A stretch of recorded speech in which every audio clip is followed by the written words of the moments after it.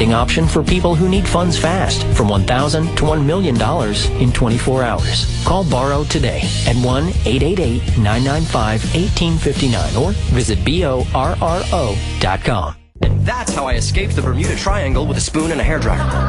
I'm at Bonefish Grill with my crew, and we're ready to set sail on an epic flavor voyage. We venture first into familiar waters with a fresh apple martini, dashed with cinnamon and a touch of honey. But what's this? Steak topped with lobster thermidor, a grilled 6-ounce sirloin topped with sweet lobster and lump crab in a velvety sauce with a hint of sherry for an incredible $14.90. Bonefish Grill. Happiness here. Hi, it's Mike from DollarShaveClub.com. By now you know we send amazing razors for a few bucks a month. But if you're not a member, you may not know about the club's coolest features, like our Not So Hairy plan, for guys that want razors sent every other month instead of every month, or the Easy Switch feature, for guys that want to try a different razor, couple clicks, and that's done. And then there's Dr. Carver's Easy Shave Butter, the best thing to use before you shave. You gotta try this stuff, it's awesome. Don't wait. Join the hundreds of thousands of guys who've made their lives easier and awesomer by joining DollarShaveClub.com. Shave time, shave money. Have you ever wanted something so bad that you do just about anything for it? Well, that's exactly how we feel about you. That's right. AdamandEve.com wants you so bad. We're giving you 10 free gifts with your first order. You heard me right. That's 10 free gifts to spice up your love life. First, you'll get a sexy surprise for her. Second, an adventurous toy for him. And third, a little something we know you'll both enjoy. Plus, you'll get 6 full-length adult movies on DVD. And number 10, free shipping on your entire order. That's 10 free gifts for you shy types who've never tried Adam and Eve before. Just go to AdamandEve.com and select any one item. It could be an adventurous new toy, a sexy piece of lingerie, or anything you desire. Just enter offer code DOLL at checkout, and you'll get all 10 free gifts, including free shipping. That's offer code DOLL. That's DOLL at AdamandEve.com. Are you tired of bleaching your teeth for $40, $50, or $60 only to find them getting yellow after 4 weeks again? That's because bleaching your teeth only changes the stains from yellow to clear, causing your teeth a lot of sensitivity. Introducing Power Swabs, the only whitening system that actually removes the stains off of your teeth, so they stay whiter longer. Unlike normal bleach whiteners, Power Swabs works on all surfaces. Call for your risk-free supply today. Dial 800-891-3275. Clinically proven to make your smile whiter in 5 minutes. 1-800-891-3275. This is the worst of the week countdown, where we take the best of this week's Opie and Anthony show, call it the worst, rate it, and then count it down for your listening pleasure. Here's your host. What's his name? Face. Welcome. It's the worst of the week countdown. As the intro told you, I'm Sam Roberts from Opie and Anthony and After Opie and Anthony Live. And what a week to highlight for you. Huh? Worst of the Week Countdown, we bring you all the greatest moments that happened this week, and it was a hell of a week of radio. We went through a list of teachers who slept with their students. We had Hugh Jackman in studio. We called Paul Williams on his birthday. We had Metta World Peace, a.k.a. Ron Artest, on the phone. Comedian Michael Shea in studio. Stalker Patty made her return. Jesus Christ, we'll get to all of it. Before we start any of that, Tony Saragusa was in studio. The Goose is always a good guest on the Opie and Anthony show, but this is the first time he's been in since he started selling Depends undergarments for men. I wonder if that comes up at all. Tony Saragusa in studio on the Worst of the Week Countdown. Number 8.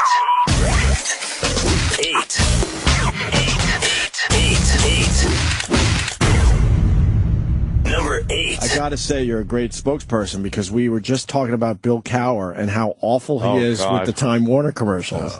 And you probably don't want to say anything, but you know, some of these athletes don't really have any business being on commercials. And some of the athletes you think are going to be horrible are unbelievable, like the Mannings. I think they do an unbelievable job with a lot of their commercials. Yeah. They're a bit on the dry side, but it works. But dry humor works. Right. Man. I mean, dry but humor Bill works. Cower cannot deliver a line in those Time Warner commercials. Oh, it's brutal. But they're using it.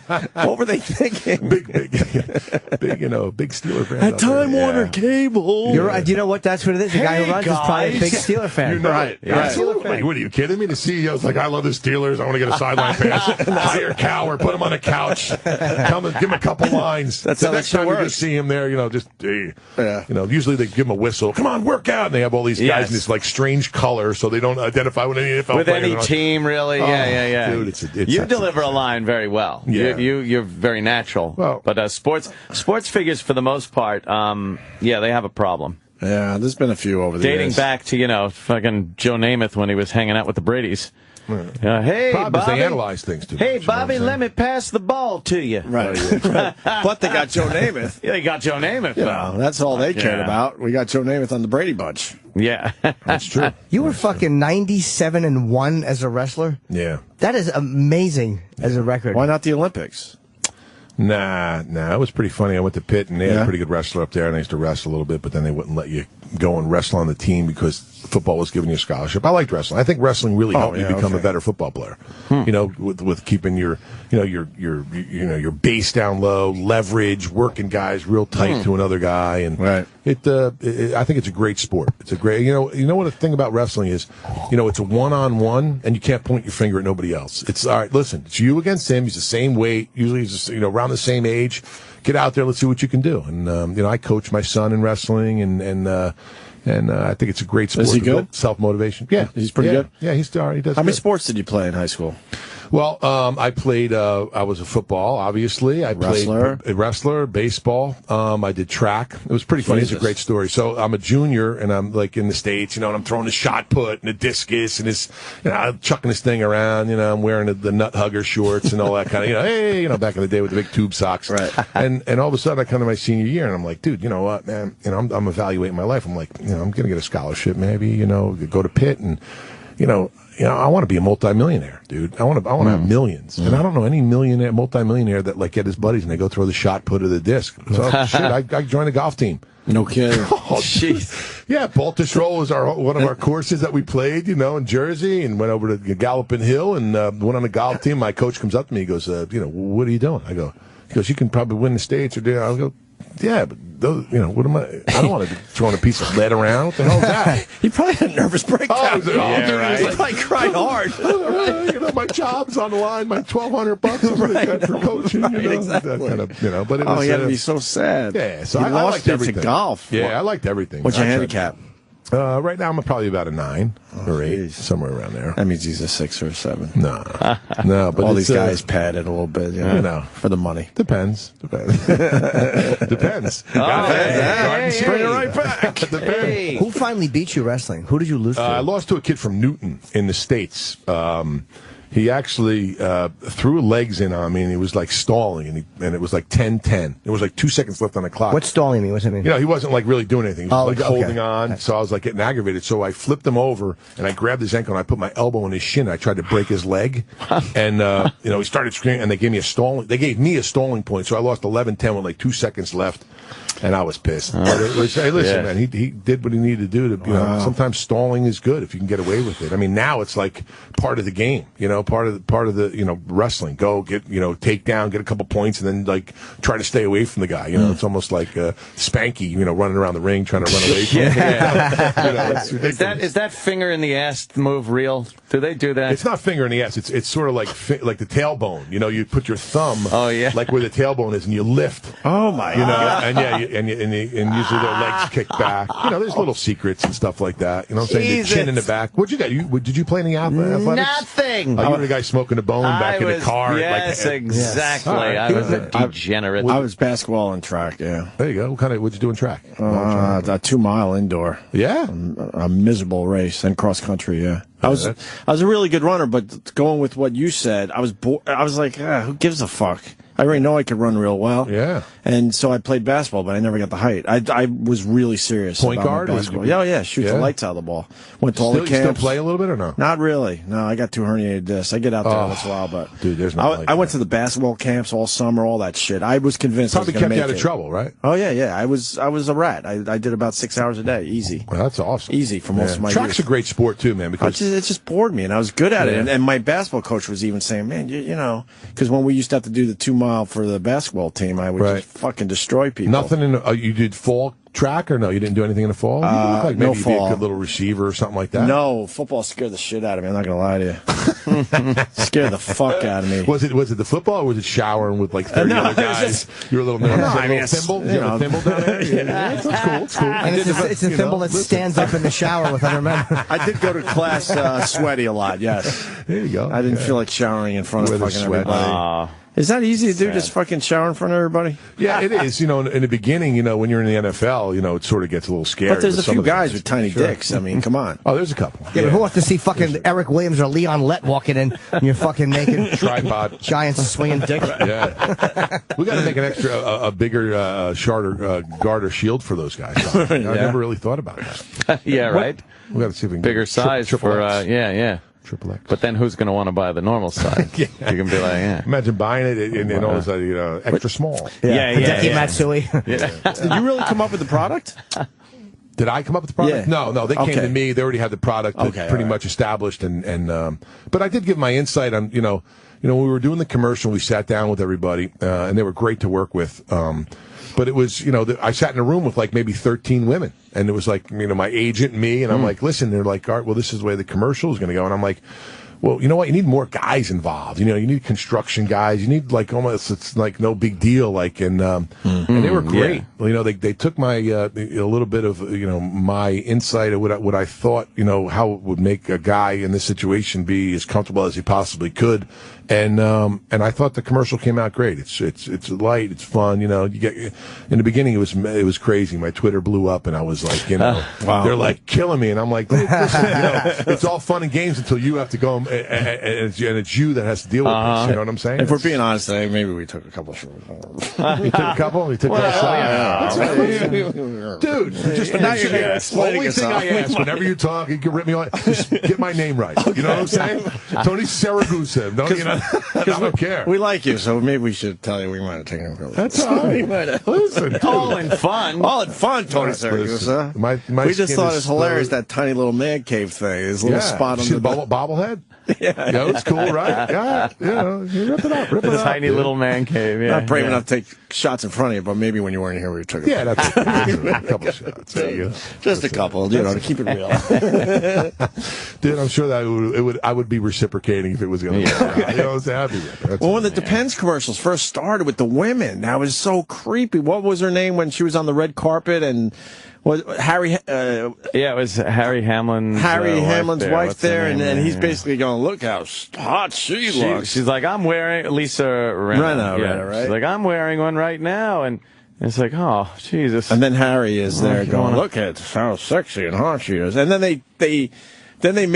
they changed their tune a little bit and made sure everyone knew that they didn't actually have to wear these. Right. And that they were just, helping other people along. Right. That you can wear these with a dress. Well, I bet she fucking put that little amendment into the contract. Yeah. That's called redlining it when it went back to the fucking... Redlining? Yeah. What is DIY Network? That's Do It Yourself, it stands for. Okay. Yeah. Oh, right. Just trying another year. We've done about 150 shows. It's been Damn. It's a lot of fucking shows. Yeah, running a long time. Good for you. Yeah. What exactly do you guys do? Do you create these, or do you go to people's houses and... We get guys like yourself that have no testosterone in their body, and we give them a room I'm only kidding. Ow! Like I said, guys like you. No, but we go to guys' houses, and we get a room, that their house has completely been taken over. I mean, you guys deal with it. We've done the man cave break on our show. The one thing we have a problem with is the fact that guys don't want to hang out with girls in man caves. No? Can you work that into the show? Well, we've been doing it. A lot of times it seems like, they want to escape from, the vaginas to hang out with the guys. And that to us is a little strange. Well, depends. Depends how long you've been with her. You know what I'm saying? I mean, that's true. At some point, you can get a little bit crazy, and you got little, guys want to hang out with guys and talk about guy things, and it's now you have your own little room, you lock it up. But we've been doing a lot of celebrities lately.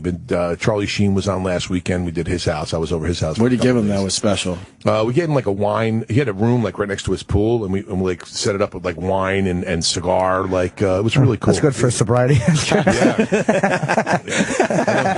That's good. Fucking, and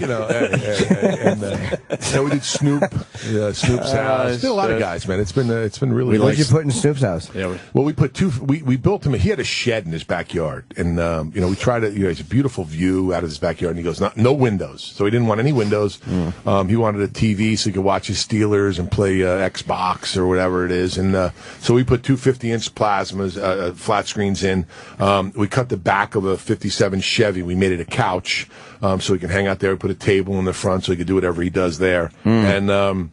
We put air conditioning in, so we built him like a mini house in his backyard in a shed. Wow. Dealing with California. How big is the shed? Like the size of this room? A little bit, about the size of this room. Maybe a little bit smaller. Maybe. So it's a pretty big shed. Yeah, big shed, and he has his fingerprints. So only he can get into the man cave. You put your fingerprint down, reach your fingerprint. So we did some really cool stuff with him, and he's been calling out. Listen, I got a new studio I'm building. I want you guys to come build a new man cave, and he loves them. It's great. So wherever I see him, I get to jump up on stage with him, and I get in his dog costume, and I dance around the stage, sipping on gin and juice, and the whole thing. It was great. Oh yeah. I don't know if I want a man cave, but I don't even know if I want to admit this. You do, bro. I want to. I eventually want to get to the suburbs. Nice big huge house, backyard, and I want to. So where do you live, in the city? Yeah. Oh. Yeah.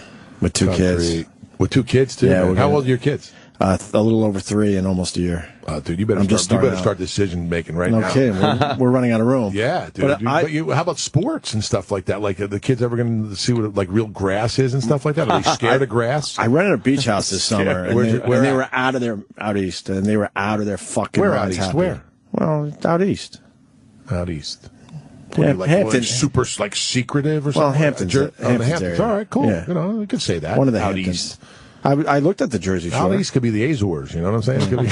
I looked at the Jersey Shore, and you guys are still cleaning up down there. Yeah, it's been rough. I live in my house in Ortley Beach, right there, man. Got fucked up? Oh, well, we got 8 inches of water on our first floor, but it's all the neighborhood people, the older people who've been in their family for so many years. They're on ground level, and they just got 5 feet of water. I was like, it was crazy. Right after the storm, I went down there, and there's all these people from out of state, and we'll come and clean your thing. Trying to rip these people off. Man, I got a couple of my goon buddies, and said, listen, nobody comes down the street. We'll go and help, and we help the people out on the road, and good for you. And try to do whatever we could, and going over and grabbing people's clothes because you couldn't get on the island, and bringing them back out, and it was a mess, man. Wait, where is this place?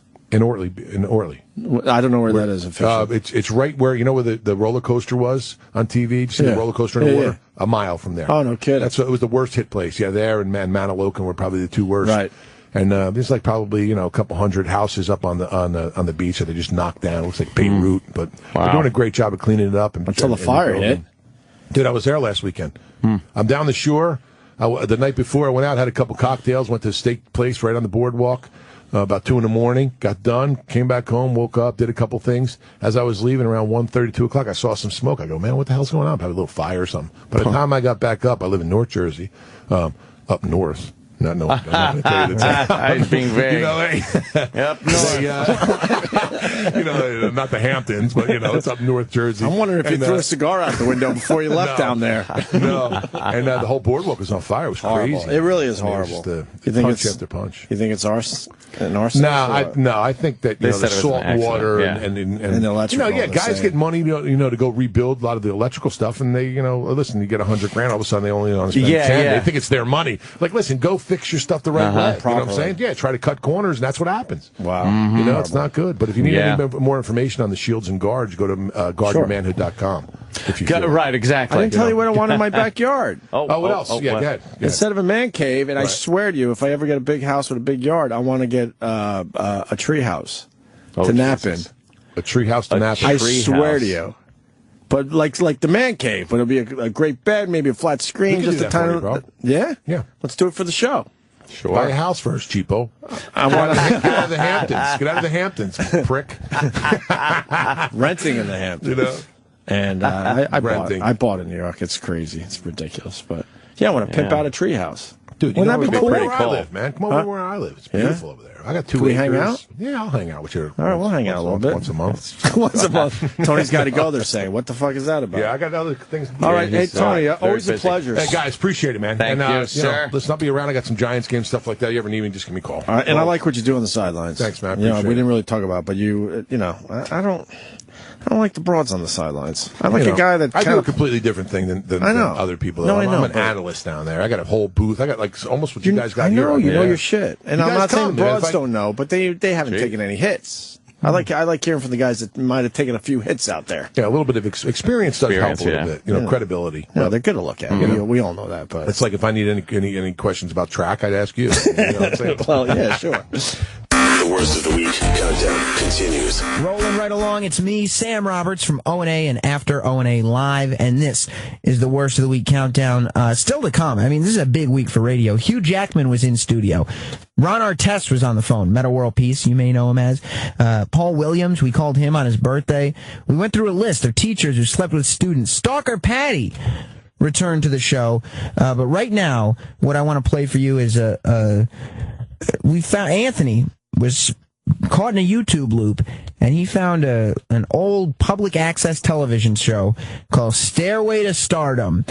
Unfortunately, the Stairway was falsely advertised as it actually led to a pit of nothingness.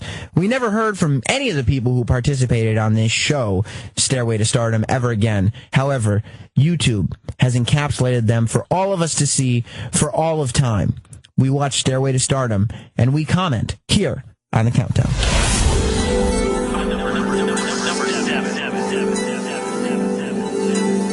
I was online last night, just watching the greatest fucking thing ever. My videos and oh, Jimmy, you ruined the surprise. That's what I was going to say. It was Stairway to Stardom. This was a show that was on cable access back in the late 70s, early 80s. This fucking creepy guy ran it. And it's so cheesy, and it's all these New Yorkers. It's like a talent show. It's America's Got Talent for New York back in the 70s and 80s. So incredibly bad. Where is it? Well, I tweeted a bunch of links. Any of the links I tweeted late last night, you have to see. The comedians are my favorite, and the impressionists. So let's get a couple are of the comedians. Greatest. Or an impressionist. Let's see. That guy. Oh, we need some volume. Yeah, and I need to see it because Sam's like he's watching TV at home, feet up. That guy runs the show. The guy on the right. Yeah. He looks like he touches kids. Oh, this is a dancer. Don't go to the dancer yet. Okay. I mean, we got to get some audio more than visual. So go down to this guy. Is that it? No. Keep going. One more. Sorry. Okay. Yeah. Lauren Bacall's fucking 90. Try. Jesus. No. This will be at least. Fuck. Oh, maybe that guy. Yeah, go to that guy. See what he's doing. Let's bring out Wayne Rubin, everybody. He's a comedian. Thank you. You know this guy? Potted plant behind him. Thank you. As you know, every year, Jerry Lewis has a telethon for muscular dystrophy, and of course, it's a very worthwhile cause. But what would happen if he had a telethon for dandruff? I think we'd go something like this.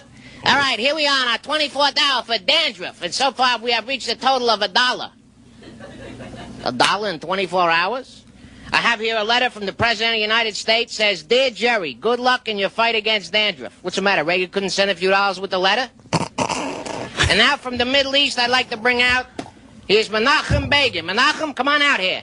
Louis, where is he, Louis? He ain't here? Menachem couldn't be with us, so instead I'd like to bring out the voice of racing, Fred Capicella. Thank you, Jerry. The horses are on the track. It is now post-time. Chip loves it. In this race, fat lady, 10 pounds over. And it's cabbage by a head. Thank you, Fred. And now, from Jackie Gleason's American Scene magazine, here's Joe the bartender and Crazy Guggenham. Oh. How you doing, Donahue? Craze Shoy's in the back. I'll call him out. Hey, Craze.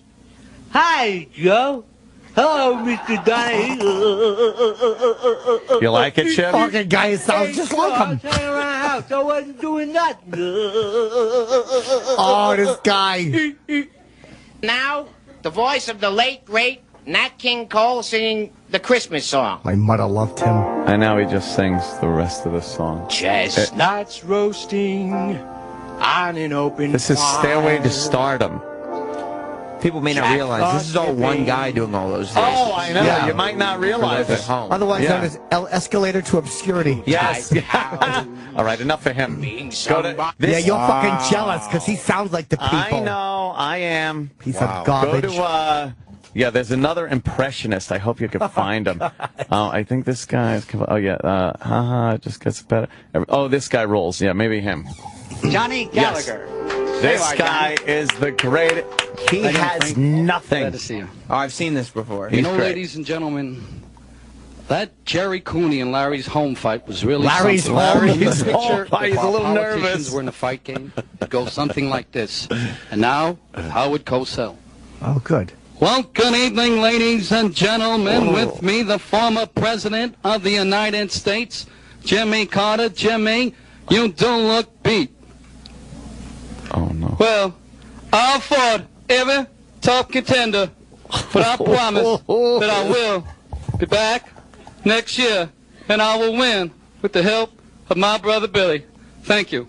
Okay, we take you now to Las Vegas, where we have Jack Nicholson with Ronnie Reagan. Jack, this is gonna be good. how the hell are you, Howie? It's so good to see you. Oh God! And with me, Chip is loving it. Fucking guy's good. You never look so good. Well, I'm just a rough, tough cream puff. And you know, I'll meet him next time. I'll meet Jimmy or Henry. Now back, here we go on with Henry Kissinger. Henry, he's amazing. He's here at the studio. I want to tell you the truth. They used to beat me up all the time. Dick Nixon, all of them. I want to fight everybody. Okay, let's go with Rocky Balboa and Richard Nixon. Rocky? What's the matter with you, huh? You don't like my friend? You think he can't fight? How embarrassing is this? This is so bad. Come on, Richie, I could watch this guy for an hour. Yes, last night I was going through all these clips. He's doing his Richard Nixon. My fellow Americans, let me make this perfectly clear. clear. Look at the drummer in the background. He looks like Norman Fell. I'm really doing this. No laughs from the drummer. No. He's just waiting for his turn to drum. Fighting. Cary Grant. It's the worst backdrop ever. Oh, yes. Put up your hands. Come on, fight me. Well, enough with the fight thing. What? Alfred Hitchcock. Oh, good. Fighting. Oh, Jesus. He's bombing terribly. Why don't you fetch me up 3 o'clock? Well, thank you. Thank you, ladies and gentlemen. You've been a gracious audience. Thank you. Now he's so good. It's like Carson. When Carson pulled over a comic, I asked talks to the host. the same one. Can you do something that nobody else does? Kill yourself. You can? 3 voices that nobody has ever done on TV. Oh. Okay, here's mine. Okay. Roger Moore. I say there, Daniel. How are you? Nice to see you. Hello, this is James Bond. Al Pacino. sound British. Pacino. No one does I don't want to see you get hurt. You know what I mean? So if you want to listen to me, do what you want. And Squiggy of Laverne and Shirley. Hello, this is Squigman and his friend Lenny, and we come to Chicago to see Laverne. What is that? That gets the applause break. You know, you make me look short. You know that, don't you? This guy's got charisma, the host, though. Holy shit. Whatever happened to that guy? His name's Johnny Gallagher. I would love to know what happened to Johnny all these Gallagher. people. I must have watched 20 or 25 clips from this show. What? Just the whole thing. So that's a hard one to Google. Johnny Gallagher's kind of a common name. Yeah. Try. Let's there's Google the him. opener. Play the opener of the show. Oh my God, his pros are Look at horrendous. this. Listen to their New York accent. Stay tuned, because Stairway to Stardom is next with Frank Massey. Here's the big opener. It's some glittery fucking... They got a song. You know, you could put this show as is on Adult Swim on Cartoon Network. Yes! And it would work. Yes. Brighten up your day. We've got singers and dancers and actors performing. Ventriloquism. Listen to this song. Oh, there we go. With the beard. He made the highlight reel. It's on a screen. with Stardom. The camera angles and the fades to try to make it look like a real variety show. Did any of these people make it? I haven't seen one person. In the open, we've seen a lot of people we've never heard of before. Yes.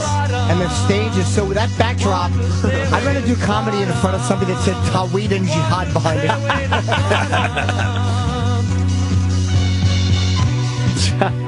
They pop his face up on it. Yeah, it's Stairway to Stardom. A lot of clips online. Yeah, that guy's rocking. Here, let's see one more. You got one more? Yeah, let's go one back more, down. one more. Find one I tweeted that was a little lower than one more than that one. Better friend said she was hilarious. Oh yeah, this is another comic, a comedian.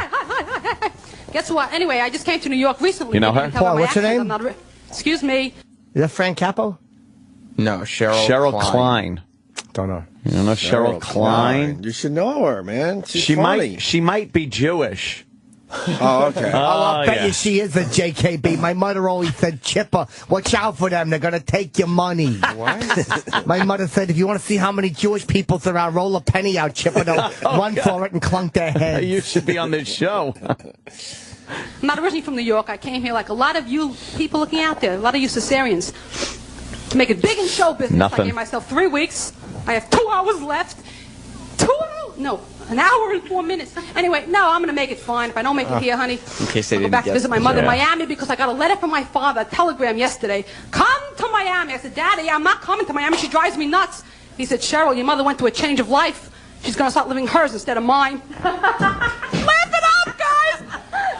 Listen. Now listen, my mother, well, maybe you know her. She's the queen of denial. The love goddess of King's Highway, God bless this lady. But she identifies with major characters of the Bible. Like last Thursday, she had a Moses complex. You know how Moses led the Israelites out of Egypt? My mother had a similar experience. She led our family circle out of an A&S white sale. I said, Ma, I have no room for the sheep. She said, wear them. I said, I look like the Ku Klux Klan. She said, wear the sheep. Just none of I'll break your head. Daddy, leave me alone. Tell her to leave me alone. Cheryl, don't call your mother she. This is the story of my life. I go to Miami. She's happy. She's living in a condominium. Yeah. Maybe you've heard of it. Yenta Towers. Oh, she makes a face. So embarrassed to tell my friends where I'm going. Begging She's sitting for- on. I go there in the Begging. living room. You know, she says, have a little schnapps. I said, Ma, what are you schnapsing me? She said, sit down and join in the activity. I said, what's the activity? Sitting down and watching Gijiko's Kosher on a purple velveteen couch, you know. Good microphone, too. Unbelievable. She has a pool in the shape of a mouth. The lifeguard can't swim. They pay him to listen. My daughter's a Michigan. She moved out of the house. She thinks she calls? So she calls twice a day. Big deal. That's where that. Unbelievable. My mother used to sing me a lullaby. It went something like this. Go to sleep, my flesh and blood. Go to sleep, my chubby child. I'll stay up for a while to work my fingers to the bone to give you and your son of your fat ingrate brother Larry a nice home. Oh,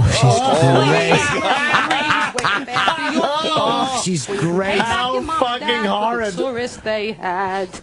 That's all I want to do is watch this. I love it. Yeah, find one more underneath that one on my. She said son instead of brother. She fucked everything up. She's nervous on the big show. Oh God! I wonder where this was shot. Yes, somewhere in the city. Early I'm 80s. Sure. Oh, this guy is a singing act. Yeah. Oh, I hate the way this guy says Our next cabaret. guest is He's singing cabaret. fine singer. Let's bring him out. Jimmy Swatsman, right? Here he is. Jimmy Swatsman. At least the host has style. Look at he's this good. guy. Looks like Seinfeld. Wait, this is real? Oh yeah, this is serious. What good is sitting alone? Look at him, he's all dramatic. Come hear the music play. Come to the cabaret. Come to the cabaret. Look at the cuts. The guy's fingers on the piano. Yeah. In the broom. Come hear the music play. Come to the cabaret. I was fixated on this. Oh, what a toothy ass. Why? Come hear the band. Come blow your horn, start celebrating right this way. Your table's waiting. Uh-oh. No. Bring it down. Where's the camera going? A double shot of his rosacea cheeks. So bad. Come to the cabaret. Looks like he has the Dumb and Dumber chip tooth. What's that? The cabaret jump. Tooth from Dumb and Dumber. To the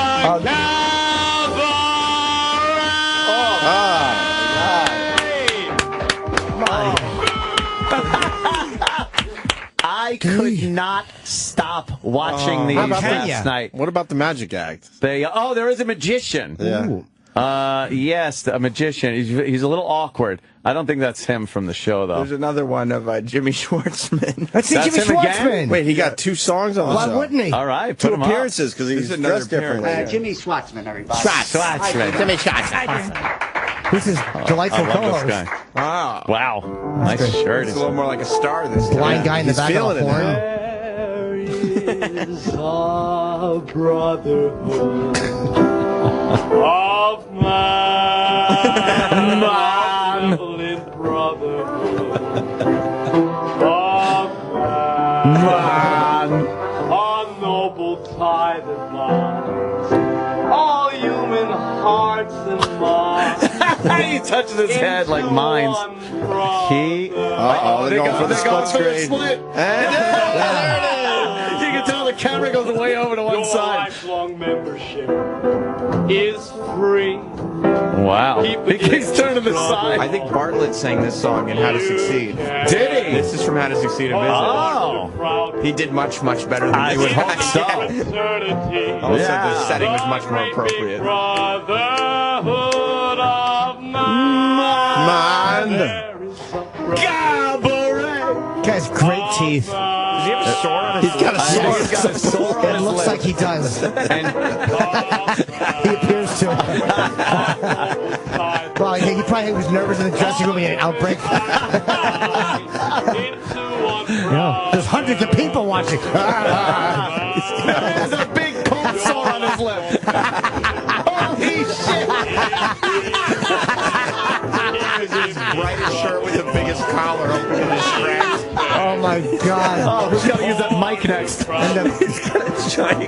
And the band behind him couldn't look more like dead people. The trumpet player is like relaxing against the wall. He's just chilling out.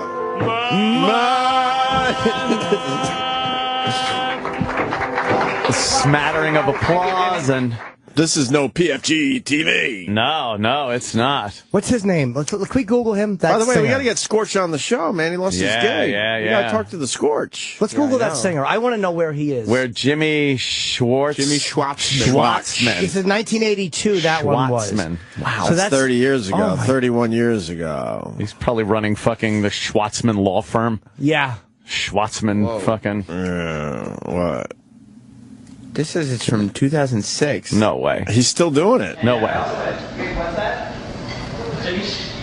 Come on. Jimmy Schwartzman is here?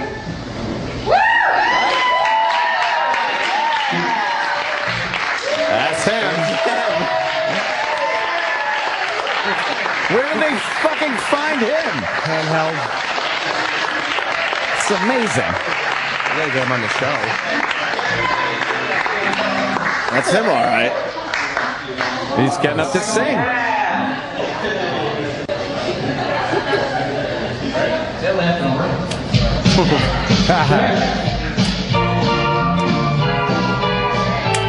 Oh my God.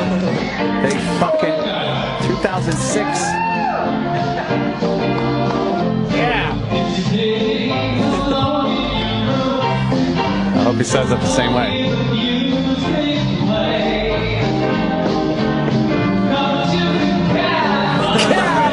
It's him. I'm so glad he didn't die in 9/11. Yeah, that would have been terrible. He's not that 2006, bad. He's back. He's not as bad. He doesn't seem to be full of that youthful exuberance anymore. He's been beaten down by life. He thought he was going to be a fucking singer. A Broadway star. Beaten down. Yeah, well. Go listen to our old tapes. He's the assistant to the assistant manager of the movie theater. Cabaret. Wow. Is there any more? Welcome to How long was that show on? Is that him in the middle? That's him, That's yeah. him. I guess they did some kind of reunion man. thing. What, Stairway to Stardom reunion? Yeah. Stairway to Stardom reunion. Wow. That's fucking great. Go back to the original Stairway to Stardom. Yeah, Let's see. where's maybe we can find one you haven't watched yet. Yeah. One I know more. there's some more singing and dancing. Let's see what's down below. That's wonderful. What do we got? What's our choices here? Oh, another comedian. Yeah, let's go comedian. That's the guy down there in the middle. No, yeah, that guy. Yeah. Yeah. Who's Don he? Costello. Don Costello. Don Costello, I know. You know Don Costello? I do know Don Costello. Where's he? This Never is heard of an interview. Interview? Let's hear it Well, all maybe about it's not a process. real But I'm interview. sure he does a You know few what we should jokes. I think we should Who is interview she? Don Costello. I really do. You mean on the level? On the level. We Huh? haven't done it, and people want to know about him. Okay, Do Don. Full screen, please. Come on, Don. Why don't you get here right in between us here? You don't mind stepping out of character, do you? No, I kind of rest a little. You know, we've known Don for several years now, and just recently we found out that he's been making movies and everything. Really? Tell us, you're really modest. Tell us a little about yourself, Don. Well, I was in Guys and Dolls. I played Harry the Horse, the Gangster, and the Poor Soul, and the Bowery Mission. Then I was in Stuck on You, The First Turn On. He looks The familiar. Fox Avenger, which is playing now. Yes. And I played in The Intoxicated Butler in The First Turn On, which I just mentioned. And I had a lot of fun doing it because I love to make people laugh. And if I see a smile on their face, it makes me happy. Fuck yeah. I hope to do that for many years. You know, What's with the backdrop? there's more people like you, Don, in this world. It'd be a better place to live in. Believe me. Don Costello. Wow, that was a good interview. He looked deeply depressed. Yeah. Wonder whatever happened to him. Oh, here's a little like this? Little duet. little duo. Robert F. Amico and Souvenir. God, not one name we know. Nothing. They never went on to anything. Sue went on to a successful teeth fixing business. Did she? Yes. Souvenir. Souvenir. Yes. See? Either that or people would take her home to remember things by. Yes, exactly. Get it? A souvenir. All right. Oh. Ladies and gentlemen. Can you pause this? Next guest, I've heard this song. Robert. This is called I'm a Cunt. I'm a Take a look. Oh. And Souvenir. Zappa. Fucking me in the 80s. Right. It's your riffing.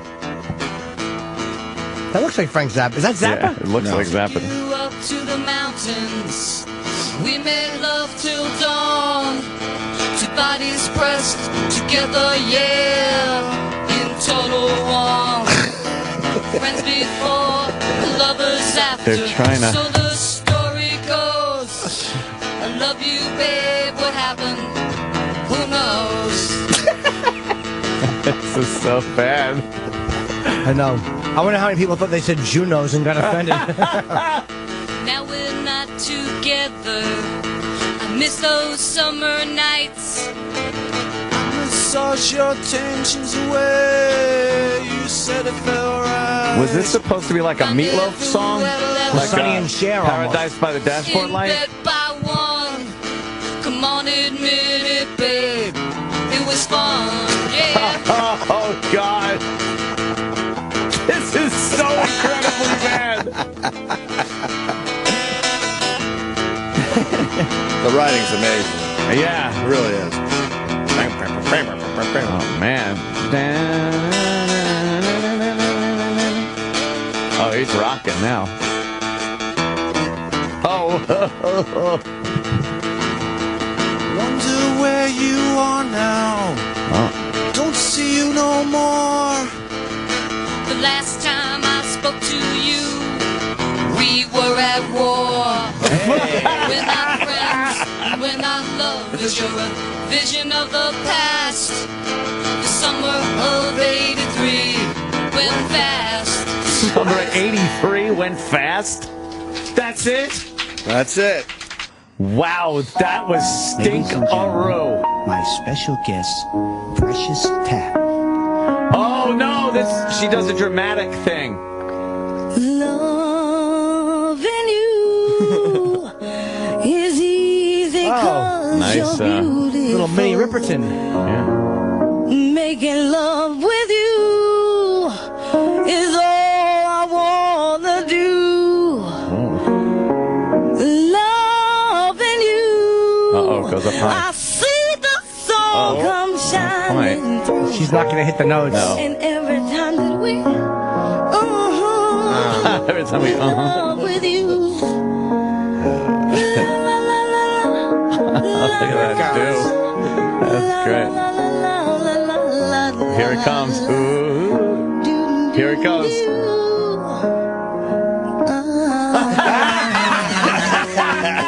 She said, fuck that shit.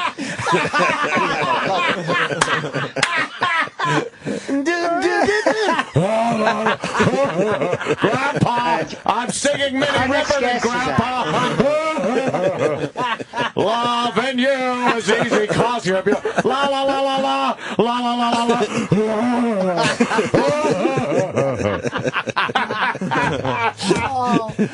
Oh, she didn't even fucking try it. No! Please play that part again.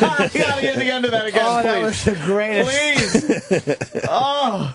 Oh, shit. She was awful.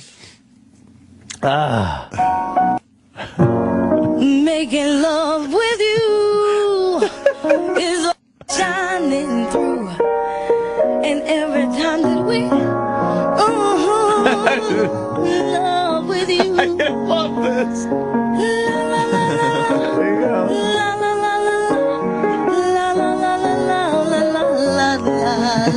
There we go.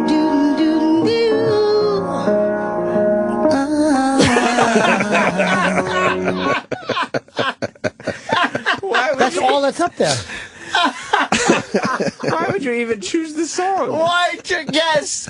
That's the wrong song to sing. It's known for those notes, so you have to do them. Everybody's waiting for that one part. That's why no one does that song. Yeah, that's the only reason you would listen to that Oh dumb my song. God, that's hilarious. Precious Taft has been on other ones, though. I saw her doing a dramatic reading. She's literally crying her eyes out. Really? Her face and snot running down her nose. She got fucking... Yeah. Does anyone remember this show? And sometimes he was cinnamon. And when he was Dramatic cinnamon when I reading to hugged music. him. And he was always equal parts you and me. That's why I loved him and wanted him. Because he was the love of the hutch embodied. What? And now the thought of that child curdles me. Curdles me. And oh Lord, I only thank the benevolent God for being wiser than me.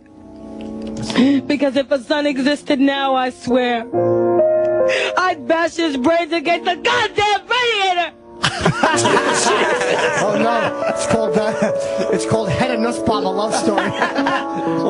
And then she stands there. Wow. The host is great, though, here. Gets the applause. Standing there. Wonderful set. That was beautiful, Precious. That was beautiful, Precious. Oh, it's the best show ever. They all just had dreams. They really did. It ran from '79 into the early '90s. But did anybody make it from this show? I can't think of one name. I don't know any of these names. Public Access, New York. Yeah. So who were they even getting at that point? Right. Yeah. Just these people. Just names that they kind of sound successful. Here's Sam Kinescope. What? Sam Kinescope. Ah, shit. The worst of the week countdown on the Opie Anthony channel. The 2013 NFL season is on Sirius XM right now. Brady with a play pick and an open. Aaron Dobson down the right side. Touchdown, Patriots! Take every game. There's Tino Smith, first NFL touchdown pass. Take every team. Touchdown, Brandon Marshall, touchdown Bears. With you anywhere. 77 yards. Welcome to the D-Reggie. From every sack to every touchdown, your NFL team's hometown call for every game of the 2013 regular and postseason is on the Sirius XM app. You've heard them for years as regular guests of the Opie and Anthony Show. Maybe, we floop the coop. Floop the coop? Now, hear them do their own thing. Excuse me. Every weekend, we turn the channel over to friends of the show. This week, My Wife Hates Me with Rich Vos and Bonnie McFarland. This week, you're going to hear Bonnie and I on our podcast. What do we do? I don't remember. As soon as they're done, I erased it from my memory. I know it's a good one, so take it out of your stupid lives. Friends of the show, starting today at 11 a.m. Eastern, 8 Pacific, on the Opie and Anthony channel. CEOs, are you feeling irritable, listless, anxious? Are your employees feeling sluggish or lacking commitment? Chances are you could be suffering from business low T or low technology, an affliction commonly associated with outdated, inefficient human capital management systems. Paycom uses unique technology to increase employee efficiency, reducing risk exposure, all while eliminating the telltale symptom of low T, paying more every year for the same outdated software. With Paycom, your business T levels will skyrocket. Warning, use Paycom only as directed. Side effects include increased productivity, profits, and morale. Paycom has been known to cause regular heartbeats, nights filled with sleep, and a return to regular blood pressure. If side effects persist, continue using Paycom generously. Maybe it's time you had an honest conversation with your HR staff about switching your old low-T system to Paycom. Then call 1-855-5-PAYCOM or visit paycomonline.com. Paycom, raise the bar on HR. Hey, Sport, you're awfully quiet today. Yeah, Randy and his mom have to move away because of what happened to his dad. He says his mom's really worried. Yeah, that's tough. Mom? Yeah? What if something happened to our dad? Would we have to move away? Nope, we have life insurance. We made sure it would be fine no matter what, okay? Hey, how about some mac and cheese? Yeah!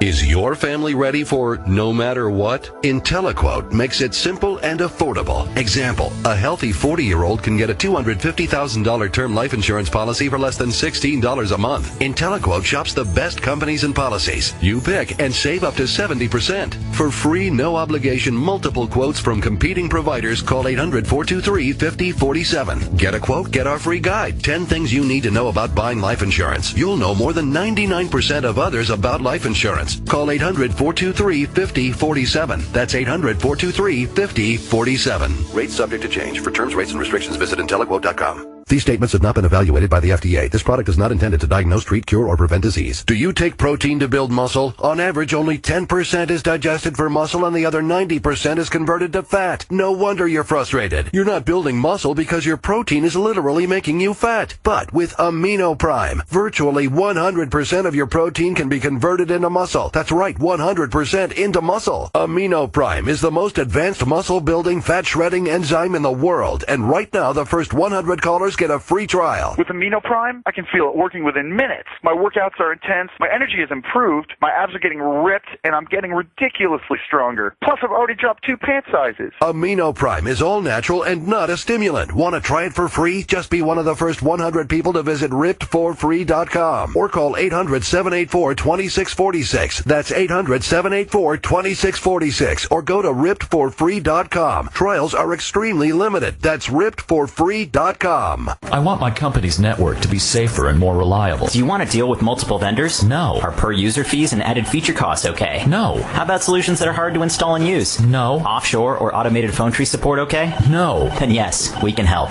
Barracuda Networks offers the largest family of powerful, affordable security, networking, and storage solutions designed to protect business users, apps, and data. All from a single source that's easy to do business with. Protect your business. Visit barracuda.com/product to try any free for 30 days. The worst of the week countdown continues. Rolling right along with the worst of the week countdown. I am Sam Roberts, and boy, what a week of radio it was. Hugh Jackman in studio.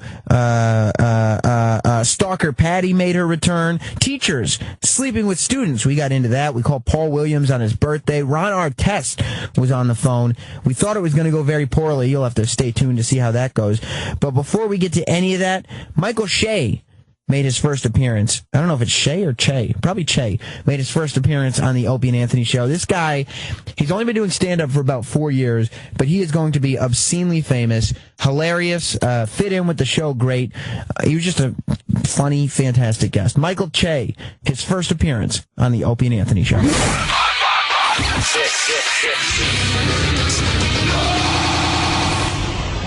Number 6. Wait, you got kicked out of the house at 14? Yeah, who told you? No, I'm just reading about you now. I Where did this info come from? I figured I should get to know you as you're sitting here. Should have read this beforehand. I did. What's the story there? Why did you get kicked out at 14? Oh man, that was a good story. It's actually I got into this is bad. I got into a big fight with my mother's husband at the time in the street, and I had to leave. That was and it. She picked the husband over the son? Well, the new husband? Yeah. No, he wasn't new. He's been around, but I just had to go. Well, whose fault was the fight? To go. I don't know whose fault it was. I guess it was my fault. I lost. I lost the fight. It's weird. Like when you're a kid, when you're 14, and you something like that happens, you're more upset. You're not thinking of it like I'm 14 and he's a grown man. You think of it like I lost a fight, and it's almost embarrassing. You know what I mean? But then when you get older, you're like, man, I had no business even being in that situation. Well, did you start the physical thing, or was he physical with you? No, what happened was I was going to school. Me and my mother got into this big blow up thing or whatever because my mother got religious again, and I didn't want to go to church. I was really rebellious. I thought I was rebellious. I was really just a little shit. And she got pissed off at me one day, and I was going home, and I was so upset. And I took my books and I just threw them in the street. And she saw me from down the block because she was going to work. Her and her husband were going to work. And she came up. They were on a bus because they were going to New York. And she got off the bus and she chased me down and just flipped out on me, right? Like she's swinging a purse at me. Wow. And my mother's a woman, but she's not gonna, I'm not gonna hit my mother. Right. So I'm just making sure she's not hitting me though. And I'm kind of grabbing the purse away from her so that she wouldn't hit me, and she was getting frustrated because her arms were getting tired. That purse was heavy. She carries everything. And then he kind of stepped in and he popped me one good time. Wow. And man. Yeah, because I guess he saw she couldn't get me like she wanted to, so he was like, well, let me take care of it. And then I got into it with him, and that's how that went. It didn't last very long. It was a lot like one of Tyson's fights, I guess, to bring it back. But why did you leave? I left shortly, around the same time, except I was 30.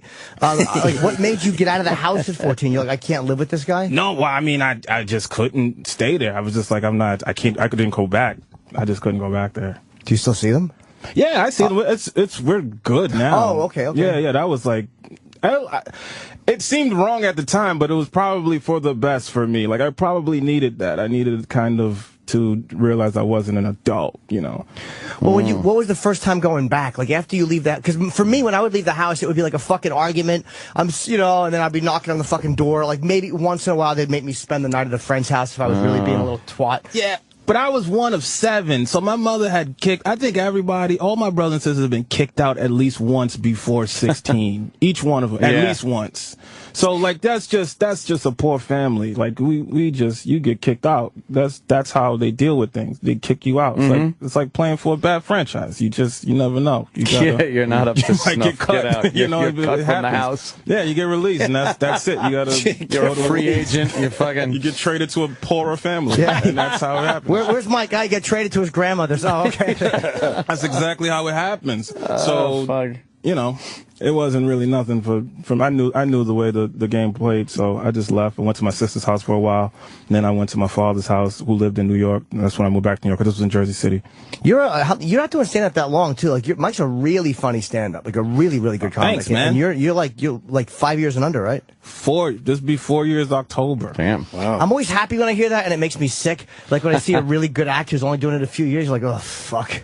He's going to be around for a long time. Yeah. I've always wanted to do it. I just had crippling stage fright, which I just refused to get on stage. I was so scared to get on stage. And I remember I was saving up for a stand-up comedy class for 2 or 3 years. I just could never get $400 together. And then I just ended up buying a bottle of E&J and paying $5 for an open mic, and then I tried it, and I was like, wow, I could do this. I just felt it wasn't good. I just knew this is something I could figure out. At least you're not scared to get up there. Yeah. Yeah. I was like, well, if that's the worst that could happen, then I'm fine. What was your first ball munching? Oh, Newark. I'll never forget it. I was at the Key Club in Newark. I was with this comic, Richie Red, and I was opening for him. It was 5 minutes up front first. And I remember I've never bombed before. I've had sets where but I just never bombed, like really damn, bombed. I'm good. I was like, I don't think it could happen. Oh, all these bomb stories the other comics tell, they suck. Like, it couldn't happen. Oh, man. And actually, I think I told Richie before that, like, I've never bombed before, and he was just jinxed. like, stick around. I'm like, I literally told him that. Shit. And then I got on stage, and I remember as soon as I grabbed the microphone, it was an all-black club, and I just couldn't even hear myself thinking over them not giving a fuck about me. Like, they were just all in their own conversations. And finally, I look over to my right, and there's this black girl standing with a table full of girls, and she's standing on a table yelling at me, "Where are your jokes? What the fuck are you talking? Where are your jokes?" Oh, and I'm my like, God. What? How did she get on the table that fast? It's a 5-minute set. I'm like 2 minutes in. I'm like, when did she figure out I should climb the table and get them off? And I was like, what the fuck is going on? And the guy that's in the back, he's like, get off. And I left. And then this dude gets on, and he destroys with a Magnum condom bit. And that was the end of that set. Man. Is that It was the worst feeling in the world. when you bomb and the next guy? You just assume that it's a bad room, but then that guy kills. If the next guy does He well, killed. you just fucking bombed. And he wasn't even a comic. He was just a guy that like produces the show. He was like kind of emceeing it. Shit. And he gets on and he just did like the hackiest. Yeah, of course. You know, my dick is this, that, and the third or whatever. And people were just eating it up. I think it was just buzzwords. They were just drunk and wanted to Just hear. yelling, Yeah. dick, pussy, fucking. Yeah, they was just yelling shit. Oh, man. And I wasn't. I'm used to open mic supportive rooms. Yeah. Where the worst case scenario is silence, as opposed to people really telling you get the Jumping fuck on the off table. Up on a table. Yeah, it was the worst. She was standing on the table, and her friends were hysterical, laughing at me. Oh, well, at man. her. Where is she now, though? I don't know. I think she's right. on the Apollo. I think she's probably. But there's no answer to where are your jokes. There's no legit, because you can't go, but I've been doing them. Yes, I did them. Yeah. And it's not You a real just weren't question. listening. No. If you weren't talking, you'd hear my joke. There's no logic. Yeah. Where are your jokes? In your filthy cunt. Yeah, where are your jokes? I'll never forget that. That's bad. But it was like, that was the day I thought, I was like, oh wow, I'm going to do comedy probably forever. Because at first it was the worst feeling in the world. Then I got on the phone and I called one of my friends and told him about it. And we're laughing. Just cracking up at how bad you bombed. And I was like, oh shit, I think I'm in love. It's like being in love with a psychopath. Oh, no, this might be the big one. Yeah, they do something that at first you're like, I can't live with it. And then you're like, you know what? The fact that she fucking spit my own cum in my hair, I like her. There's something about this girl. Yeah, something about her. I don't know. I want to spend my life with her. Yeah, and that was it. So what? Funny. And it also said too that did you know Patrice or no? I actually met Patrice like two times, and because I used to live in Jersey City, so I used to see him around. I remember the first time I met him was in a post office, and I wanted to say something to him, but I was kind of like, I was intimidated, and it was like me, this Asian dude, and then him, and I'm like, I want to say something, I don't want to bother him. And then he looked back at the Asian dude, he looked at me, and he turns around, and he looks back at the Asian dude and looks at me again, and he goes, don't this motherfucker look like Manny Pacquiao?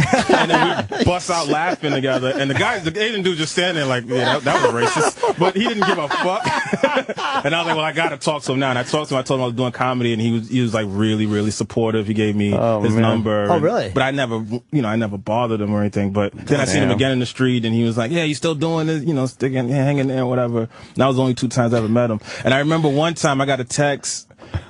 I got a text, and it was like a few weeks after, because I was buzzed, because Patrice is like one of my favorite comedians of all time. Right. And I got a text, and it was like, hey, man, this is Patrice's, how you doing? I'm like, oh, shit, like, what's up?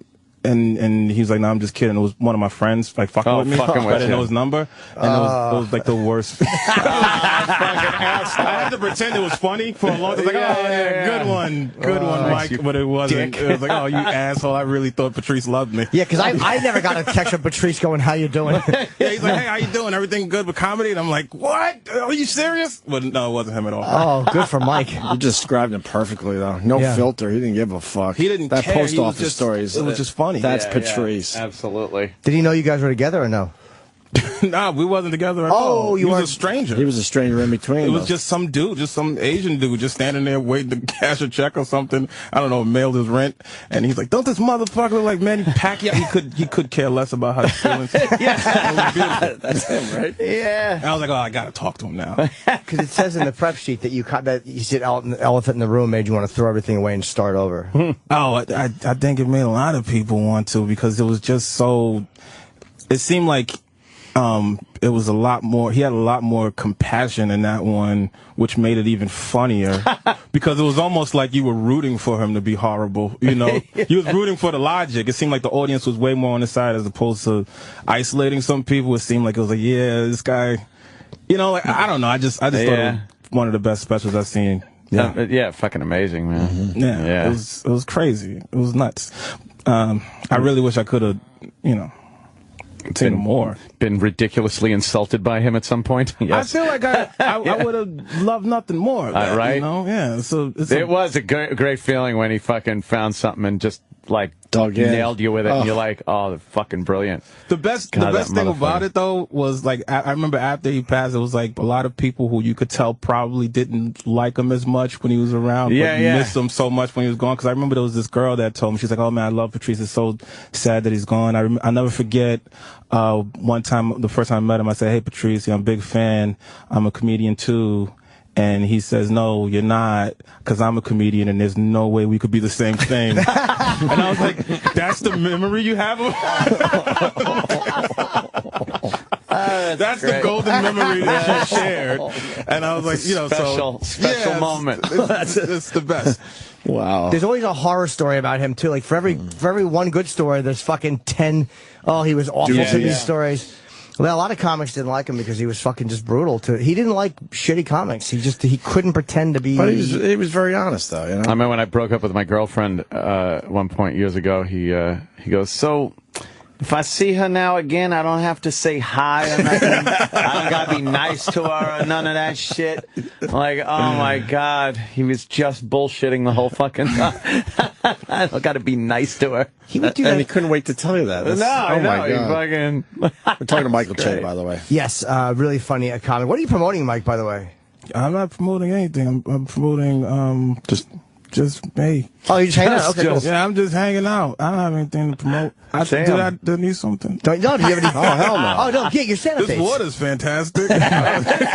Great. This water's great. It's free with the appearance. It's fucking we'll promote your enjoy AC it. gig at the Revel. Is it the Revel or the Revel in AC? I call it the Revel. In Atlantic City. It's a newer hotel. It's supposed to be a great hotel. Do you gamble at all when you go down there? I try not to. I try to do like the hold'em poker because I could bring $100 and only lose the $100. Yeah. I hate blackjack when I lose $100 in 15 seconds. You know, it's scary. Right. You can sit down and play poker and unwind for a little while from blackjack. You just be like, put $100 down. You know, you play good hands. You could sit there for a little while on $100. Blackjack, it's like, that's gone. Yeah, it's just gone. That's gone. You got to play so fast. So I used to gamble a lot, like on video games. Like we would play for money. You know, what kind of video games? Like Madden and sports games. You know, my cousin would beat me out of fucking everything. Wow. You know, and then he'd always have to say like, I'm teaching you a lesson, but he would keep the money, and it just seemed like a really tough lesson. Maybe I'm not gonna learn this fucking lesson. Maybe you could take it easy on me. The worst of the week countdown on the Opie and Anthony channel. The late night radio legend, Art Bell. Here I am on Sirius XM. I have interests that lie in other areas. Science, the paranormal, our very existence. And a ride is what it's going to be. This is going to be an awful lot of fun. Art Bell's Dark Matter. Weeknights, 10 p.m. East, 7 West. Welcome, ladies and gentlemen, to Extraterrestrial Radio. On Indy Sirius XM 104 or listen on the Sirius XM app. touchdown on savings during the annual fall kickoff sale at davesmith.com. The savings are epic. We are hoping to set a sales record at davesmith.com. This means huge savings on over 1,500 new Dodge, Chryslers, Jeeps, Rams, Chevys, GMCs, Buicks, Cadillacs, and top quality pre-owned vehicles. Go to davesmith.com. See why we are the world's largest Dodge, Chrysler, Jeep, Ram dealer, and enter to win a brand new Dodge Darts.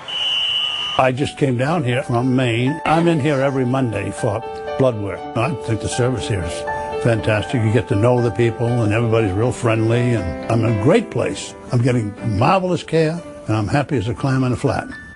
Florida Cancer Specialist has over 60 locations, including West Palm Beach, Tampa, and Port Charlotte. For an office in Florida near you, go to flcancer.com. World-class medicine, hometown care, flcancer.com. All across America, thousands of homeowners are buried by mortgage balances higher than their home values. Maybe that's you. Maybe the bank said no to a refi because you were too far underwater. Maybe you've heard about HARP loans but haven't looked into them. Well, HARP is a limited-time opportunity to refinance at lower rates.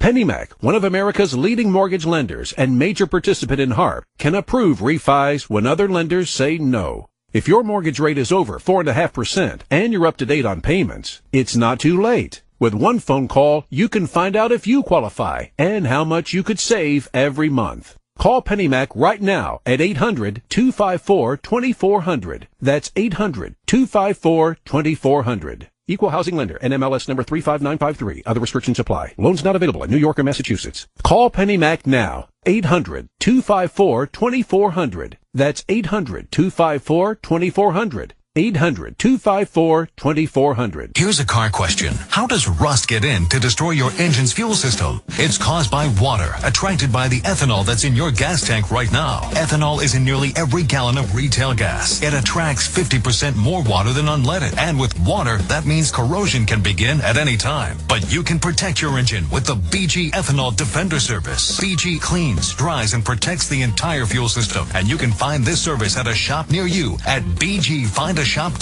Remember these two letters. BG. Single but want to find someone special? Well, that should work out on its own. In fact, you might be working out and find love at a gym. I bet she'll walk past while you're on the machines and ask you about circuit training or some other sort of training. Before you know it, you'll both be sprinting down the aisle. Or you could call It's Just Lunch. Their dating experts will get you out on some real dates for some real fun, real fast. It's Just Lunch. The smarter way to date. Call 1-800-THE-DATE. That's 1-800-THE-DATE. If you are looking for the ultimate performance work glove, look to Mechanics Wear. Our exclusive material 4X original glove lasts 4 times longer than any other glove and offers higher abrasion and puncture resistance than leather. They'll protect your hands and allow you to work faster, safer, and cleaner, all while having more power and control. They're machine washable and perfect for any home, toolbox, or garage. Mechanics Wear gloves, the tool that fits like a glove. Available at Advance Auto Parts, Pep Boys, and AutoZone stores nationwide. The worst of the week countdown continues. Rolling right along with the worst of the week countdown. I am Sam Roberts from Opie and Anthony, but if you want to hear me without those O&A guys, don't forget Sunday at 4 p.m. Eastern, right here on the Opie and Anthony channel, is the Sam Roberts Show.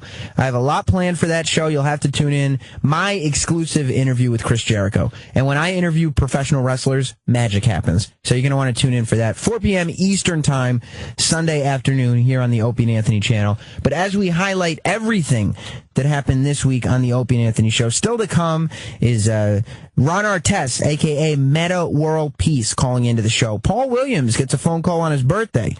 You know what? Why don't I play that for you right now? You all know the legend Paul Williams. He was on the Opie and Anthony Show not too long ago. And when Opie gets bored on the air, he likes to find celebrities whose personal phone numbers he has. Just give them a call and see how they're doing. It happened to be Paul Williams' birthday, and we decided to give the man a call. Here's how it went down. Number 5. Love song. Come on down and 3-point harmony. I was hoping to call him. Oh, right. Fuck. Yeah, we did get his Maybe number, it's in my wallet? I thought, Maybe it's in my wallet. Oh, was that another golf thing that you didn't get to go on? Yeah, we were supposed to play golf. Like the stupid intern that oh, here we go. was going to take you for golf. Holy shit. You got it? Yeah, I got it. When the lights are low. I love cold calling. You give him a call and wish him a happy birthday? Yeah, this worked great last time we did it. Who did we do it to last time? Barry Williams. Yeah, he wasn't happy. No, he was not. He didn't appreciate the call? No, it was the first time Opie had called him in 5 years, and it was 6 o'clock in the morning our time, 5 a.m. his time. I never called him. How is it 1 hour difference in L.A.? I never He's not called in him back. LA. I never called him back. You didn't. I'm scared. He's in Branson. Got him? Oh. Come on, Paul. He might not answer. Paul? Yes. Happy birthday. Happy birthday, Paul Williams. Happy birthday, Paul Williams! Opie and Anthony Show. Opie and Anthony Show. You're on the radio. We didn't forget about you. Oh, my God, that's fantastic. All right, hold on. We're going to call you on the regular line. I didn't think you were going to pick up.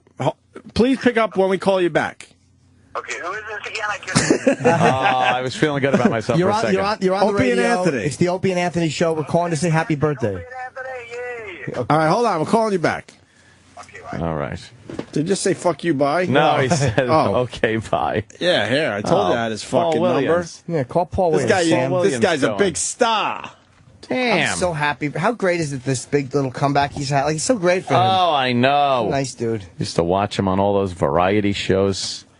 Mike Douglas. Mike? Merv. Johnny.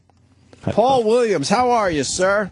You know what? For a geezer, for an old guy trotting around the country, every day is a gift, and it's really good to hear from you guys. Absolutely. We never forgot you. We love the Paul Williams. Anthony was just singing some of your songs I a was few just minutes singing ago. just an old-fashioned love song. I love that. Yeah, you sound like I used to sing. I know. I used to sing that song like you for my family, and they would love it. Oh my God! To complete the imitation, of what you have to do is you have to get some tennis shoes and kneel on them.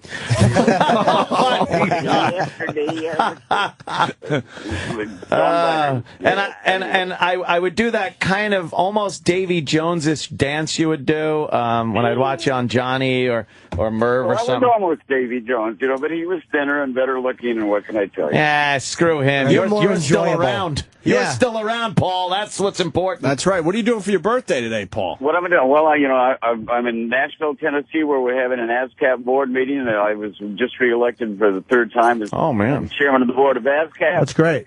So I'm down here to make sure that the kids starting out today can make a living with the music as we have through the years, and it's a chance to be of service. It's all about love and service at this point, and life is good. Write the book. The website is gratitudeandtrust.com. Gratitudeandtrust.com. What is that? You wind him up and he starts self-promoting. That's all right, Paul. That's all right. No problem. When are we playing golf?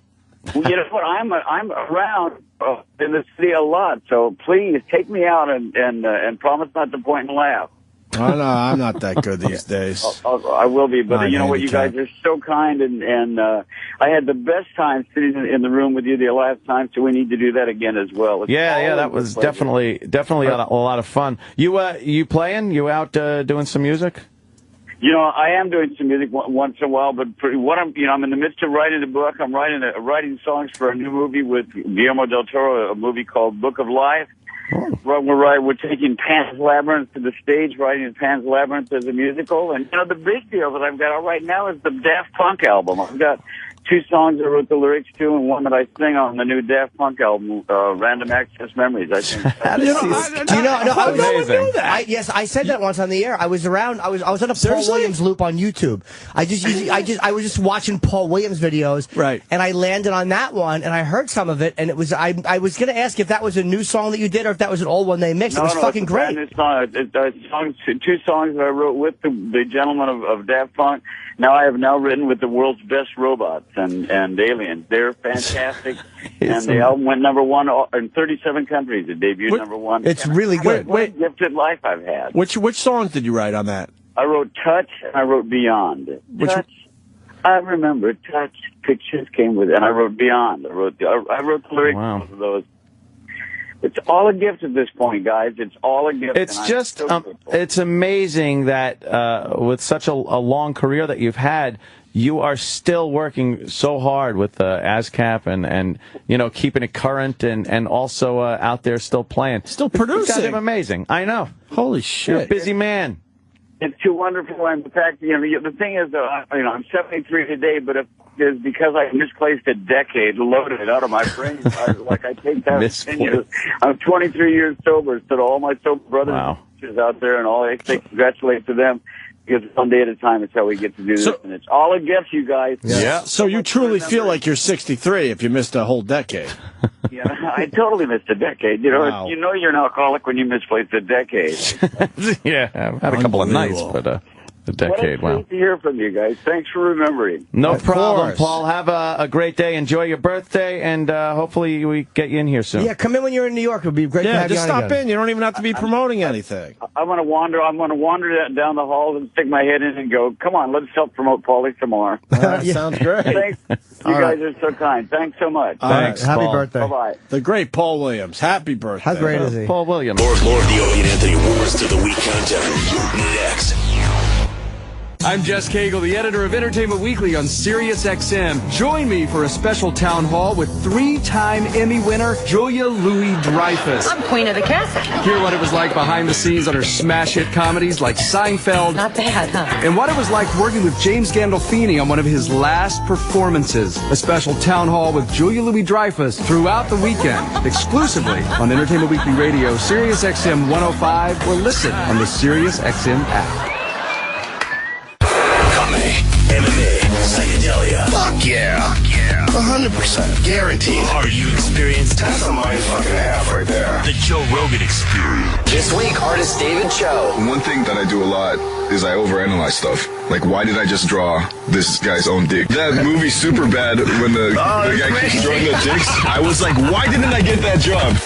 Here's the Joe Rogan Experience. Today at noon Eastern, 9 a.m. Pacific on the Opie and Anthony Show. Now with the new Hopper from Dish, you can watch live TV on your laptop, tablet, or phone from anywhere. It's going to take more than that to impress these radio listeners. They've had radio anywhere forever. You can also access your DVR anywhere. Keep yapping. And Dish doesn't charge you more for it. Bingo! Watch all your live and recorded TV anywhere, only with the Hopper from Dish. Call Dish at 1-800-WATCH-TV today. Requires a broadband-connected, Sling-enabled DVR and compatible mobile device. Restrictions apply. Call for details. Hi, this is Bob Diener, president of GetARoom.com. Going to watch your favorite team play and looking for hotel rooms? We've negotiated some great deals all over the country. Book the Deluxe Whitehall Hotel in Chicago from $139 a night. The Capitol Skyline in D.C. from $90 a night. The Days Broadway in New York from $119 a night. The Warwick Seattle from $129. The Miami Beach Paradise from $59. Go to GetARoom.com. GetARoom.com.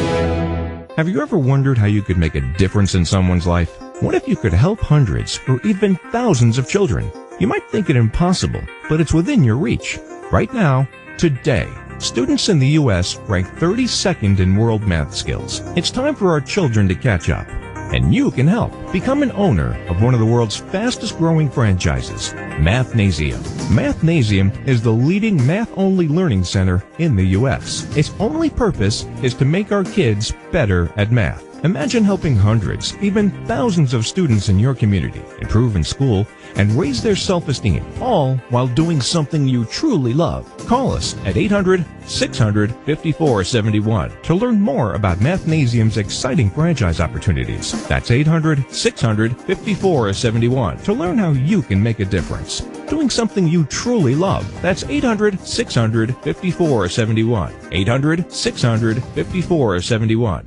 Look, the worst part about business travel is worrying about my wife and kids at home alone. My family's safety is my responsibility. That's why I started researching home security. I called the big alarm companies, checked online, even looked at doing it myself. But the best technology for the best price came from Vivint. They even won the Consumer's Digest Best Buy Award. Yes, Vivint gives me a complete security system, but it does even more. Vivint's video technology is unreal. I can see what's going on in my home right from my smartphone, tablet, or computer. I can even lock the doors remotely if my kids forget. Best yet, I got Vivint's no equipment costs and free install deal. $1,200 worth of camera and security equipment at no charge. Vivint was the easy choice for my family's safety. Take control of your family's safety with Vivint. Order now for up to $1,200 in security equipment at no charge. Just pay as little as $99 for activation. Plus, call now and installation is free. Call 1-800-456-5935. That's 1-800-456-5935. 1-800-456-5935. I am the new way to work, and I'm not quite what I seem. To my friends, I work from home every day. To my clients, I work in the Chrysler Building. And it's all thanks to my Regis virtual office. It gives me all the benefits of a prestigious office address, only without the overhead. I even have access to a private office when my clients want to meet face-to-face. I am the new way to work, and I'd like you to join me. To find out more, visit regis.com/virtual or call 1-800-OFFICES. That's 1-800-OFFICES. The worst of the week countdown continues. Yes, indeed. Worst of the Week countdown rolls on here on the O&A channel. I am Sam Roberts from Opie and Anthony and After Opie and Anthony Live. And as we highlight everything good that happened this week on the show, we still wait to get to Hugh Jackman in studio. Metta World Peace on the phone. He's a basketball player. Teachers who slept with students in list form. But before we get to any of that, Stalker Patty made her grand return to the Opie and Anthony show this week. You know, Miley Cyrus got all this attention for twerking. Everybody was talking about her for days. We here at the Opie and Anthony show, we want to get some of that press. We want to get some of that heat. You know what I'm saying? We want the blogs talking about this show. So what did we do? We got Stalker Patty to take them pants down. Now keep in mind, Stalker Patty is a 58-year-old woman who's also a virgin. She's not looking too great. The video is on Opie's YouTube page, which is youtube.com/Opie Radio. If you want to watch along, I wouldn't, because it's revolting. Stalker Patty, in studio, twerking on the countdown. 4. Oh, you're delightful. Delightful. Edgar is so taken by Patty. And Stalker Patty is the only person who doesn't react when Edgar creepily touches She's her. got lovely, lovely... No, she stays right there. Yeah. I like older women. Alder? You see, too. Oh. Why don't you tell Edgar? They're mature. Edgar, why don't you get to her with a little humor, like one of your pranks? One of your pranks. Look, there's watermelons in there. Apple fuzz. No, they look like strawberries Yes, to me. Like exactly. She's right. April Falls. Oh, is he the worst? Stupid Edgar. He doesn't give her a chance to even respond. It's not even April. No, it's not April either. I don't know. It's not even spring. God damn. Patty, you want to sing a song for us today? Yay. What? Sing a song. Do you want to sing a song? We like Patty singing. I like that one with Will I Am. Which one? That's going through my head. You know, Scream I wish it and was Shout. Bullet. Scream and Shout by Will I Am. What's that one? It's Britney Spears and Will I Am. It's new? Newish, I guess. It's not the new Britney Spears song. Do you get damp in the panties for Will I Am? No, I just like the song. Yeah. Do you know how to sing it? It's the one that goes, Will I Am and Britney, bitch. Yeah, everybody Patty? in the room. Oh. All eyes on us, you know that one? I love it. Oh. Do you know how to Absolutely sing it? love that. I think that they did a good job with that song. You know how to sing it? Yeah? You know the words? Well, not by heart. I got the lyrics. Well, It would have to be we mentioned karaoke heart. style again, like Grandma. Oh. Shut up. Oh, Jesus. Edgar's turning on her. Sam, shut up. Oh, okay. Can we karaoke this shit or what? Yeah, we could kind of play the song low and then let her read these lyrics. Read, she sings. Yeah, I'm sorry, I love yeah. that song. I love that song. Do you dance to it? Can you do a little dancing for us? A little Yeah, but twerking? I'm not a good twerker, though. I can't let me see you twerk. I twerk. don't know Yeah. how. Let's see your twerk Eric, first of don't all. put on Twerk. don't put on the Will I Am song. Put on something that she could twerk to, and we'll just Let's see the twerk first of film all. it. Yeah, let's see. Yeah. Dorothy. Let's see Do a the little twerk. twerking. Don't. Just show us a I don't know how twerk. to do it, though. So try it. Well, hold on. kind Let's- wait until the music comes on and You're delightful. You know, I'm not hearing anything. you move your ass in a God. circular motion. I hope I can do it well. Oh, bet you I'm can. sure you can do it just You look good, fine. too. Even Laverne and Shirley probably did it better. Look, what? Oh, right. Yeah, I saw that video, by the way, and the guy going like this. You know, I don't know who that guy was that was in That's her kid! All right, now kind of bop around, dance around a little. But I don't hear anything. What? Do you hear our voices in your headphones? No, I don't. She's had headphones on for 20 minutes. She's had headphones that aren't working on her head the whole time. Okay, now I hear some static. Yeah, that's you talking. That's your part. It's just your voice. Right. Now you know how it feels. Keep the music up. All right. You hear it? Okay, a little bit. Yeah. Turn it up. Oh, she's... All right, well, there she goes. All right, Patty's, I think Patty's twerking. I think Patty's, all right, she's got her shoulders going. Oh. You look like you're in a wheelchair. Yeah, she's doing a rolling in a wheelchair dance. Oh, my God. All right. Well, you got to bend over more, Patty, and shake that ass. No, bend Not over your more. shoulders. Yeah, it's all bend about the over. ass. Now, shake your ass. Make it go in circles. Try to work the ass without even working the hips. Yeah, just the work your ass. Oh, my God. Clap your cheeks. Let me get a booty clap. Clap your cheeks, Patty. Great. No, you don't. No, not with your hands. Clap your cheeks together. She looks like if Michael J. Fox was working a marionette. Yes. I don't know how to do it. Yeah. Now you don't. Yeah, and the weird thing is it's usually done in underpants. Yeah, that's true. Yeah, You know. Patty, it's done in underpants, so can you take your jeans off, please? Let me close the curtain. Sam is absolutely right on this.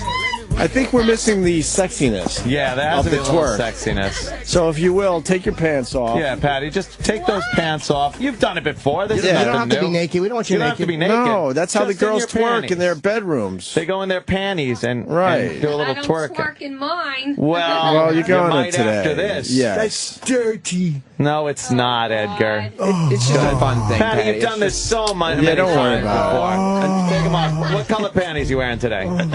Black. All right, Nice. perfect. And do you have a bra on? Edgar's rubbing his dick. Do you have a bra? No, I don't need one. I have nothing to hold. Yeah, but you probably should take the shirt off. No. Or you know what you could do to What? start? No reason You could do that to thing that. where you bring the bottom of the shirt up through Oh the yeah, neck you got hole. as you're twerking, there you you got to go. fool around with your shirt like it's a little bit of a Take tease. your pants, Patty. Take your pants off. You're gonna trip and dial it. Take your shoes off first. Take your Oh shoes my off. God, Patty, you know how to take your pants off. Putty. And then take the bottom of your shirt and bring it up through the neck. Right. Just so you can kind of get a hint of the titties, you know? Right. You look like Miley. I can't. She doesn't understand that you could me take your help pants you. completely off. I'll She help. doesn't understand that concept. How many your times socks has she on. been in that position? Leave the Pants around socks the on. ankle. The shin band-aid makes it really attractive. Yeah. Why do you got a shin band-aid? It's like covering up a biopsy scar. My legs. My legs. Can we turn the music up in here? Yeah. And How? not into the headphones for the video? Put it up in here so she doesn't need the headphones. I would love that, but then we'd right. have to be off air, right? Yeah. We can get you the song. We can edit the song in. I ain't editing no fucking song in. Yeah, Oh, and fuck now that shit. Take Hold the on. bottom of the shirt Yeah. and then bring it up and under through the neck hole. No. Yeah, it'll look sexy. No. You need to be sexy, Patty. I don't think so. If No, you not- want to, Jim, you could take your headphones off and put one near the microphone, and you'd hear it. Patty, up I don't know where and the then mic through. is. It'll look good. You can keep the By the titties mouthpiece, covered. maybe. Yeah. Like this? But bring the bottom up through the neck hole. So the neck hole is down. What are You know you what I'm saying? Oh my That? God. Okay. Make your shirt sexy. Yeah, you gotta be Make sexy. your shirt sexy. Okay, she did it backwards, but She did it all backwards. She's trying. but she's got a little bit of bottom tit sticking out. That's nice. Yeah, a little bottom titty is sticking out, which is nice. Patty. Oh my God. This is the war. Bag that ass up. Give me your phone. Bag that ass up. Hang on, let me Give me your phone. That's how. YouTube the video, I guess. Why do you shave your legs, Patty? What's the point? So I don't like hair. You got evil. I'm not an ape. What's that Oh. scar? Or is that a cat scratch? Where? Here? Above the huge bandage on your leg. Shaving my legs. What the fuck are you shaving with a rapier? Well, no. That's a violent fucking scratch. Well, razor Yeah, perfect. sharp. I got it. Patty. All right. Patty is All right. Ready? Yeah. You can take the headphones off now because you can hear the music. All right. You'll be able to when it starts. Like that sexy hunched over thing she's got going. Your posture is terrible. It's like the middle of the evolutionary chart. I can't believe she's so put together. What? Yeah, that's right. Wow. What, Patty? It was all right. What, Patty? Lovely. Oh, wow. Let's play. Let's make a deal. Oh, no. It can't just be nice. Patty, you want to play Let's Make a Deal? How do you play that? Well, get on mic there, Patty. Would you like to know what you're playing for? Lift that mic up. Lift it up. You could just not like that. No. Leave it in the. Oh boy. I'm sorry. It's it okay. Just pull the stand up. Not by the mic. By that. No. Grab in front of the right there. Now push up. No, up. The whole. Patty, grab that. Grab the bar. Now pull it up. No, up. Yeah, keep going. Yeah, like that. Oh my God! Now put the mic back. Holy shit! Okay, now I got it. All right, you want to know what you're playing for? What? Patty, you're playing for the XMP3i. Wow. Yes, the P3i, a wonderful receiver for Sirius XM satellite radio. Is there any service included with that? It's a portable satellite receiver, an MP3 player. Record what you love. Listen when you want. The XMP3i. Oh, yeah. Wow. Hold on, we got a big star on the line here. Mr. Colin Quinn. Oh, my God. Hi, Colin. Hi, Patty. I'm in Toronto right now, but I've heard from... Wait, hold on a minute. Hold on. We didn't hear you, Kyle, because all of a sudden some music cranked up in the background. Because we're getting ready to make a twerking video with Patty. Well, I just called to say hello because I heard Patty was on Twitter, so I'm in Toronto, but I had to call in. Oh, that's nice. I'm going to twerk for them. I can't wait. I want to see this video. Oh, yeah, you're gonna love it. I'm twerking for an XMP3i. Oh, boy. Can I tell you what she's doing while she's talking to Colin Quinn? Yeah. What? She's clenching her ass cheeks. Oh, my God, Colin. She's so excited. She's ridiculously excited. I think yeah. I'd like to be the Robin Thicke in that one, Patty. Oh, yeah. Yeah, or Robin Thin, right, Carl? What? You know, that guy right there looks like he could pull off the Robin Thicke part. No. He's Got fine. that nice head of hair. I think he could pull off the Robin Thicke part. We don't need a Robin Thicke. We don't need sure? Yeah, that's fine. Yeah, that's good. That's too bad. He's fine where very he is. similar to Robin Thicke. No. We'll figure that all out. What is he hooking up there? Some kind of machine that hurts people's feelings? The mean machine. Oh, Colin, when are you coming back in here? You going tomorrow? I don't know. I'm in Toronto. But, I mean, Patty, the show's changed. One time, believe me, since you've been gone, they put me on hold for Paul Anka once. All right. We got to get over that, I think. We got to try to get past that. You mean You Are My Destiny, Paul Anka? Oh, that Jesus one? Christ. I should have known you were a Paul Anka fan. I just know music. That's all. I know certain things. She's a wonderful woman. Edgar is smitten. Oh, shoot. All right, I got to go, you guys. I just want to call up for Patty's return. Bye. Bye, Colin. Colin Quinn in Toronto tonight. Go find him. Gotta love Colin Quinn, yes. No, you don't. No, you don't. So what are we going to do? Like, she's got to do the twerking way better to get the MPI? Yeah. MP3i or whatever. XMP3i. And you got Patty. You got to pull the underwear like this. Watch. Jim will show you. Just do this. No, you got to do that. Here, Pull the underwear like this, Patty. Patty. Look what I'm doing. Patty, look what I'm doing. Take the underwear and pull it up like. Would you think less would be if there was a hole cut in the back? And pull it up in between your cheeks like that. Pull it up in between the cheeks. I'm not going to do it. But Here, go ahead. Like that? Is she wedgieing? yeah, but do it more. But you're getting there. Like that? Don't you know what a wedgie is, Patty? Yeah. Anyone ever give you a wedgie when you were a kid? No. Huh? There you go. That's better. All right. There we go. All right. A little more, Jimmy says. All right. And pull the sides up a little. The sides, too. Go. Yeah, now you're talking. And Patty, is there any way you could take your ponytail and put it in the side of your head instead of the back? The side, like her? Just to look sexy. Okay. And young. Here, take the headphones off. To look sexy and young, yeah. And just kind of get the right up here, Patty. Yeah. Like Yeah. Now you're talking. Yeah. Not bad. We want you to look like, talking. one of those video Not professionals. bad for a woman You who know what I mean? fucking remembers life before Hoover. There you go. That looks sexy. That's good. Bad. Not at all. Really? Patty, Patty, turn around. Let me see. Like I Let me see. Oh, man. Wow, Patty's got some meat on her ass. Yeah. Oh, Fucking get up in women that. my age do. Oh, dude. No, I mean, like, well, forget it. All right, Patty. Now, you see what this girl's doing, Patty? Oh, there you go. Okay, study the video. Look at her, see? Do you see this? Oh, I get it. Just making them cheeks pop. It's you know what everything. I mean? And look at that. Pop that okay. shit. That's Pop every that ass. move that will break your fucking hip. Pop that shit. Yeah. Yeah, you got to pop that. Oh, okay. You want a Molly before? Maybe you need a Molly. Oh, no, I'm fine. Oh, okay. So you were going to, maybe How do you turn those off? I don't know. get you some. Okay, she just showed the basic motions. Okay, so. Yeah. So, but you understand, right? Yeah, I do. You're getting the gist? You go like this, and then That's it, right? Yeah. like that. Practice a little bit. Yeah. Go ahead. Practice. All right. Whoa. Oh, jeez. She's going. You gotta really pop that ass. All right, are we ready? Yeah. Damn, Patty. Patty, back up a little, though, so we get a little room to see you. Yeah, there you go.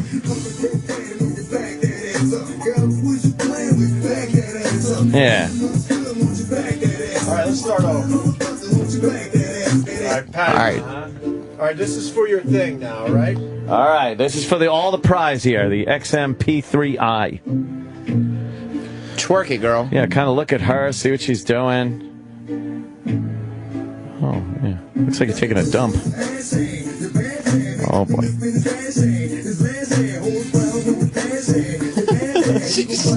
Patty, my nigga. Look at her go. She's twerking. Whoa. Looks like she's trying to catch her balance. She okay? I don't know. You need an extra Boniva? Don't want to hear a fucking shin bone snap or anything. There's something scary and skeletal about this. Yes, right? She's, oh, nice, Ope. Ope is getting in there like a music video. There's some, World Star Hip Hop! Yeah, World Star! Wow. Ope's going in like a music video. It's great. That's going to look good. All right. World Star Hip Hop! Yeah. Oh, this is good. Yeah. Wow. Well, she's gone. I don't know what that was. No. Oh, she's shaking now. Wow. Yeah, shake the ass like that. Bend over, though. Bend over, yeah. She's in red socks that are cuffed at the ankles. With a big Band-Aid on her shin. And her t-shirt is like a New York tourist t-shirt for 1989. What's that, the guy Dream of Genie?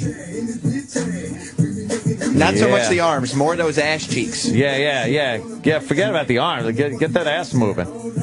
Move your ass in circles. Like in little quick circles.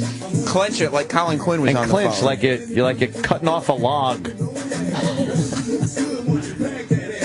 Yeah. She's 60? Yeah, she's a fine motherfucker. She's still able to fucking twerk. Oh my god, that's great. Opie's getting the best video ever. Opie's had his phone between her legs in her face. Oh, this is great. She's got a ridiculous side ponytail with a giant lime green scrunchie holding it. Oh, yeah. Patty, can you spin around so I can see a little? Turn around completely. All right, now shake that ass. Wow. Oh, yeah. Oh, that's it. Shit. Yeah. Now she's shaking that ass. Oh, yeah. That's what's up. Patty, you're not going to stay a virgin after this video comes out. This looks like an edited scene from Eraserhead. Yeah. Uh-huh. There it is. There it is. Well, I gotta say. Killed it. That was fun. It was fun, wasn't it? It was fun. Oh, you out of breath? Yeah, I just got Little tired. aerobic workout. I know. Of course you got tired. You're 60 and you're fucking twerking. It's crazy. Yeah, 58 years old. Well. You all right? Yeah, I'm okay. I'm just out of breath. Oh, my It's God. a lot of energy. Have some water. Take a seat, Patty. Where's a chair for poor Patty? She's got to sit down. She's no kid anymore. She never was. Well, of course. I've got some of the best fucking angles. It's disgusting. And her face, it was great. You got right in her face. Dude, that is a good video. I don't know. I suddenly started laughing. Yeah, right there. It's perfect. Beautiful. That is going to be a good video right there.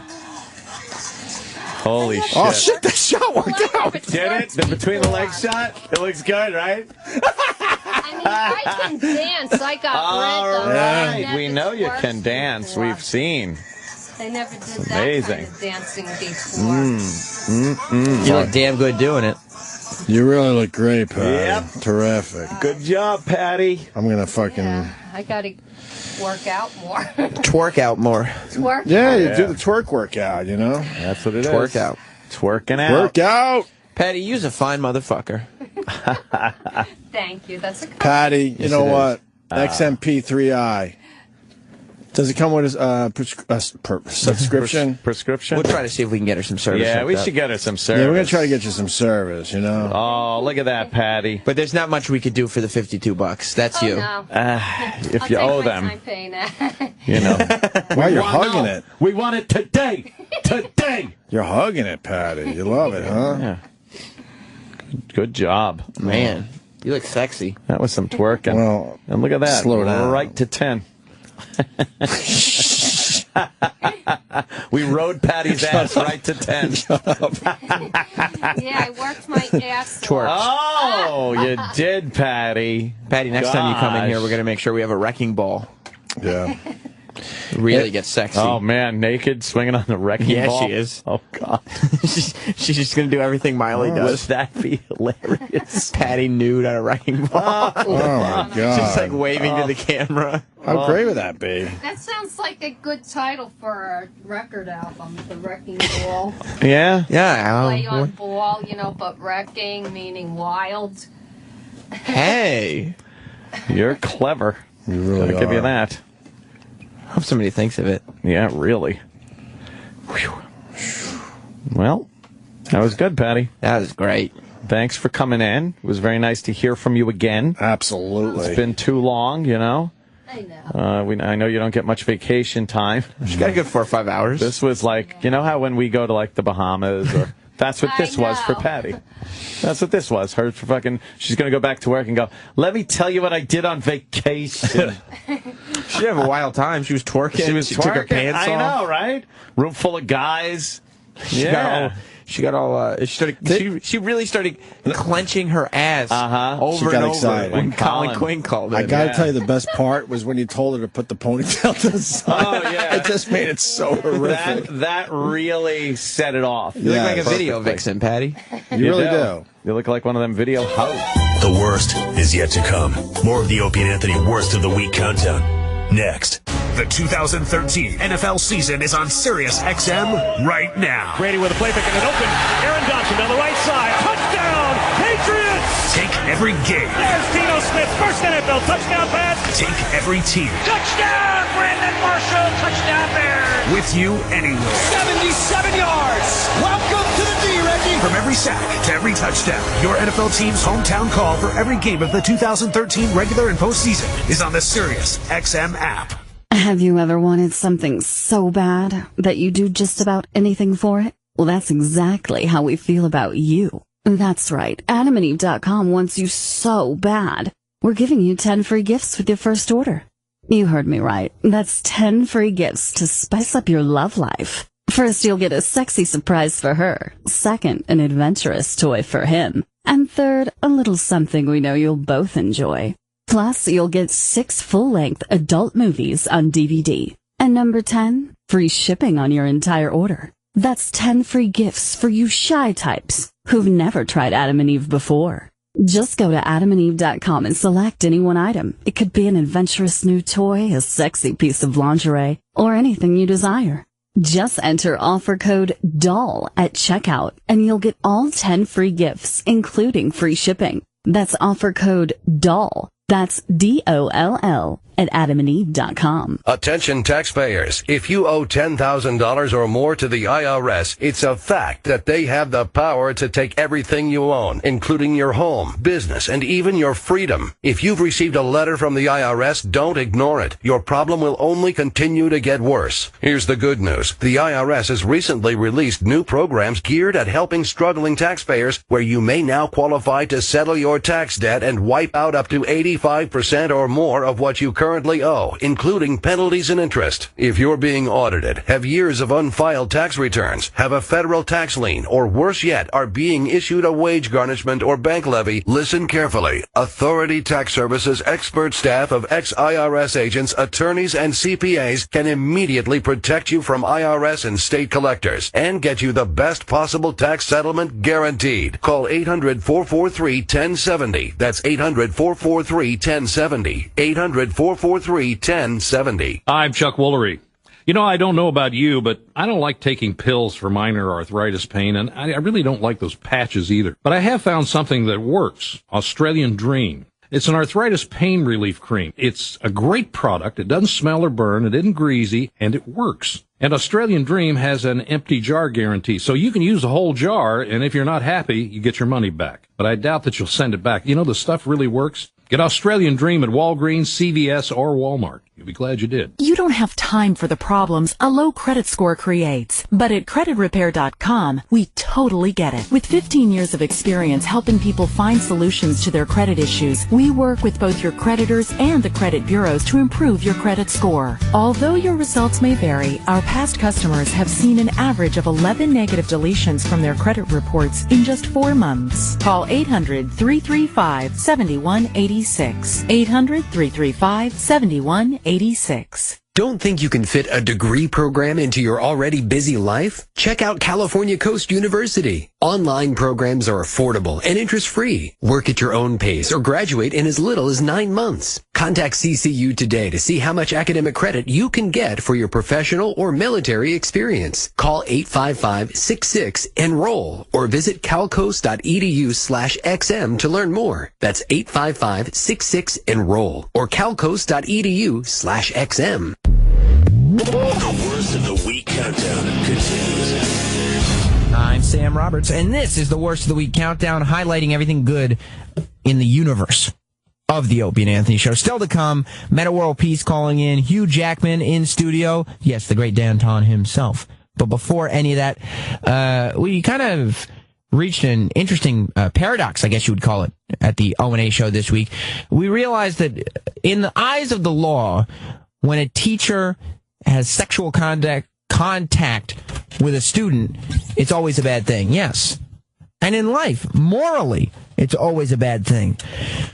Unless the teacher's a beautiful woman. We went through a list of 40 teachers who have slept with their students, all hot women, for the most part, and figured out whether or not what they did morally was really right or wrong. I'm not going to make you sit through all 40. We pick up the list around number, 22, 23. But you tell me, you agree with the show? Are you sure that every one of these women deserves to be called a criminal?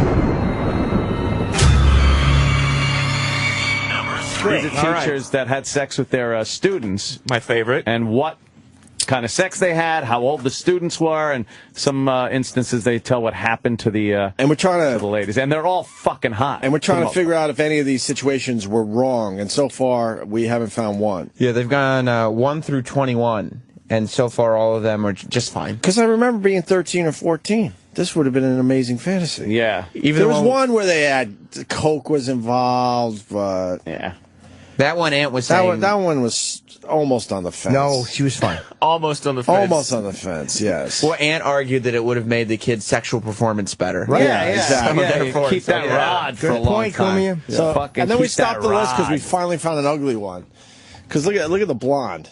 She's obviously not ugly. And then the next one, this is where we stopped. Yeah. She was the first frump in the... She's a bit of a sourpuss. In the bunch. Yeah. And she's got a hyphenated name. That always spells trouble with a woman. Yes. What did she do, Sam? This is Jill Lewis, who's 26. She was, what did she do? She told the student she was Justin Long and then sucked his cock. That's what she looks like. Yeah. I thought it was kind of a Mia Wallace, Adolf Hitler look. No? Boy, wow. I don't know who Mia Wallace... Oh, Mia Wallace from Pulp Fiction. Yeah, but, the Hitler swoop.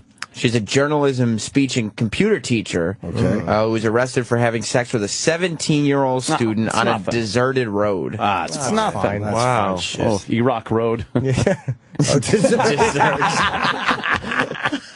Anonymous, probably jealous source reported it to the police. That's fine. That's the thing when you're fucking a teacher, you can't talk. No, I can't see these chicks. Keep your mouth shut. Keep your mouth I might get my cock fucking hard. You're right. The next one. No, this one's the one with the hyphenated name. Yeah, she was arrested for covering premature baldness with a comb over. She really does have kind of a giant fucking skull. What'd she do wrong? That's Christy Sanchez Trujillo. She's 33 years old, and her in a 7th grade.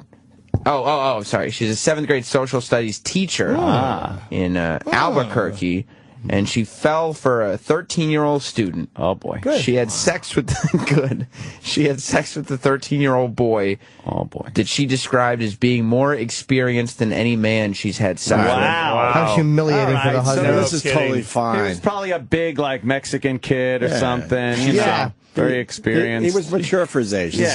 She said he was a 25-year-old in a 13-year-old's body. Yeah, that's fine. You take her word for it? Yeah, no problem. Okay. That's how much time did she get? It doesn't say. Okay. Oh. Next one. Hopefully she was given tenure for that. This is Janelle Batkins, who is a French teacher at Roseville High School in Michigan. Batshit Batkins. Yeah. Batshit Batkins. She's also known as Joe Dirt. Yeah, she really hairdos. She could use a little conditioner. French teacher, though. She is frizzy as hell. French, though, you know. French, you know. Use that mouth. Janelle won the Teacher of the Year award in 2002 and 2007. Judged by the fucking students she fucked, I'm sure. Yeah. Wait, no. 2007, she didn't win the award. Actually, what happened in 2007 was she was charged with 2 counts of third-degree criminal sexual conduct. That's an award. For her relationship with a 17-year-old student. 17 again. Who happened to be her teacher's assistant. All right. Oh, yeah. Again, it's like 17 is pretty much legit for age, but if you're a teacher, it's illegal. Right. But if they were just civilians, 17's fine. And what's third degree? What does that mean? Hiney hole sex? I think that's asshole. ass sex. Yeah. Asshole. That's We're just going to say What's first degree? Would that be first input? So that's the mouth, I guess. Mouth. Yeah. 2nd degree is pussy. 3rd degree is asshole. Yeah, I think that's how they do that. I think that's it. I don't know if that's how it works. Yeah, that's how it works. In our head right now, that's exactly how it works. Don't ruin it. She gave up the asshole for the 17-year-old. I believe. She gave up the asshole. Legally speaking. Good girl. Oh, who's this? Well, that's what do we got here? Okay. Now we're back to hotter teachers. Orange jail jumper. That's 20. Now, that was a rough patch right there. Yeah, but there were 3 or 4 teachers there. For rapists, they're okay, though. Yeah, absolutely. But now we're getting back to some hotness. And the one gave up the asshole. So. All right, fair enough. That raises your number a bit. Sure. She has a nice soft look to her. She does have a nice soft look. Yeah. Well, that's 23-year-old Joy Blackstock. Uh-oh. Batshit Blackstock. Hope that's not Joy Blackstock. I hope that's not almost a description. I got it. She was charged with improper relationship between an educator and a student. She's alleged to have had a sexual relationship with an 18-year-old man. And she's 23. Go. 23. She faces 2 to 20 years in prison. Come on, give me a Change that fucking law. Give her a raise. Who thinks that law is just? Oh, my God. That's ridiculous. Not just. That shouldn't even be on the list. Whoa, okay. What do we got here? Wow, Duck McKagan coming up. Duck McKagan. Yeah. Very nice. Oh, wait till you hear this one. Right. What did she do with her tiny head? Can we have our first problem? I don't She know. does have a little head, doesn't she? What number are we up to? 26. 26, and so far no problems with what we've heard. She has a very tiny, delicate mouth. She's got a does. tiny chin. Yeah. And that happens to be her age, too. 26-year-old hottie music teacher, Helen Goddard, would often go out for coffee and an after-school trumpet lesson. Oh, trumpet. With her... With a rusty trombone lesson. with her female student. Yeah. At the London School for Girls. Yes. Very good. Scissor time. Oh, some scissoring. She served 15 months in jail. For bumping donuts? How old was the bumping young donuts. pussy she was lapping? It doesn't say here. Well, it should. 15 months. Simply for... Put it this way, she was teaching those little xylophone. Ding, ding, ding, ding, ding, ding, ding. See how young she was? her little friend. She was a music back teacher. to that, doesn't it? All right, 27. Whoa. Hey. All right. Oh, we got a little cougar action here. Bit of a yeah. cougar. Jersey How Shore old is look. she? Like 34, 35? I'd She go is 40. 40. Wow. She's a substitute teacher. It's not wow. real. It's not a Nice. real teacher. Dirty horse sub. Yeah. Was caught having sex with a student when the student walked out of her car zipping his pants up. Nice. Sounds like they were in the parking lot of F.H. Riley's. Oh, Hey. let me tell you. She gave the boy a pair of her underwear as a gift. Wait, Good so girl. We're going to hand over That's DNA good. evidence. Yes. Here you go. If This you're- could be the first problem because she's stupid. But if you're 15 and the chick gives you the underwear, you, I swear, are going to wear it like one of those Asians wear those fucking disease masks. Just put the leg holes around your ears Right. and walk around with the little yellow piss stain right under your nose. Wait. So you could just... Wait till you hear this little detail. All right. Are we going to have a problem finally? She first started being interested in the boy when her 15-year-old daughter started dating him. I saw this porn. Filthy! I saw this It is porn. a porn, isn't it? Fuck the mom, he fucked the daughter. Mom. Made the goldfish lick his cock. She got 15, I'm sorry, she's got a year of house arrest. Ah, it's What? fine. Yeah, it's That's where it It's nothing. happened. Yeah. Dude, no male rapist would get house arrest. no kidding. That's what we're saying. House arrest. That's why we're doing this list. If the roles were switched and there was a male teacher, It's a guy, he's got his 15-year-old son, brings over his girlfriend, and the 15-year-old girl. father fucks her. Can you imagine? Life. Can you picture a female radio show with 3 women going, "Oh, that's hot. That's fine. He's cute. Oh, he fucked her mouth." Oh. the point being, gentlemen, there's a double standard in Yes. society. Right. This is a societal lesson. have some sweet tea? I'll be right out. Right. Why Those don't you guys. take a seat right there? Those guys don't get home. Yeah. They don't go. Arrest or No, whatever. no. House arrest, Look right. at What did this. she do with her Little sassy minx. look? Now, Yeah. what do we got here? Lisa Glide. I love these names. Yeah, yes. Yes. That's funny. She's almost hot as Bertha Double Knuckler. All right. Get it. I love the get it part. Okay, so I got. Well, she was sentenced to 5 years probation and faced up to a year in prison Probation. after she had sexual intercourse with a 17-and-a-half-year-old boy. Oh, come 17 and a on. half. What are you, fucking 8? Oh, here's a great quote. He's already visiting colleges. Exactly. Enough Yes, already. yes. Exactly. The boy said the following quote, "I feel the entire case was blown far out of proportion." Blown. We don't have a problem with that one. No, that one's fine. So far, I'm 16. Oh, what's this on the shoulder? okay. What do we got She here? looks nude. Wow. Well, that's Michelle Preston from Kansas. Oh, I pressed in my cock to her asshole. So she's wearing a tube top here. She's not nude, but she was a married teacher. Oh, filthy whore. Who coached The freshman cheerleading squad. Yes! Nice. This is fine. Hoochie fuck. Well, she was fired once it was discovered that there were various naked pictures of her in various poses Oh, no. to prove how flexible she is circulating around the high school. Who'd she give them to? She reached out to her 3 victims through Facebook. Victims? Guys or girls? Which led to her having sex with these young boys are recorded 15 times. Good nice. What happened to her? Read the final sentence. Police uncovered her victim's DNA on her couch cushion. In the house. Over to her house, there's just spooge stains on her couch. Her husband bought the couch. Yeah, he's actually dropped his apple on that couch and picked it up. Sitting in teenage jizz. Oh, yeah, that leaked out of his wife's pussy. Yeah. Wow. Wow. Just teenagers that can't control their semen. Oh, my just God. spraying all over her It trickled couch. out of her, didn't it? Big loads. Just so much pre-cum, too. Yeah. Oh, my God. Dry humping the couch while they licked her fucking twat. Yes. Good boys. But the question is, what do you think of Michelle? Oh, Listen, no problem. love her. No problem. No, that's not a problem. This might be a surprise, but I don't have a problem with this one This either. is fine. This is fine. I just put myself in these situations. Yeah. I don't think I would have been damaged. No. Next one. Okay. All right, another Franny. kind of God. almost a cougar. Well, Lisa Lynette Clark met her underage fella through her son. Oh, your son. It's tempting to bring. She contends that the boy lied to her about his age when they first met, saying he was 17 when he was actually 14. That happened to me one time. Oh, Uncle Paul. I thought she was 18. How old was she? 1. Oh, Uncle Paul. Jesus.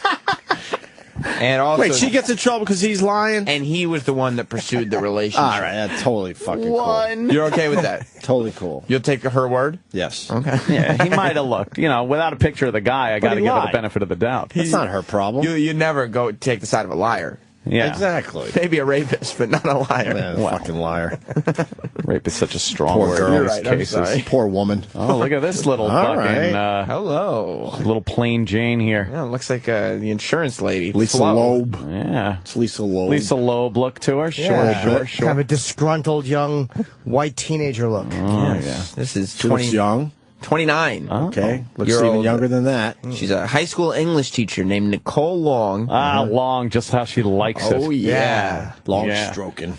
She was arrested of charges of sexual battery of a 17-year-old male student. What was battery? Battered his cock with her tongue. I think that's what it is. She fucking tongued his roids. She bent him over and fucking opened his high school football captain asshole and tongued his hairy roids. Takes the hotness out of everything. God. I thought I just added it. That's what I'd want if I was high school. Look at this shit. Little Oktoberfest. That's right. Yes. She had her pussy eating on top of a fucking Swiss Miss cocoa can. A little Bo Peepish. Wow, Yes. she's wearing like some Yes. fucking Pushing old school those boobs German. up and out. Looks like she's serving pretzels in Middle Earth. Yes, yes. Got a road soda in her hand. I see the road Yes. soda. Really Nothing wrong with a sexy. road soda. Look at What did fuckable she mouth do? she This has. fucking monster. Listen to this one. Sussex County elementary school teacher. Oh no, Lindsay Mazzaro. Could have our first problem, by the way. No, we couldn't. let's we see. could. Let's see She's what happens. 26. All right. Taught 8th grade students. Oh, that's fine. They're all that's That's not an elementary school. She middle school. She was a kid. So the Last kid's, night, you should bring that up in court on her charge. Right. There's no elementary school. kid's about 14. She was accused of having sex with a 15-year-old boy in her car. Oh boy. And then also in her bedroom. Nice. After the victim's father reported it to authorities. Thanks, Dad. I hope Way that to go, kid- Dad. I would be arrested for hitting my father with a sledgehammer. Way to go, Dad. What an asshole father. Wait till you hear the horrible punishment that she gets for rape charges. Yeah. Parole supervision for life. Oh, Well, you know. Sussex County, is that in Jersey? Probably. there's probably a few Why? Sussexes. He's trying to figure out if you can look her up. Sussexes. Yeah, really. Jim's like, Jimmy's going to tweet her. Jimmy's going to tweet her. find her Facebook page. He's tweeting her. He is. He's going to find her. He'll He find will her. find her. Dear madam, I'm She's, a 45-year-old man. I look young, and I love you. A guy would never get that sentence. Jim is going to come back in a week and a half being, hey, remember that teacher Yeah. from Sussex? Yeah, I fucked her. Yeah. No, a guy would never get that And sentence. some guy is like, got to be like, all right, I'm going to check in with you for the rest of your life. That's a good gig. Yeah. Uh-oh, why are we on the dirty look? What did we do this time? Oh, that was a middle finger. No. From who? From Stanley T. He covered it up like this. Why is Kenny walking with the mashup? Kenny always walks with the mashup. He's got nothing. He wants to be mashup. All right. Okay, all right. Karen Allen, dark to her hair. there. All right. You're right. This is I'm your goddamn partner. Yeah, Indiana Jones. Yeah. This is Cheryl Lee Smith. Mm-hmm. And she was arrested and charged with statutory rape and drug charges. Oh, boy. Involving a 14-year-old student. All right, this could be a margin call. What? Well, Could I be. don't know. Hold I on, don't know. let's see Let's what get the else. details. Yeah. she allegedly gave, quote, the boy a pill and had sex with him. He might have been a little nervous. Could be a Viagra. Might have been, right? Maybe a little nervous. A little nervous, a Zanny. But according to Smith, none of this is true. Oh. My husband coached the student in soccer. He has been in our home many times, said Smith, adding that the allegations began as a rumor started by a 16-year-old student from that same totally well, then fine. it's fine. I believe her. That was a close one. I believe her. Goddamn liar. Wow. I believe her. She get any time? No, it just says she was Okay. charged. But Wow, no. that was close. Oh, you didn't see the whole picture of this girl. What? Lindsay Massaro? Look at that fucking little Bo Peeps fucking, did you see the legs there? Whoa. No, they weren't here. The whole picture. Go Google the whole picture. That fucking skirt shot. She's wearing a fucking white thigh high. Wow. Well, did you find her Twitter? No, she doesn't have any Twitter or Facebook. Yeah, I'm sure she's banned from fucking anything. He's a well-dressed rapist. Yeah. Oh, yeah. Very. Look at this. Oh, man. Oh, my Oh, God. Lindsay. Hell yes. God damn, I wouldn't Can't put mind her jamming away. it right where the shit comes out. Oh, no, is that her? I don't know for sure. Come on. Oh, That's on some Spanish this is a site. very unjust situation. is. I don't like it. Yeah, it kind of looks like her. It looks like it could be her. Oh, man. Am I supposed to marry her? Love her? Oh, Oh, shit. No, that's not. This isn't her. Okay. No. Is she another rapist?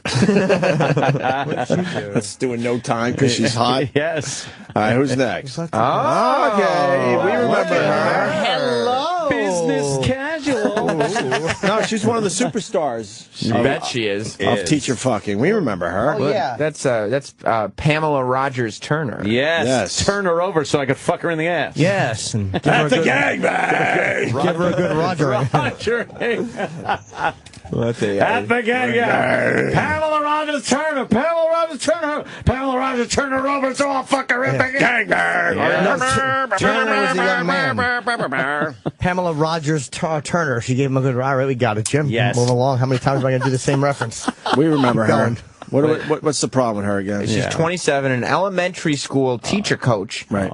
When she was arrested in February of 2005 for an ongoing relationship with a 13-year-old student. She's the best, this girl. Was that Samoan kid, though? I think that's... And he was like, did they end up, like, hooking up? No, isn't that Mary Kay Letourneau? That was isn't that the, the first one? Oh, yes. Yeah, I think so. And she went to jail for 7 years and still married him I after. love how we know their names. Yeah, Of course we do. yeah. They're the Should be superstars. playing They are the cards. superstars. Yeah. Fuck baseball Playing cards. cards, yeah. Get all their stats on the back. Oh, yeah. Okay, she was sentenced to 9 months in prison as part of an 8-year suspended sentence. It suspended the sentence. Yes. I sat there with a pounding erection. This is what makes her a superstar. Yeah. A year and a half, she was arrested for doing it again. Right. Same kid? This time for sending sexual pictures and videos of herself to the same student. She is a filth bag. And trying to contact him through the magic of the She should internet. teach a course. Is she in jail yet? Love. She was in love. Yeah. Is she in jail? still? She was in love. I would imagine. Love makes you do crazy things. It is. Isn't I'm it a good. crazy I'm emotion? good with this. Like she's rape. Smoking hot. She's smoking hot Crazy. too. Crazy. You got to grade on a curve when they're that hot. Yeah. Let's go on to the next one. 35. Oh my God! All right. What did she do? Rebecca Bogart. She looks very young. Ooh, How she old is wouldn't give the joint back. 20. She's 27. Looks Arrested. even younger than the 27. Yeah. Arrested after a 15-year-old student's mother found sexually explicit text messages from a woman named Dawn on his cell phone. One text read, "I love you. Yeah, it was the best. Oh, boy. Which night was best for you? Oh, no. I'm sensitive but not sore. You were good. Wow, what a fucking shit. How about some code words, you dummy? I know. Wow. Hi, I'm a teacher. I'm glad we had that illicit sex. Yeah. And my cunt is sore. Yeah, Oh, my exactly. God. Jesus. But she spelled it with 2 T's and an E, and she figured it. What a nosy mother. Wow. I'm looking at your cell phone. Oh, my goodness, my young boy. Oh, please, he's jacking off in the fucking bathroom. Yeah. Do you Don't give worry Rebecca about it. any extra credit for the girthiness of the 15-year-old's penis? Absolutely. That it shows he's more of a man. I'm too. sensitive. He's but not a little sore. boy. He's got a big one. She's a little sensitive down there. Or maybe it's a small dick, and he said to, he might have said, did I hurt you? And she didn't want to make him feel better and say, no, fucking Asian exchange student, you didn't. So she's just trying to say my pussy's sensitive. Yes. He All right. banged his zipper on her clit. All right, let's go. What else? Are we almost done with the list? Yeah, we're at 36 out of 40. All right, hurry up. I got to pee. Me too. Why don't you just go in there and like instead of spoon feeding each other, you hold my cock, I'll hold yours. We'll both go like, you nut. Oh, that'll be fun. Yeah. Let's do a speed round. 36. What do we got? All right, this is Stephanie Ragusa. Right. She's from Florida. Oh, no. Yeah. She was, you know what it was? While her brother was sliding on Laverne Feeney's floor. Laverne Feeney? Shirley Feeney. Laverne Tafazio. I mean Shirley Feeney. Oh, yes. Math teacher. The impressive part is that I picked up the name Ragusa, would be Carmine. Yes. Laverne Feeney. Go ahead. She had to blow him because she was having her big ragu at the time.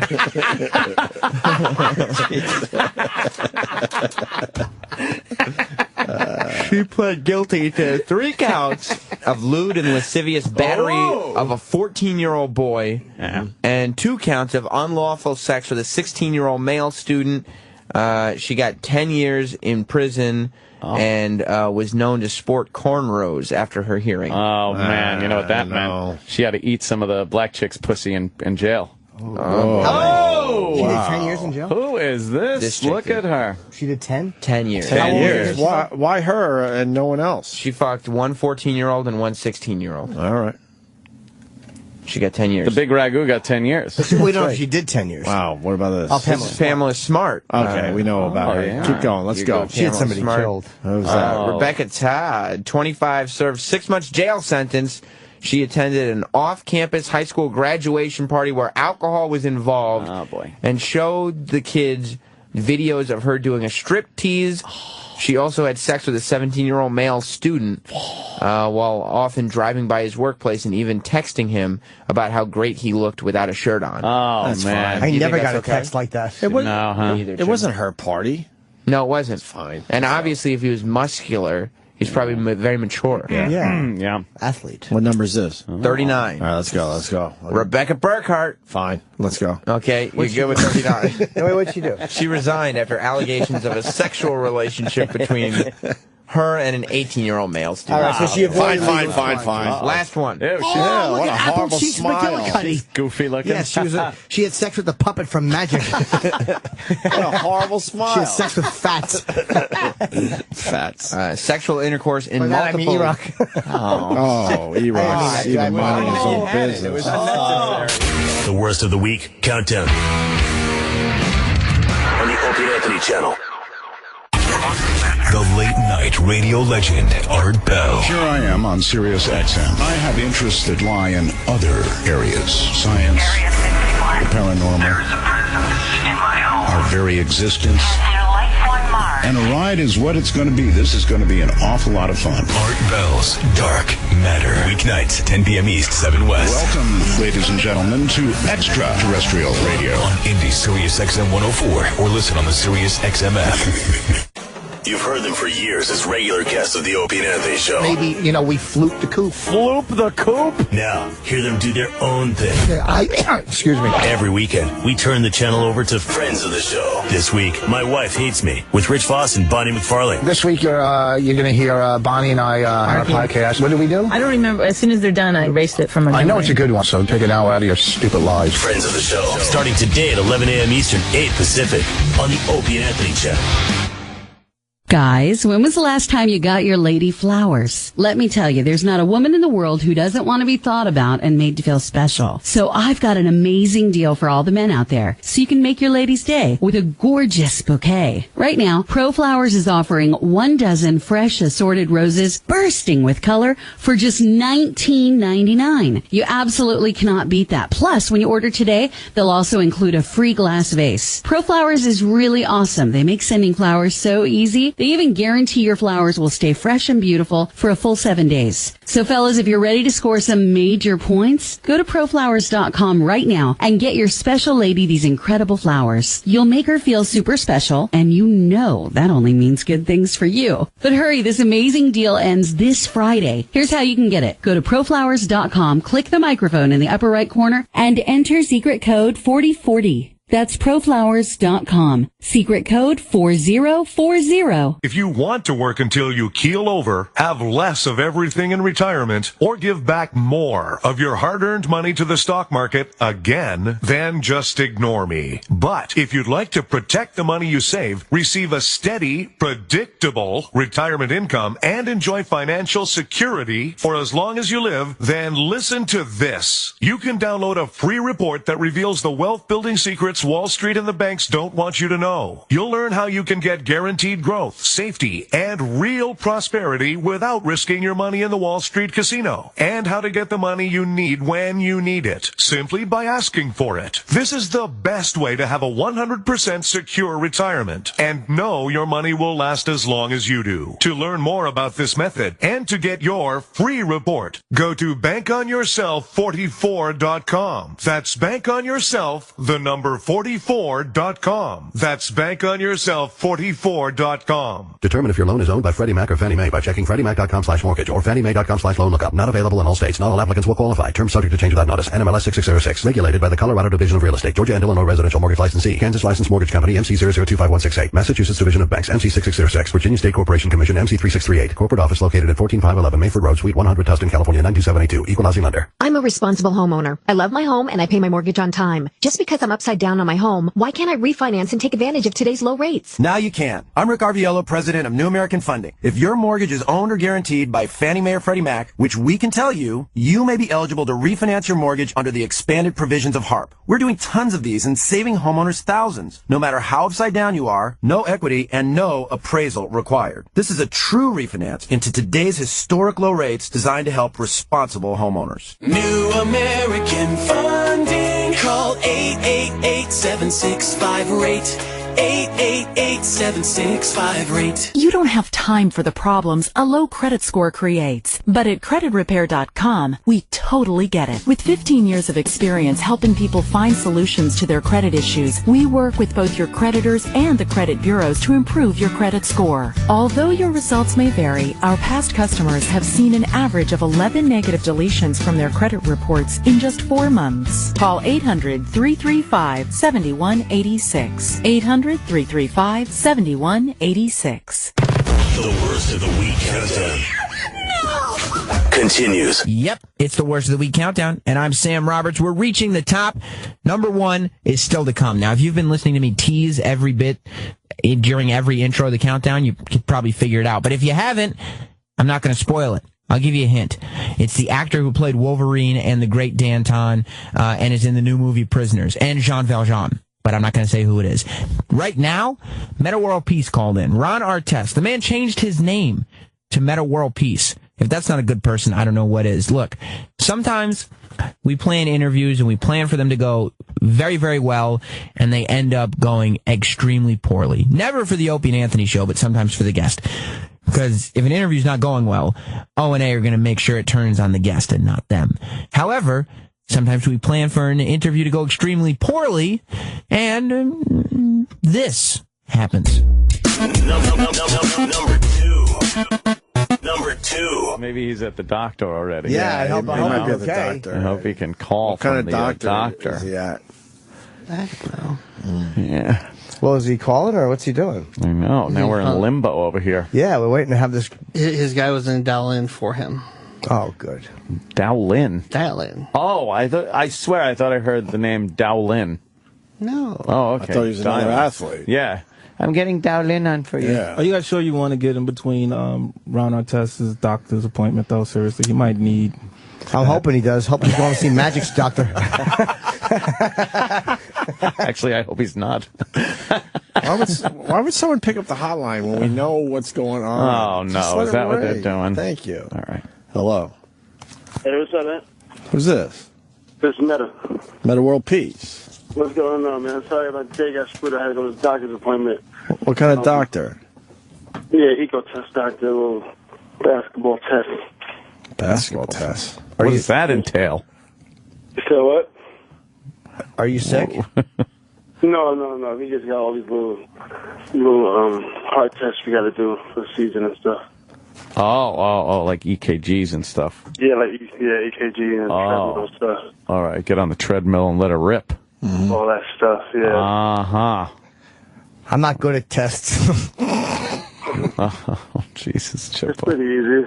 What kind of bums in? Yeah. Not that. It's pretty simple. So. Yeah. Yeah, we probably could have done that later today. Looking forward to getting you in the studio. Yeah, what happened? No, I'm coming through, man. I'm definitely hope today was kind of bummed. I apologize for today, but definitely I'm going to come to the studio. We're big Knicks fans, too, man. We might have to fucking start going to Brooklyn, I think, now. Uh-oh. Yeah, I'm going to Brooklyn. You know that. Yeah. Now, are they going to move studios? We've heard mixed reviews. Comment? You said what? Are they going to, the basketball court, are they going to move, like, whatever, you know? In 10 years? Yeah. I mean, I'm not too familiar with their lease agreement, with the city, but, I don't even know if they bought the building, but, I heard that they renovated. Mm-hmm. I stayed there, stage 2 right now, and I know when I got back to the garden last year, I was like, wow, it's a whole new garden. Right. Mm-hmm. It was pretty, just being from New York, going to the garden, I remember, like, little mice and little things running around. Oh, man. You would see mice running around? Yeah, they used to have mice, now they got deer. It's changed. Now they got little flowers, little plants and gardens. Yeah. See, fuck, you should have been in studio, man. We would have had a good time with you. What's going on with the book? You got a bed, like a kid's book called Metta's Bedtime Stories, huh? Yeah, it's kind of ironic that Metta World Peace, aka Ron Artest, have a kid's book. Everybody thinks it's very ironic, but I thought it was kind of cool, and I tried to make it as close to my personality as possible. Sure. But keeping in mind that, this book is for kids. Yeah. Yeah, but it's good. It's a way to try to get, fathers back, kind of, giving that little extra 5-10 minutes, to read to their children. So we made the book like short stories where... You got to find the fathers first.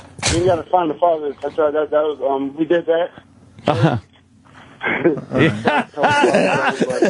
Gotta find them first, and then I went get them reading. One night, we went to a club down like 5 fathers.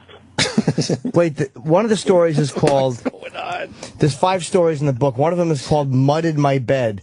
Now, is that a lesson about what I think it's a lesson about? It's kind of... We made it Mud in My Bed, short story, because we know once people read that title, they was going to think it was like doodle in the bed. Yeah.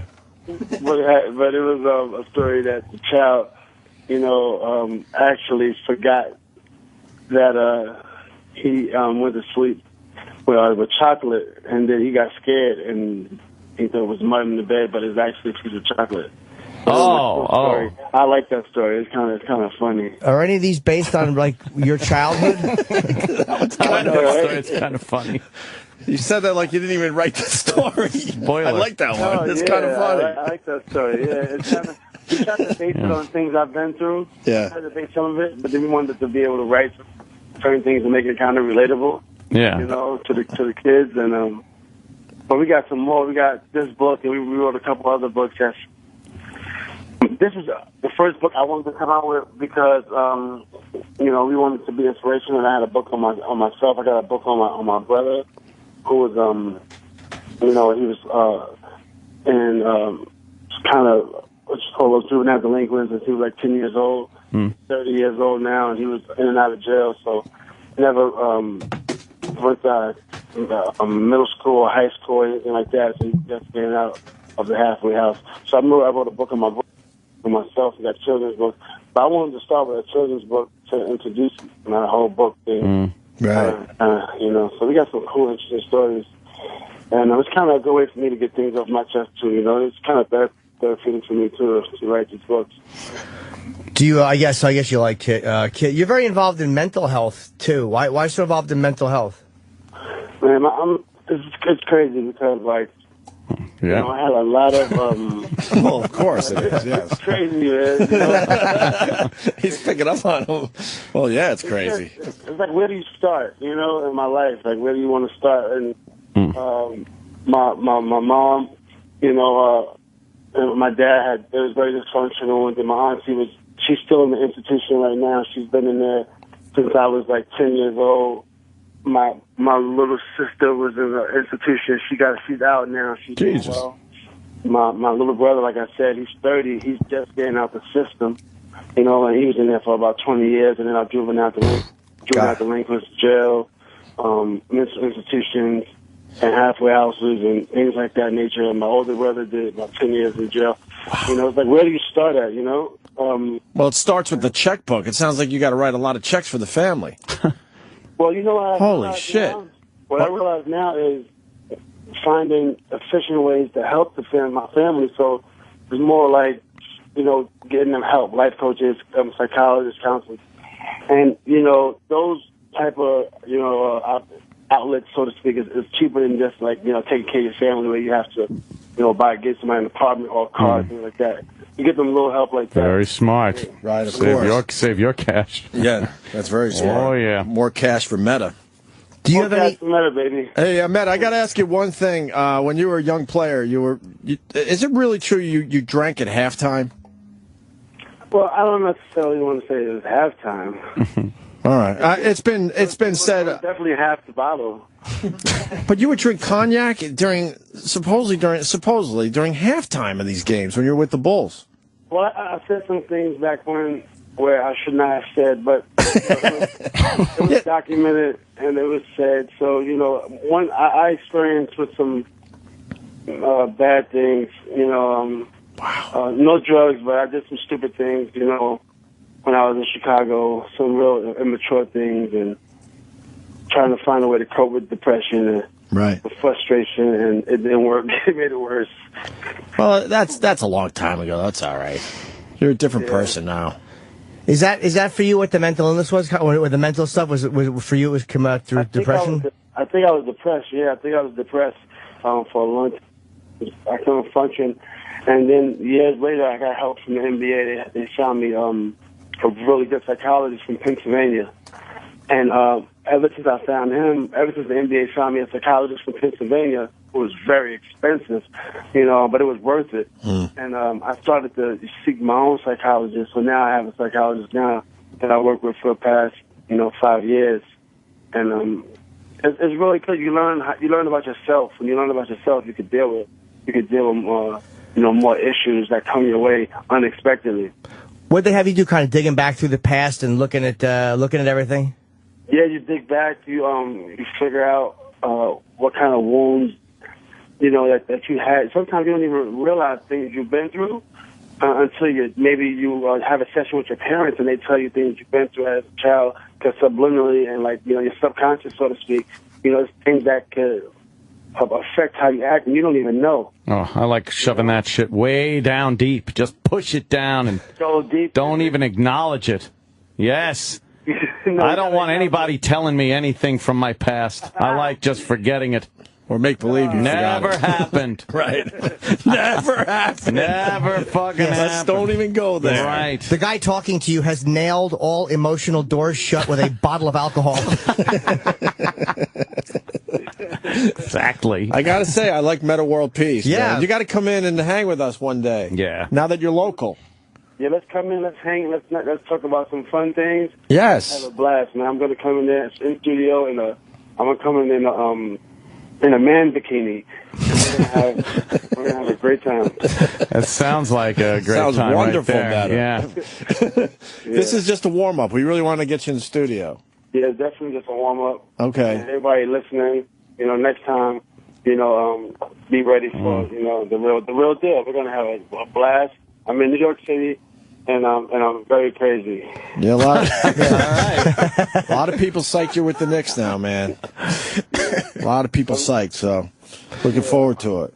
I'm excited to play in New York and kind of play and hear the fans go crazy, criticize the judge. I love New York fans. They judge so much. I love it. Mm-hmm. Absolutely. And, of course, we expect our free tickets. Thank you. I got some tickets. I'm coming down with some jerseys, actually, next time. Let's do this, next week. We would love it. Tickets. Let's try to work this out. We would love it. But you are promoting Metta's bedtime stories. We are promoting Metta's bedtime stories right now. And, briefly, we got the book. And, other than that, I like to speak to the fans. I don't like to do a lot of promoting. But I got something to promote. We talk about it. And then we move on and we have some fun. Okay, cool. One more question. Are you going to do stand-up again? Yeah, the stand-up comedy show is on the 25th at BB King's. Hopefully everybody come, and it's going to be a great time. And I just enjoy just being random and making people laugh. Do you have an act that you do, or you just kind of riff and then bring on the next guy, or what? How do you do that? Well, it just sometimes the crowd. You say a couple jokes and they want to hear you, and when they get tired of you, you just say, "Hey, coming up next." That's the best part of hosting it. Very smart. Yeah. All right. We'll let you go. You got that doctor's appointment. Wink, wink. But we'll see you hopefully next week. All right. Yes, sir. Hopefully I'll see you soon. Thanks a lot, man. Appreciate your time. All right. Take it man. easy. Metta World Peace, everyone. We couldn't be mean. He was way too cool. He's fucking funny, and he was way too cool. He didn't say free tickets and jerseys. No, he went from free tickets to free jerseys. I think. He said tickets again. He did. I thought he said I'm coming from Jersey. All right. He came from Jersey. I thought he said I'm coming from Jersey. I thought he said he's got jerseys. Yeah, he said he's got jerseys, and he said tickets at the end. Oh, okay. Wow, that guy's all right, man. I can't wait to get him in studio. It'll be a fun interview. Roland, we're fair now. He's wacky. The old show we would have just hung up on, but you got to at least give him a little chance. Yeah. And he was cool right off the bat, so what the fuck, man? What are you going to do? The worst of the week countdown continues. We have reached the top of the worst of the week countdown. I am Sam Roberts. Don't forget my show, The Sam Roberts Show, is on Sunday at 4 p.m. Eastern here on the Opie and Anthony channel. In the meantime, if you've missed any of this countdown, it replays and it's on demand and all that stuff. We reached number 1, Hugh Jackman, Wolverine, the Great Danton, Jean Valjean. He's one of the best actors working today. He's an A-lister, and he was in the Opie and Anthony studio, not only taking part in a fantastic interview, not only looking, smelling, feeling like $1 million, but also getting to sample New York's most famous pastry. Only on the Opie and Anthony show. It really is an incredible thing. Here he is. Ladies and gentlemen, Hugh Jackman.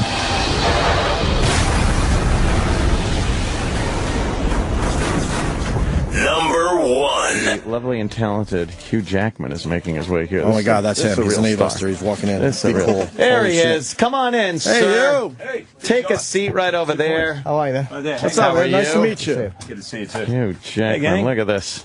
Is this all good? We're all good? We're all good. There's headphones if you need. If need be. I'm gonna hear you. We're not going to waste time taking phone callers when we have Hugh Jackman. Yeah, here. of course not. That's for sure. Screw the listeners. We want to talk to you. My God. All right, this new movie you're in, Prisoners.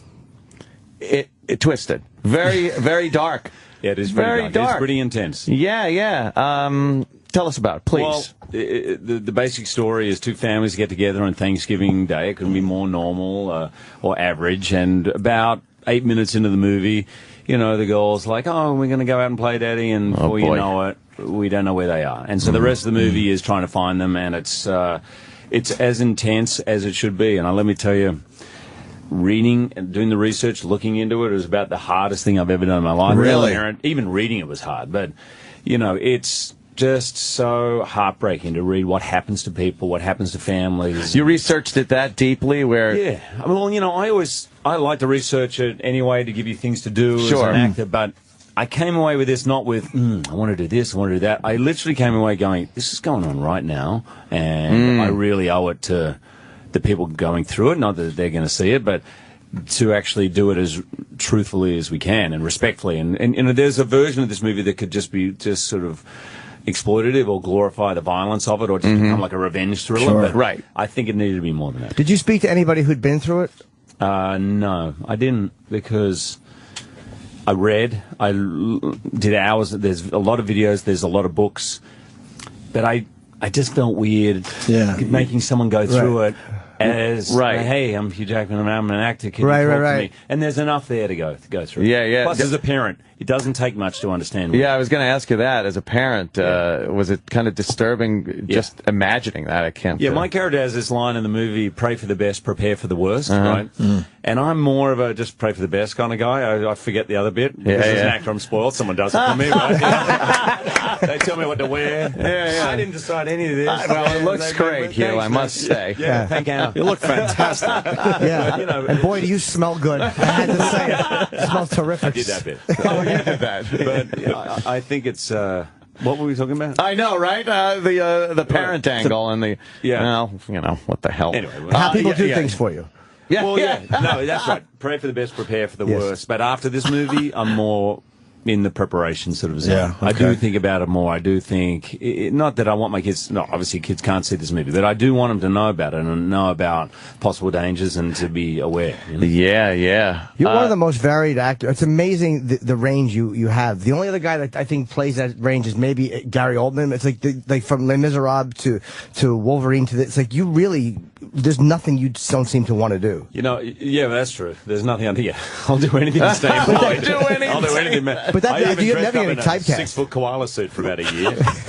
Promoting that. That was for $12 an hour. Trust me, I'll do anything. Really? Yeah, and the person before, I think, had thrown up in it. Oh. That was not... You're not worried about being unemployed? Hugh Jackman's not worried about being unemployed. Maybe Come not on. right now, but okay, you're doing good. That's how Oprah loves you. But people will never get bored with you, and they'll never get sick of you because you can't be typecast or like, oh, he's doing that again. It's always something different, which is amazing. Well, that's sort of what I love, and I think actually part of the good thing about growing up in Australia and getting into the business in Australia is there is no genre. There's no I'm just going to make a career in Australian action movies because there's one made every 3 years, right? Right. So you've got to do theatre, you've got to do everything. I mean, a lot of people don't know Russell Crowe did musicals in Australia when he started, and you know, we all do TV and whatever. You know. Well, yeah, he's got that band that he goes around with. Exactly, and stuff. Now, as far as music goes, was the acting or music first with you? It was acting. Oh, yeah. When I graduated, I did theatre school, like a straight theatre school. And where I was at, there was a musical theatre school as well. They're all still really annoyed with me. You know, like, man, we did that bit. What are you doing taking our jobs? But when I first went for a musical audition, I thought my agent was on drugs. But, you know, I was straight out of school, and I was like, yeah, I'll go for anything, you know. And that was Beauty and the Beast. It was Beauty and the Beast. Yeah, and they couldn't find a 6-foot guy who was sort of big enough to play the part, and so I went in and went for it. Did you just have to sing in the room cold? Mate, luckily I read first, and I remember it very clearly. I had to read the scene and then sing. And when I read the panel, I could see they were like, yeah, this could be the guy. Oh, God, he better be able to sing. Oh, no. And I could see their faces fall like, And so I'm the only actor, I think, ever in professional history to have it in his contract that I had to have a singing lesson once a week. And they paid for it. Wow. So for 12 months, I had to go and do it, and I had to check in, and I learned how to sing during the show. Because you did. You're like, obviously, we've seen you on the Tonys and stuff, and you do a great job singing. And that wasn't, I thought that was like kind of a natural ability. No, learned. No, you had to. All learned. Do you know how good looking you have to be for them to go, hire him, we'll teach him to sing? You don't think they would teach you to sing, Jimmy? No, not even if they needed like a mushy guy who blinks a lot and sings, would they hire me to sing? And by the way, the mushy? Just me. I'm just mushy. Mushy. Oh, he thought it meant so. He was hoping it didn't mean what it actually meant, which is physically fairly disastrous. And the Tonys is alive. Yeah. How horrifying is that to? The first time I was pretty freaked out by it. Yeah. But I'd done a lot of theatre. That sort of was my background. But the great thing is you walk out to 7,000 people at Radio City Music Hall, and they are just so excited. I mean, I did that 3 years in a row, and then I was asked to do the Oscars, and I never would have done the Oscars if it wasn't for the Tony Awards. But I always remember the crowd in the house is just so there for you. They're so up for it. It can be really deceiving because you can be bombing and you won't know. You really don't know. And remember the Oscars? Remember that famous Snow White Rob Lowe thing, right? Everyone says is the most disastrous opening of the Oscars. Right, yes. And people say, watch this as what not to do, right? And I watched it. And at the end, standing ovation from the crowd. And literally, when I did my opening of the Oscars and they stood up, I was like, oh, shit, Snow White. It's over. It seems really hard at award shows, too. They a lot of times they have very scripted things that they're reading off teleprompter. And it just seems like a really hard thing to pull off. Like, even for great actors, it's just like, so what do you think it'll be? I don't know, Betty. What do you think? That seems it's really cringing sometimes. Yeah. No, And people, the worst thing you can do is people throw the writers under the bus. Like actors, don't you hate that when actors, they haven't prepared, they haven't done anything, so they're doing the squinting. Roll. Yeah, oh, the writers. You know, I'm like, man, John Travolta taught me this. He said, there's kind of he says, when you turn up, you turn up. If you're not going to turn up, don't go. Right. And he said there's a kind of trend sometimes. Some people think it's cool to mumble and make it look like you don't care, or I'm not part of this teleprompter award thing. And he goes, if you like that, you don't go, man. You know, people are at home. You're part of showbiz. This is showbiz. Yeah. So if you're not going to do it, don't. I think he's right. So be professional. How long was that last? Sorry, Ann. How long was that last opening number for the Tonys? How long did that run? That was a. As far as Neil Patrick Harris? Yeah, Neil Patrick Harris. Yeah, how long was that? That went on for like a while. That was like how long of a rehearsal would somebody have to go through to have that work? I got to tell you, Neil. I know Neil because He's I amazing. did a little part with him in it, and he literally moves his whole family to New York for 5-6 weeks before the Tonys. I hope he doesn't mind me saying this. 5-6 weeks, he watches every show. He starts looking through. He starts, and we did a bit together, and we didn't really know what it was, and he kind of made it up. He actually devised the whole thing. So he works really hard at it. It's a good solid 5-6 weeks. Now, when you watch something like that, will you go like, all right, I don't want to host anymore, or will you go, okay, or you watch it and go, I'm going to be better than that when I do I certainly don't think I'm going to be better than Neil, because I think that guy's owning it. I think that guy is. That open was ridiculous. He's fantastic. It was unbelievable. He's great because he can sing, dance, but he's quick and funny, and he keeps it going during the. I think he's right up there with the Billy Crystal, to be honest. I think he's great. Yeah. But I often think I'd like to do it again. But, maybe I'll just put a few years in between Neil and myself. You wait for someone to really bomb, because it'll happen. I'm smart enough to know. Don't go straight on up to Neil. Hey, as far as working out goes and stuff, you've been on screen where you look slight, and then you've been on screen where you look like you've been. Yeah, you're an Olympic weightlifter. Are you talking to me or Hugh? Jimmy Norton. Okay. Yeah, of course I'm talking to Jim. What kind of regimen do you need when you're doing like Wolverine and? It's now I know what it is. It's taken me 7 movies to really work it out, but it's really you need a year. A year. Yeah, you need a year. I'm 40, about to be 45, so. You just can't change your body that quickly if you want to put on muscle and keep fat off. It's relatively easy to put on weight, muscle, and fat at the same time because you just eat everything in sight. It's kind of fun. Yeah. Really, they say 1 pound of muscle a month is all you can gain if you're not going to gain fat. Wow. So you need, go put on 15, 20 pounds of muscle. Wow. And so you need 3 hours a day. You need to eat 5,000 calories a day, a very strict. And 3 hours in the gym a day? What's that? 3 hours of the gym?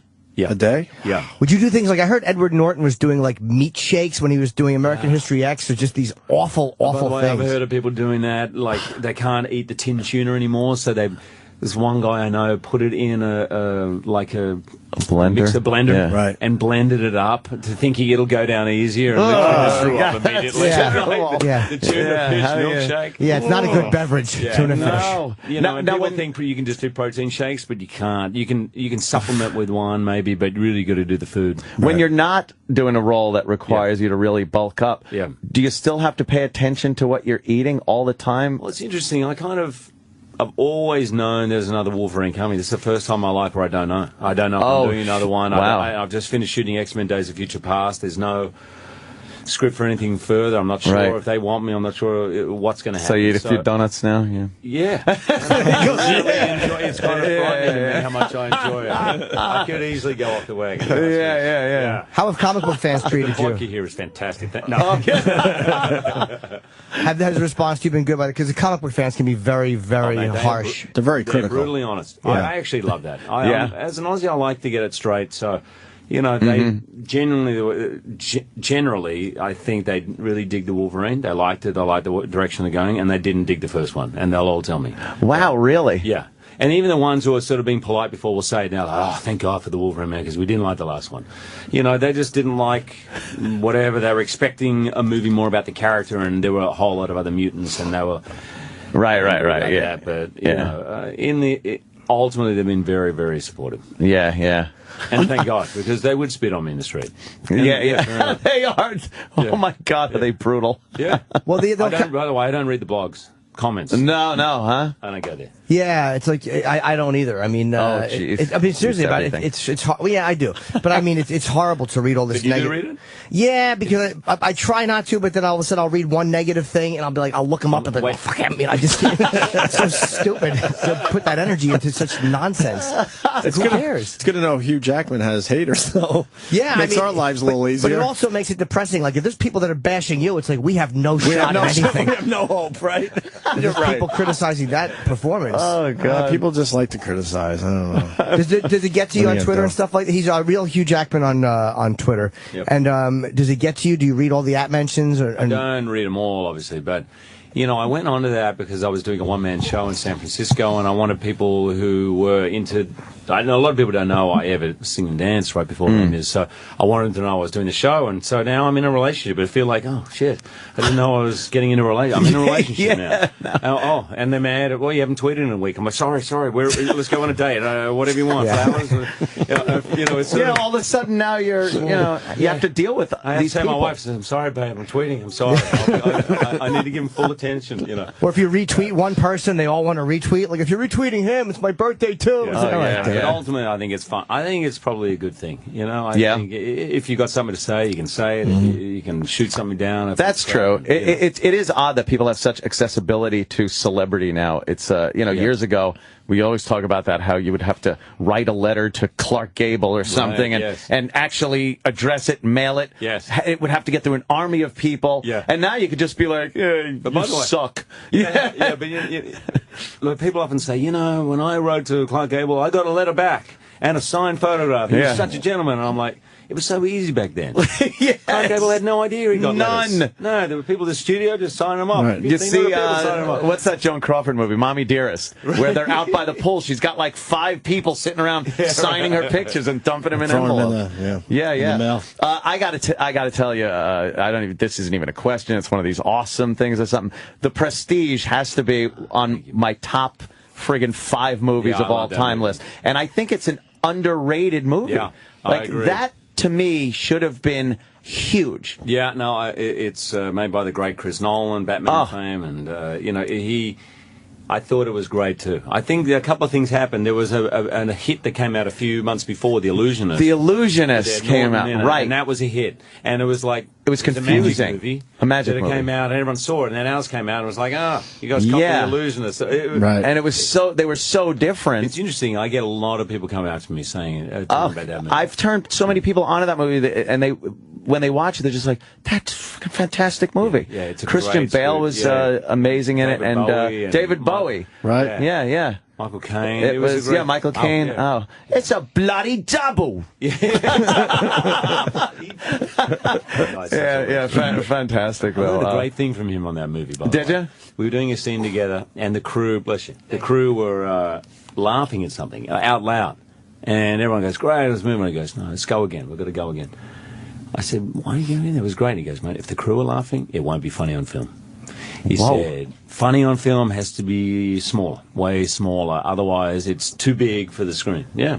And then he just said, what do you know? I said, man, people are laughing. I'm there. I'm done.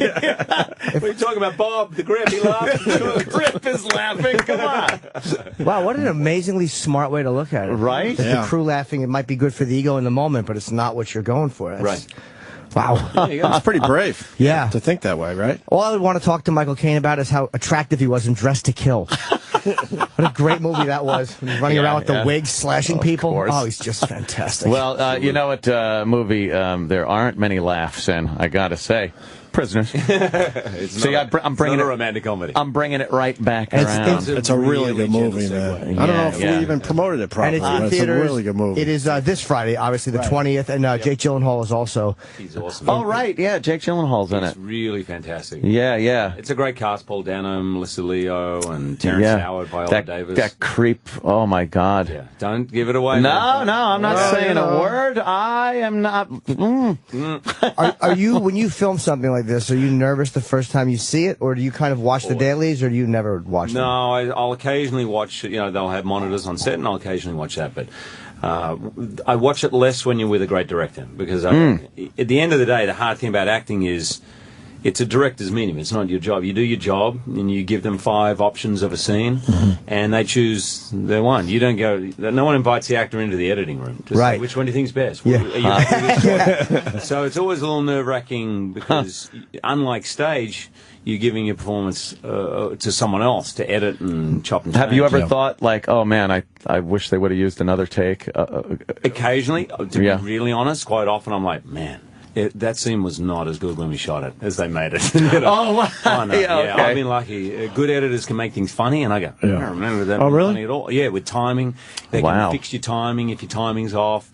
They can cut things that really don't work. If your acting sucks, they just play on the other actor so no one notices, They're the most underrated people in Hollywood, by the way, our editors. Yeah. The most difficult thing is that. Breaking news. We heard you want a cronut. This is a cronut creator. Are you kidding me? No, Dominic. He's the guy? That's the guy. This is so bizarre to me, because I go past your shop and they are around the block, and I think, I wouldn't mind one, but I'm not going to wait there for anyone else. Exactly. In fact, did you come to me? Told you came to the bakery. Huh? So many people told Oh, no, I go by there many. No, what happened was, at one point I wanted one, and I went there, I was waiting, and then someone waited for me and all of that. Oh, okay. Someone actually who worked with me went to go in. Sorry, guys, we've hijacked the show. No, it's great. How many cronuts are there, by the way? There's 3. Well, this is awkward. Oh boy, there's 4 really people. awkward. Please. You take Oh, really? Have a cronut. With the fig.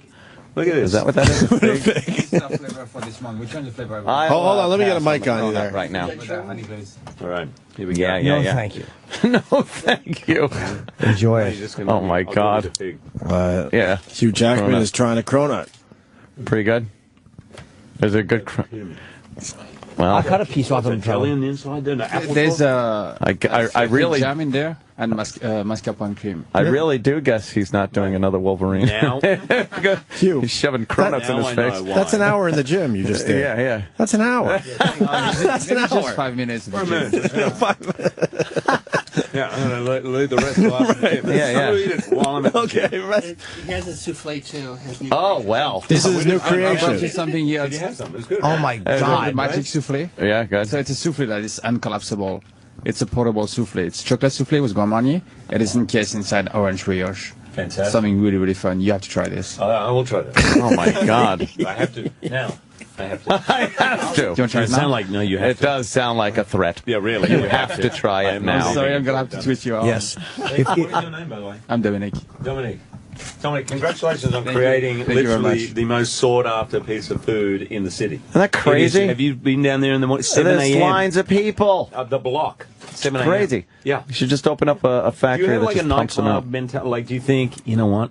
We really, we could have them all in the shop, and I'm going to keep them out there waiting and just Rope the create place off. Yeah, rope it off. Well, we keep creating pastries all the time, and we are getting more and more people every day. So Only it's invite in like the beautiful keep everyone people. excited, Yeah. and that's just love it. I can see why they're excited. I'll be honest, that was really fantastic. Yeah. The cronut was fantastic. Yeah, that was fantastic. Yeah. It's worth the wait. Yeah, it was a damn good bite of food. Well, we didn't have to Damn wait good. though. Now, this I can That's pick the up. souffle. This you can pick it up and just like. The hell is it? That's the new creation from the cronut guy. It's a. It looks like something. Oh my it looks like God, something look the at great the inside of that. Danton would use. Yeah. Thank you. It's- Cheers, man. Cheers. Cheers. oh, look at that! Sharing a souffle. The magic. Is it souffle. good? That was really cool. The portable souffle. Wow. Wow. See, that's now I've got something to take home that my family can be happy with. That's another hour in the gym, though. Yeah, You're going to be at the gym all day now. Just another 5 minutes.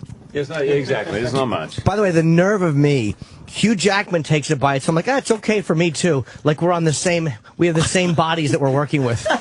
That's what you do. Well, I'll eat something and I'll see somebody in perfect shape eat it. I'm like, oh, if you can have he's eating it, I can, sure. you know. By the way, I'll tack do on a a few couple of pounds. tips I learned about this. Yeah. Statistically, if you go to town for breakfast, like people go to town for dinner. Yeah. And it is so much harder for your body to come back from that because you're going to sleep, right? So you can never metabolize. But you can almost, like if I'm on a vacation, I have to stay in shape, I'll go to town at breakfast. Yeah. And then the rest of the day stay good, and your body will be fine. You won't change. Are you good at making yourself like go to the gym if you don't want to? Because I found that if I don't have something scheduled, I literally will find a way to not do it. Well, if I was in your shoes, I wouldn't go. But you got to remember, on May 28th, when the movie comes out, I'm on a 40-foot screen, and people are, and then I'm like, I really should have gone. So it's total fear. Have you ever seen yourself? And not like what you saw? Watched the first X-Men, because I had 3 weeks to prepare for that. There's a scene in the middle of that, which is we shot first, me going down that blue hallway. Yeah. Trust me, there is nothing superhero about it. And the director told me, he didn't tell me at the time, he said, yeah, man, I had to shoot around. I was shooting up, we're getting a glimpse of the shoulder. Really? Yeah, I was a little flabby. I'm going to have to watch that. Right, and so what he did was, he goes, the first scene in the cage, I'm going to shoot that the last day, and you got 4 months, man, to get into shape. And I said, yeah, but people are going to get to the middle of the movie, they're going to see that thing. And he goes, no, that's not how it works. The people's minds... They'll love you already. No, they only see the first image. So no one, even people who've seen that movie, remember me in that first image, right, from the cage, and they don't even think about it from that moment on. That'd be funny. You watch it now and realize you look like John Candy. It's like, wow, he was jeez, I never noticed. They're saying he has to. Yeah, he's got to go. Of course, he's very busy. This was great for us, man. Trainer. They're feeding him. All my work's being undone. Right, exactly. They're feeding him. Get him out of there. Hugh never wants to leave. Hugh spent like 4 hours with us. He's coming back tomorrow. And it's real Hugh Jackman on Twitter. If you want to, I'm also promoting cronuts. Let's be honest. Yes, well, of course. You pretty much did a commercial for the guy. Yeah, amazing. I'm not lining up ever again. I want you to know that. Yeah, I'm coming to the front. Are you sure not? No, I'm going to come. I want you to say it now on air. I can come straight to the front of the line. I'm sorry, you can't get it. He's that guy. That's ridiculous. I'm going to tell you, I love not you even Hugh Jackman. I think that's cool. That's damn. Cool. That's the best we got from last week. I mean, that's the best we have from the past week. The Opie and Anthony Worst of the Week countdown is available whenever you want it. SiriusXM.com/on-demand for details. This is the Opie and Anthony channel on SiriusXM. Have you ever wanted something so bad that you do just about anything for it? Well, that's exactly how we feel about you. That's right. AdamandEve.com wants you so bad. We're giving you 10 free gifts with your first order. You heard me right. That's 10 free gifts to spice up your love life. First, you'll get a sexy surprise for her. Second, an adventurous toy for him. And third, a little something we know you'll both enjoy. Plus, you'll get 6 full-length adult movies on DVD. And number 10, free shipping on your entire order. That's 10 free gifts for you shy types who've never tried Adam and Eve before. Just go to AdamandEve.com and select any one item. It could be an adventurous new toy, a sexy piece of lingerie, or anything you desire. Just enter offer code DOLL at checkout, and you'll get all 10 free gifts, including free shipping. That's offer code DOLL. That's DOLL at AdamandEve.com. My tablet, my phone, my laptop, and my TV are all telling me how easy and fun dating is. That's great, but here I am stuck with my tablet, my phone, my laptop, and my TV. Call It's Just Lunch. Our matchmakers take the time to get to know you, then match you with women we think you'll be crazy about. We even make all the arrangements for a great lunch date or drinks after work. Wow, there's no app for that. It's Just Lunch. A smarter way to date. Call It's Just Lunch at 1-800-95-LUNCH. 1-800-95-LUNCH. Hi, it's Mike from DollarShaveClub.com. We ship amazing razors for a few bucks a month. Dollar Shave Club saves you cash, but it also means you avoid the drugstore and getting rung up by First Day Dwayne. After I scan the item, press subtotal. Mr. Peppercorn? Assistant Manager Peppercorn? Manager Void at Register 3? Avoid the drugstore and avoid First Day Dwayne. Shave time, shave money. Join DollarShaveClub.com. Mr. Peppercorn? Hey, Dad, listen to this. Now that we have the Hopper from Dish, we have commercial-free TV. Commercial-free TV? How much extra do they charge for that? Nothing. It's free with the Hopper. Commercial-free TV? For free? Do we still get paid for doing these commercials? Yep. Hot dog! Instantly skip commercials. Only with the Hopper from Dish. Call Dish at 1-800-WATCH-TV today. Commercial skip feature only available for playback the next day of select primetime shows and must be enabled by the customer. Monthly DVR and receiver fees and other restrictions apply. Call for details. When someone calls your business, what happens? If you had a phone number from Grasshopper, they'd hear your professional main greeting, and extensions would forward to your mobile phone, so you never miss a call. With Grasshopper, you can even have a multi-city presence. Get phone numbers in LA, New York, Miami, anywhere. Join over 100,000 businesses who've sounded more professional with Grasshopper. Find your perfect phone number at grasshopper.com. Grasshopper, the entrepreneur's phone system. Now at PlanetFordUSA.com. Choose from over 10,000 Ford vehicles at the lowest available prices in America. PlanetFordUSA.com. Rapid credit approval. Easy purchase process. Express delivery anywhere in the nation. Dependable service. PlanetFordUSA.com. Number 1 in Texas. Top rated in the USA. With over 500,000 new Fords sold, we make it easier than ever to buy your next new Ford car, truck, or SUV. Do it online today at the world's first and foremost Ford clearinghouse. PlanetFordUSA.com. Feel like telling someone to fuck off? Fuck yeah. I like where this is going. Call the Opie and Anthony FU line. You can do anything. You can literally do anything you want. Say something. Do what you gotta do. 866-FU line 1. That's 866-FU-LINE-1. Fun stuff. That's genius. Amazing. I love it. It's the Opie and Anthony FU line. And if your call doesn't suck, it just might make it on the air. Fuck yeah. This is Friends of the Show. Friends of the Show. Audio entertainment courtesy of the people you hear and hear about on the Opie and Anthony Show. This week, Rich Vos and Bonnie McFarland podcast, My Wife Hates Me. Bonnie just finished up her week at the creek. How did that go, Bonnie? My week at the creek. How did that go? It was good. It's really good. Very useful. Worked out a lot of new bits. Got a lot of new bits in my act now. A lot of new bits. A lot of new bits. What was the highlight of the week? I don't know. I don't know. Well, you got to know the highlight. What, Keith and the girl came. That's a pretty big highlight. 2 different nights, yeah. Famous podcast. Yeah. Keith and they're both very, very nice. Kemda. I think it's Kemda. Kemda, who's very nice, very supportive of comedy. They're both very supportive of comedy. So they stopped by, and John Truson, booker for Governor's Comedy Club, stopped by. Yeah. With Tim Gage, cousin to Colin Quinn. I mean, who also did a week at the creek? Who did? Tim Gage. He didn't do a week at the creek. Yeah, he did. A couple weeks before me. He did a week at the creek? Why are you so... He did a week at the creek? An hour? He did an hour? I guess so. He's a funny dude. So you had... I didn't really do an hour every night because I started late. Sometimes I had people do 10 minutes in front of me. I opened up in front of you one night. One night I went 10 minutes short. Yeah. Because it's a weird room. It's like it's not like a comedy club. Like you go to a comedy club, it's a different energy. It's more like laid back. I can't explain it. Yeah, you're just like reading your jokes off a paper or something. No, you were. Like when you're practicing new ones, you were reading them off the No, but I'm saying even if you weren't, it's got that feel of like very sort of like coffee house or something. And then all the, then you did a couple other hipster rooms that you, I was so Brooklyn's a weird place, man. It's like, so it's almost like third world, but with like a lot of entitled white people cruising around. I don't even do those rooms, and I don't like them because I don't like the attitude. Although I like the Creek and Cave when I went on there. It's a funny attitude because they're like, it's almost like, I don't know what they're not used to real funny.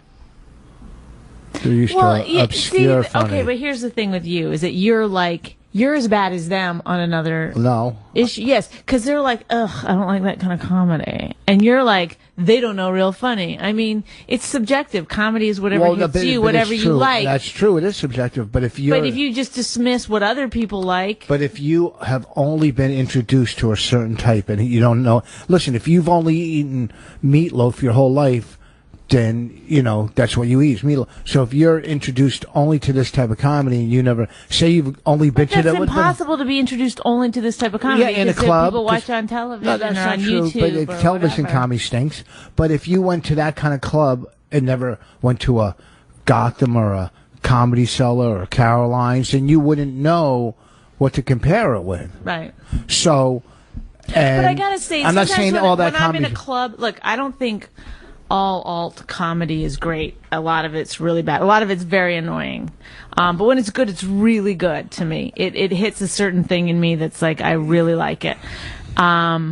They're mean The audiences. same thing happens when I go into a comedy club, though. Sometimes I'm sitting there watching the MC or the first act on or whatever, and I'm like, why are these people just sit, like, I expect the audience to get mad, like, well, I'm not going to sit through this. Yeah. Like, I'm thinking, like, what are they thinking? Like, There's stinkiness in both. There's stinkiness so everywhere. There's stinkiness everywhere. So It's a there's good and stinky- bad in both groups. Right, you should be. You should. And I'm sure people watched me and thought, like, ugh, on both sides of it. Oh, don't bring me into this. I didn't. Oh. I actually used the term me. I was saying I was one of those people that watch you, dummy. Oh. What I'm saying is, people don't expand. Thank you for calling. Thank you for insulting me and calling me dummy. That's a double insult. People don't expand the horizons. Really? Is it Did horizons? do you think you just invented the term? You think you're helping people understand what double means? What was the thing I came up with the other day? That's called the double insult, everybody. What did I come up with the other day? You said that's been around forever in the car. Yeah. It's unbelievable that I said, what's a term for I was trying to think, because here's how I'll set it up. So we were listening about the Chelsea Manning thing, where the guy who went to jail for the WikiLeaks, he is now she. I mean, he wants to be referred to as she. And they keep saying that, you know, Chelsea Manning has gender dysmorphia, which I was saying dysmorphia makes it sound like it's like a bad thing, like it's a disease or something. It should be something more positive. And I asked you, could you think of a term that might be funny that I could use in my act? And Rich said, gender bender. And I go, oh, did you just make that up? Like as a joke? Because obviously everyone's heard the term gender bender before. And he goes, yeah, I just made it up. What does gender bender mean? You made it up. You don't know? No. In your own mind, what did you think when you thought you were making it up? I can't believe you've never heard the term gender bender before. I knew I wasn't making it up. That's been around for a million years. Okay. It's bending your gender. It's going to the other side. You're a gender bender. Right? Well, okay, so now explain to me, why did you pretend that you made it up? Because I was all joking. the way until right now. Because you go, you made that up. I go, yeah, and then we dropped the subject. We No, didn't no, discuss no. I it asked for 3 you. days. No, I did ask you a couple No, times. no, I you was didn't. like, Well, did so- you really think? And then we drove away and we forgot about it. We didn't bring it up during meals. You really committed to this joke. Hilarious. We didn't like the other day during dinner. Oh, by the way, do you still believe you made up gender bender? You know. Now Bonnie can discuss, and I like to, you know, I don't. Sometimes I find I don't ask Bonnie enough questions, and it's not fair. Oh my God! I Do find you that. you decided that yourself? Yeah, sometimes I find You I didn't have someone else, an outsider, telling you. No, I don't listen to outsiders. really? I make my own decisions. Oh, really? Especially when it comes We were to. in a meeting. They said they'd listened to 5 or 6 of our podcasts, and they said, you know what? You No. don't ever ask any questions. That's not true. I don't. I wasn't. I didn't even hear that in the meeting.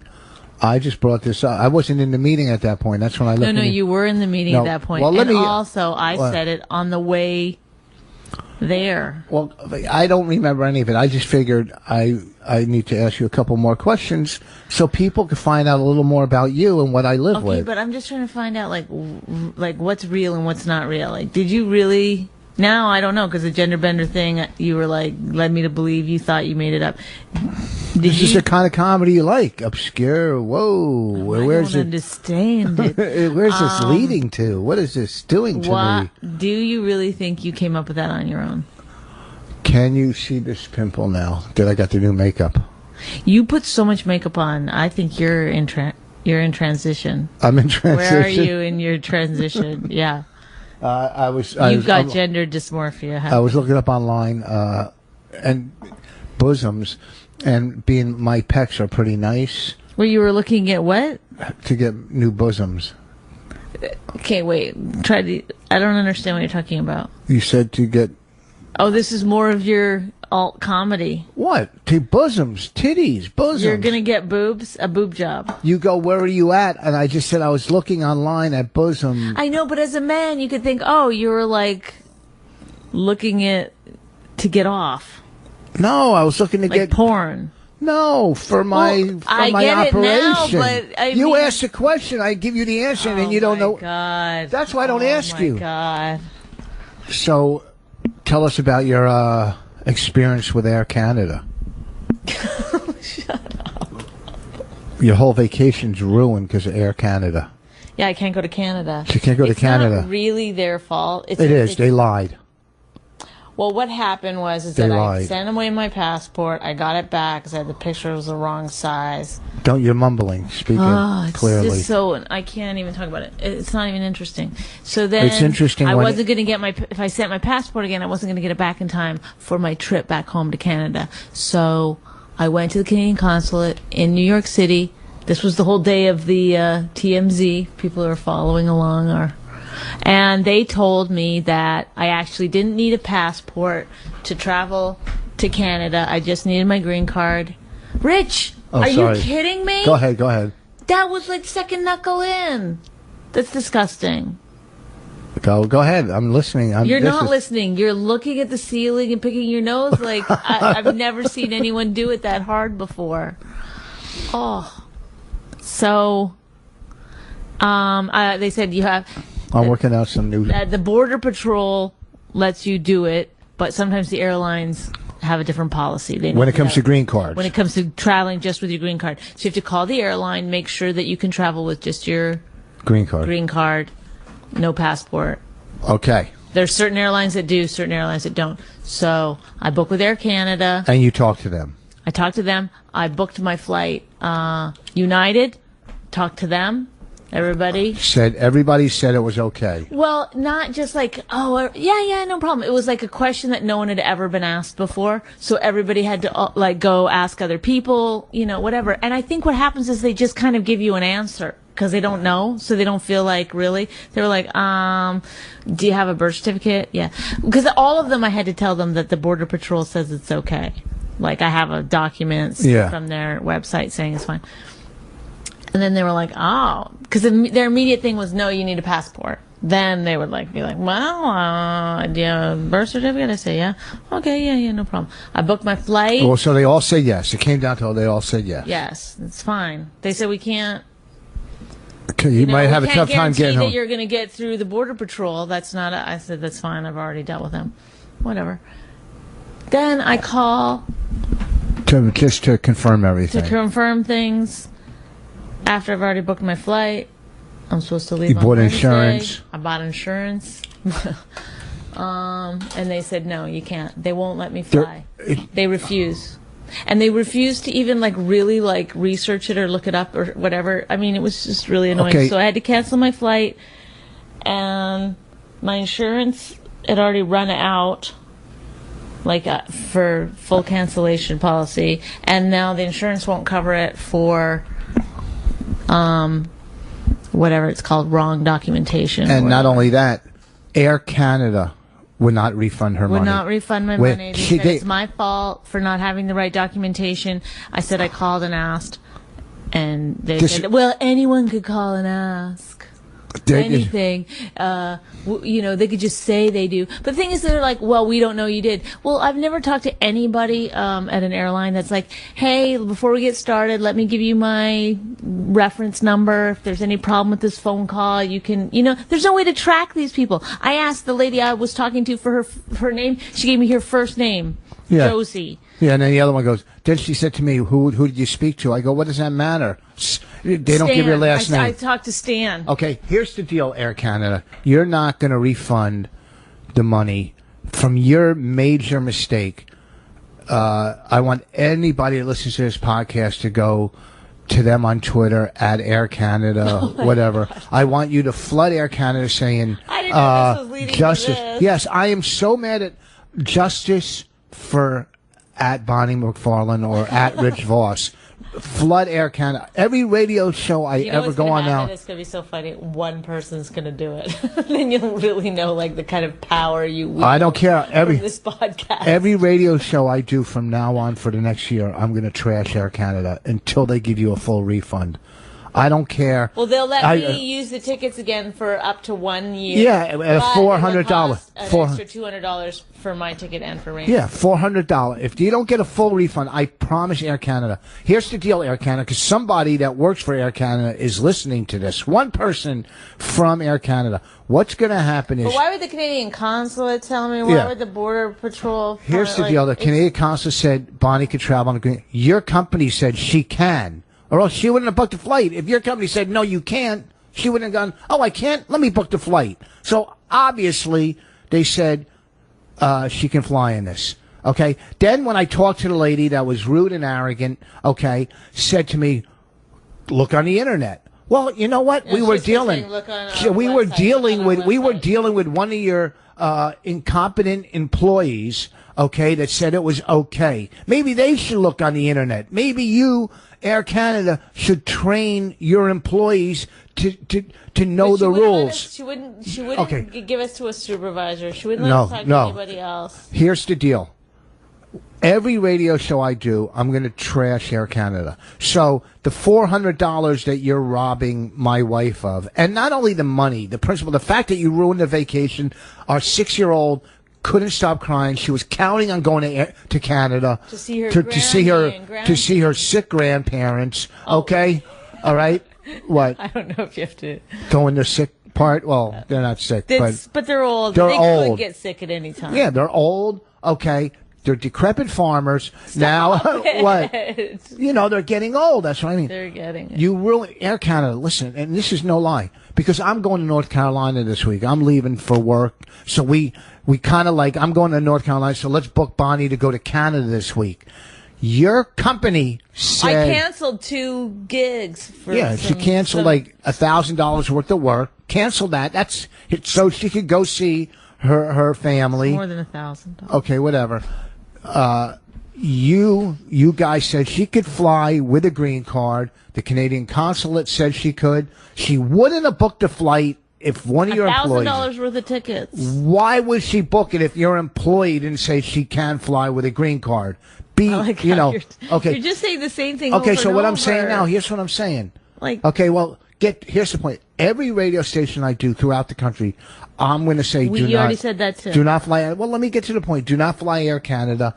I'm going to tell them the story as much as I can get out on radio. Okay, and I promise you're going to lose more than $400 worth of travel. Okay, from the people, because people furthermore, I'm going to start a. Don't joke about this. I'm furious. I'm so mad that I can go get something to eat right now. You hit me. That's how mad you were. You took it out on me. Air Canada. Everybody is so fed up with how they're being treated, not only by airlines and corporations. So rude. But she was so rude to me. I understand why because I wasn't like angry, but I was like frustrated because I couldn't get her to go check with anybody. Put the mic closer to you. And then she was getting really, she just kept going, look on our website.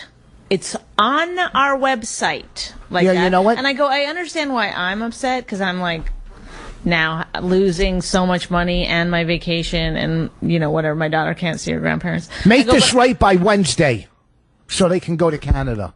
Go ahead. I'm telling Air Canada, make this right by Wednesday. I understand who you're talking to. I'm so mad. But I'm in the middle of a thing. No, it's I'm sorry. I didn't mean, I'm sorry. I get caught up in this.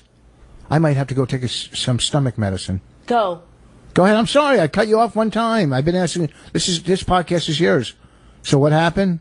No, it's stupid. I'm not going to now, and then let me finish this boring story that I had. It's just rude. I made a mistake. You're rude. I'm not You're rude. as rude as Air Canada. And then he takes the phone from me and starts yelling. I was didn't like, yell at her. Please don't yell. I didn't yell. I know, I held but back. you were like, "Blah, blah, blah, blah, blah, blah, blah, blah." No. Okay, here's how it's going to go down. no. You know who you sounded like when you get mad, by the way? You sounded exactly like the guy Listen, who does the impression of you. Here's what...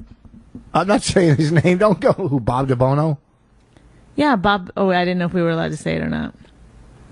Why couldn't we say that on our podcast? Bob DeBono does an incredible impression of Rich, and sometimes when you get mad, it's really good. And when you get mad, you sounded so much like Bob DeBono doing an impression of you. It was ridiculous. Here's the thing. Here's what this lady told me when I got on the phone. This is what she said. Your wife made a mistake. Well, okay. And I said to the lady, I said, if my wife made a mistake, okay. You said if it's possible that she made a mistake. Couldn't it be possible that one of your employees made a mistake? And she wouldn't answer me. Good point. Well, I said, you believe me, right? Yeah. And she was like, I am not allowed to say whether I believe you or not. Here comes Raina. Raina, come here. I got to ask you about. Oh, come on. Were you sad? Come to my mic.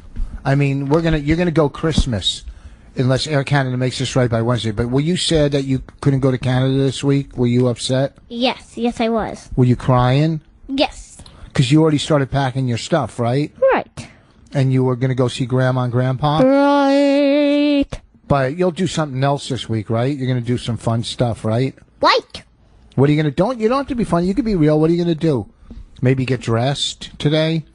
Nah, I don't want to get dressed today. You just want to walk around like that? Yeah.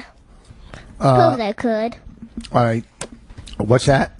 So I suppose I could. What, you going to go outside like that without a shirt and pants? Just underwear? Yeah. You would go outside like that? Yeah. Okay, right now we'll open the door and you'll walk right out there like that, out in front of the house? Yeah. In just your underwear? Yeah. Okay. I'm going to go open the door. And you're going to do it? Right. If she would do it, she doesn't care. I would do it. No, she wouldn't. Yes, I would. Why? Because you can't go to Canada? You're starting to do crazy things? Yes. Yes, I did. You know who ruined this trip for you? An airline called Air Canada. Tell them, say you're mean, Air Canada. You're mean, Air Canada. I hate you, Air Canada. Now go upstairs and pretend. You know what? Go upstairs. And take your dolls and stuff and pretend you're in Canada playing with all your friends up there. Nah. All right, scram. Beat it. Bye, everybody. See you. But you don't nowhere. You don't say everybody. Why? Everybody's not listening to this podcast. I'm so mad at that. They you know what it is? You have no say. They're holding everybody hostage that flies now. It's like... It's almost like a dictatorship. Yeah. And it's almost... Did you ever see the movie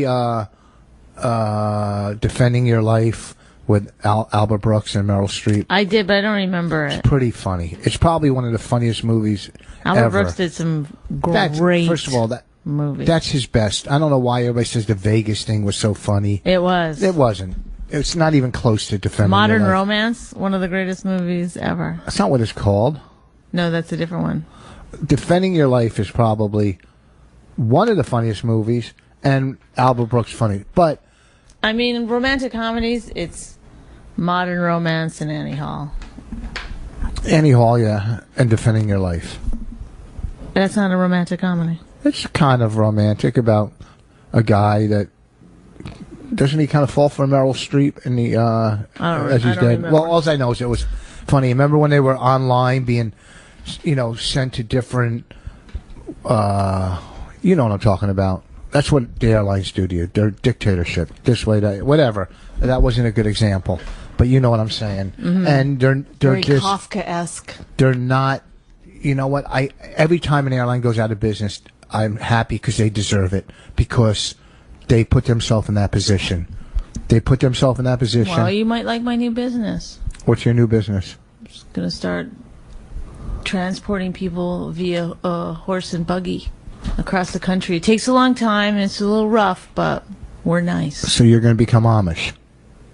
I think that would be a good... Can you imagine if that was like People would do that. If you're like, hey, it's a horse and buggy trip across the country. People would do that. It's like glamping or something. They're like, oh my God, how quaint, it's wonderful. I'm going to do it. Yeah. They don't realize they're like, I'm too upset lose to move 2 on. vertebrae on that trip. So what else can I ask you? What else? When are you going to get your other tattoo? Me? Mm-hmm. I'm going to get my other one. He's got a pinup girl with a Golf club. She really looks like a good golfer, I gotta say. And I don't know how she swings with those boobs. It's a pinup girl. Well, Then the other one on this arm is going to be the pinup girl swinging the club. That's all. It's not a another golfing pinup girl? Yeah, right here. I thought it was something else. No. Weren't you going to do a bowling one or? No, I don't bowl. Darts? How about a pinup girl shooting a bow and archery?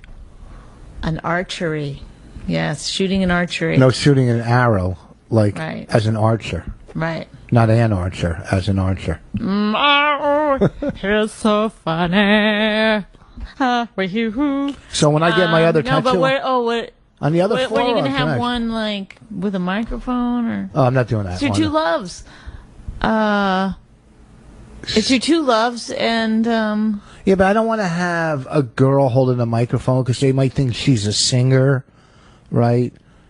Or especially if she's got nice boobies like that, no one's going to think she's a comedian. Bonnie gets mad because I have a fictitious pinup girl on my arm. I'm not I don't want to go mad through this about again. it. I find this is you're mixing it up. You're acting like I try to be nice. This whole podcast, you're trying to stir it into controversy. No. Yes? Okay, we're doing great. We're doing so good. Our mutual enemy is Air Canada. Okay, but you just brought up the pinup girl and you said I didn't bring it up. You did. You said, when are you getting your next Just tattoo? now you said I'm mad about the tattoos. Are you going to stop picking your nose? Why don't you have a pinup girl picking her nose? Your other favorite love. Your 2 favorite pastimes. Left and right nostril. You're disgusting. I'm disgusting. Yes. You are so disgusting. It's unbelievable. Not on the podcast. Oh, okay. Go ahead. Opie picks his nose all the time on radio. Oh, well, that's a nice thing to let people know. Good. He's my mentor. Ugh. Go ahead. The tattoo. I'm not mad about the tattoo per se. Get whatever. It's your body. Do what you want with your own body. That's my theory. I was going to get an abortion. My thing is it's the hypocrisy that There's no hypocrisy whatsoever. Yes, there is. No, there isn't. Okay, I'm gonna get a big cock on my thigh. That's the complete difference. Go ahead. Okay, I'm gonna just get like a hot guy. Go I'm ahead. gonna get a hot and guy. You get a big cock in your thigh. You'll notice I'll be licking that area of your thigh a lot. I get it. Transgender bender. I thought we agreed that you were going to slow down on the gay jokes because I'm sick of defending your heterosexuality. If you want to get a if you sailor, want to come out of the closet, then just do it. I had a good, but I'm not going to be the last one to know. How does she not know? He made jokes all the time, right in front of her. If you want to get a tattoo of like some fictitious What if you are? sailor, Are you just on the road? Like, what if I found that out? no, I'm on the road playing golf, and I What call if you playing golf is just like a code for guys on like gay, gay guys that like to swing. Yeah. Any golfers out there swinging the club today? What? That's the thing where each letter. Oh, like what? Like golf? Yeah. Gay officers, lonely friends. Okay. No, that's not a good one. Go ahead. Golf. What? I don't know. Gay occupants live freely. That's good. Right? Golf. Gay old licking fags. That's the best. Gay old licking fags. That's even better. That's what golf is. Gay old licking fags. I'm just going out golfing. So you use the most derogatory name for gay people, fags. They get upset about that. Okay. They get upset about that. So what if I was out, say I wanted to eat. I only said it because I couldn't think of another F. Say I wanted to eat and I go, I'm going to go out and nibble. What does that stand for, huh? N-I-B. What does that stand for? I don't get it. Well, you wouldn't say the N stands for, negative N-word. Negroes? What are you trying to say? Whatever. I'm not trying to say anything. You want me to say the N-word? No, don't. On our podcast. We don't want our podcast canceled. I'll say any word at any time. Talk about, I have no fear of words. So I'm going to get the other pinup girl. But talk about, and Bonnie made a valid point this morning, and it was unbelievable that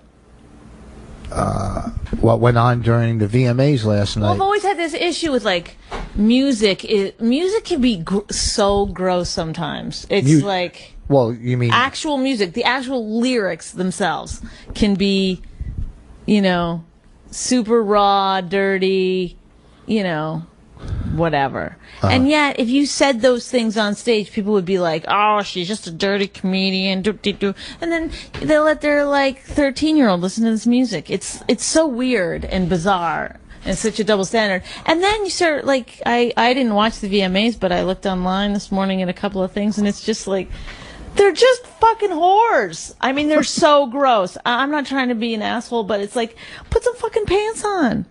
I mean, why do they have to look? I mean, I don't understand why.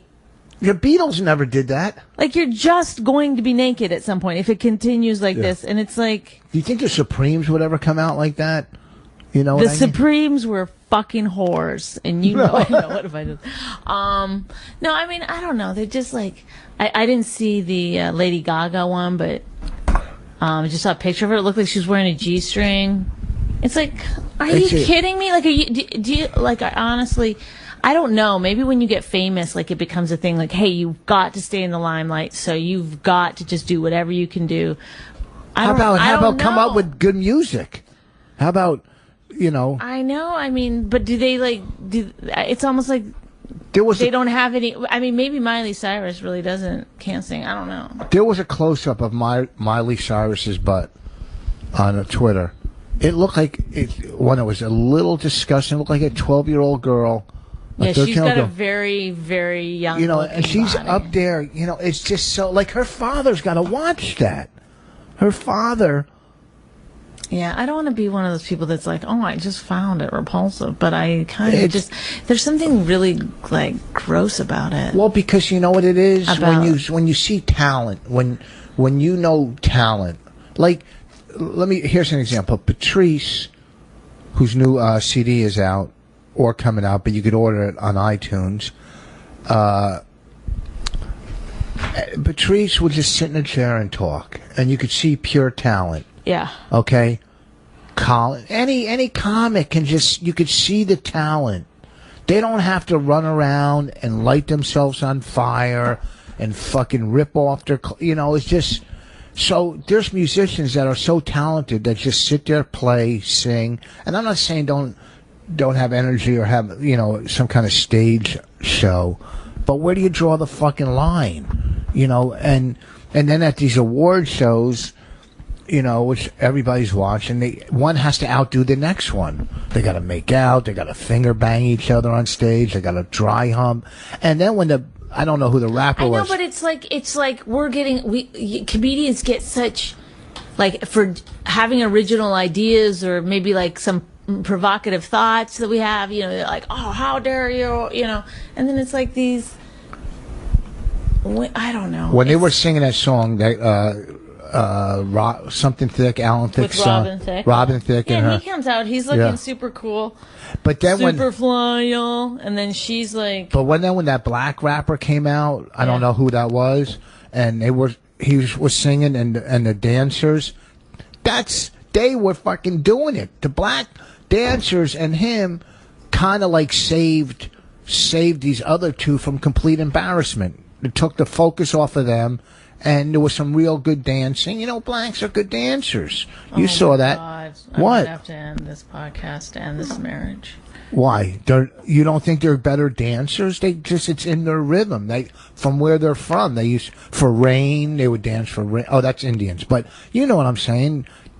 That dude, when he came out they were dancing, didn't I point it out? Say, look how good they're dancing. Rich went to an all-black high school. I like to point that out when he's being ultra racist. How am I being racist? You're generalizing. That's racist. That's not racist. It is. Oh, really? Yeah. Okay. To say all black people can dance. I didn't say all. I said they can dance. They can, and they can play ball. I love watermelon. No, that's racist. Oh, okay. Well, how's it? I don't understand the difference. Because the whole watermelon fried chicken thing is like everybody loves watermelon and fried chicken, right? But that's tonight let's get some fried chicken. Oh, you don't eat red meat. When are you going to? The other day he goes into the store to get me some noodles, and he got me chicken noodle soup. It's like, are you ever going to accept the fact that I don't eat meat?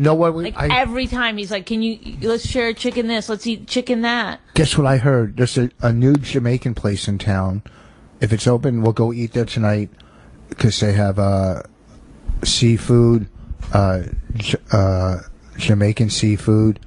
And I heard it's right in town, a new place. So we have to support local businesses. What time do you leave tomorrow? Early, very early. Headed to North Carolina. Going to play Pinehurst tomorrow. Well, you should take Raina tonight somewhere. Why are you trying to get me out of the house? I don't know, because I got to just clean up this whole house. The house is clean. It's so disgusting. Are you kidding me? Is there something wrong with you? You know what it is? Oh, I know, because this might start a fight, and maybe I'm off base. But whenever I leave to go on the road, she cleans the house spotless, like company's coming over. No, because I like to be in a nice, clean house. What's wrong with this? I can feel like on my feet when I walk around, there's crumbs on the floor. That's why you wear slippers. Oh, brother. I love, though, that you'd never be like, let me help. Let's do this. Oh, I didn't help last night?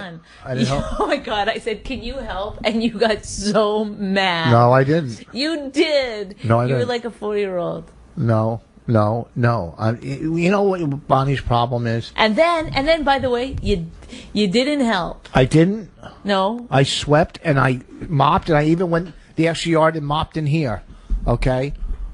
Yes, I did. I mopped all through here. Why would you mop before you sweep? Because it didn't look like it needed to be swept, so I mopped. Because I swept the other day when you weren't home. I swept up the other day.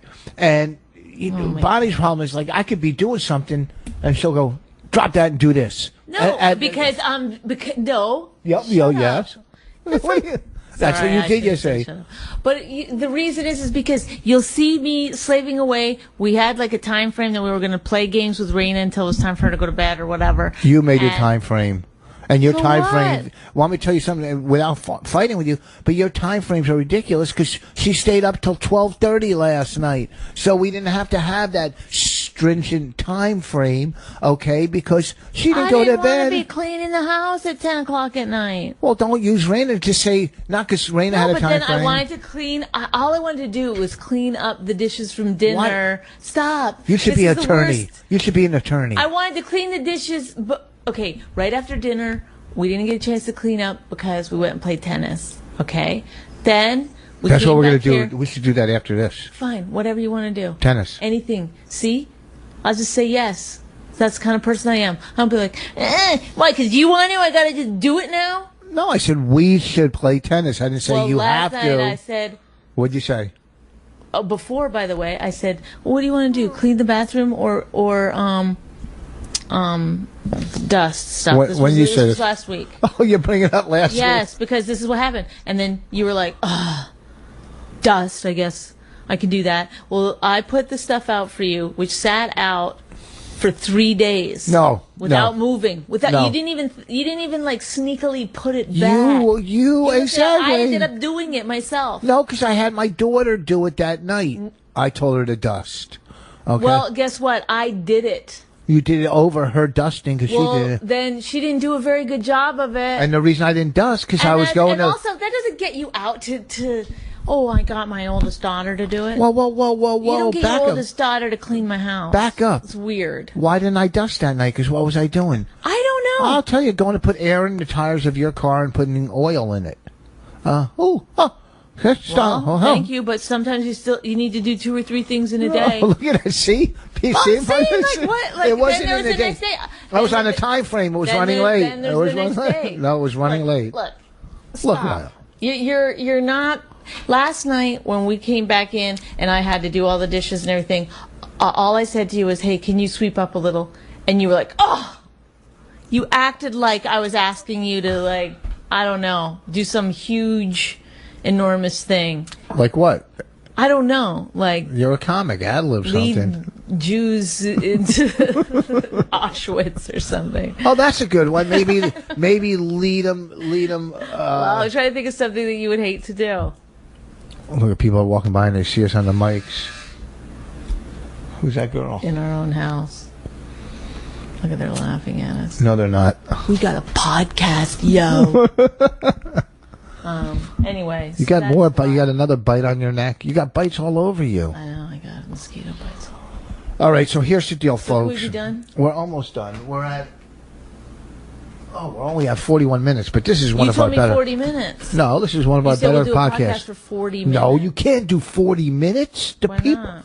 Oh, the people really want us to keep going over the floor situation. They plan their days around our podcast. What happened with the dusting? We've got to get. Look, you can't leave now. When he did a little mopping in the living room, did he move anything around? We'd like to know.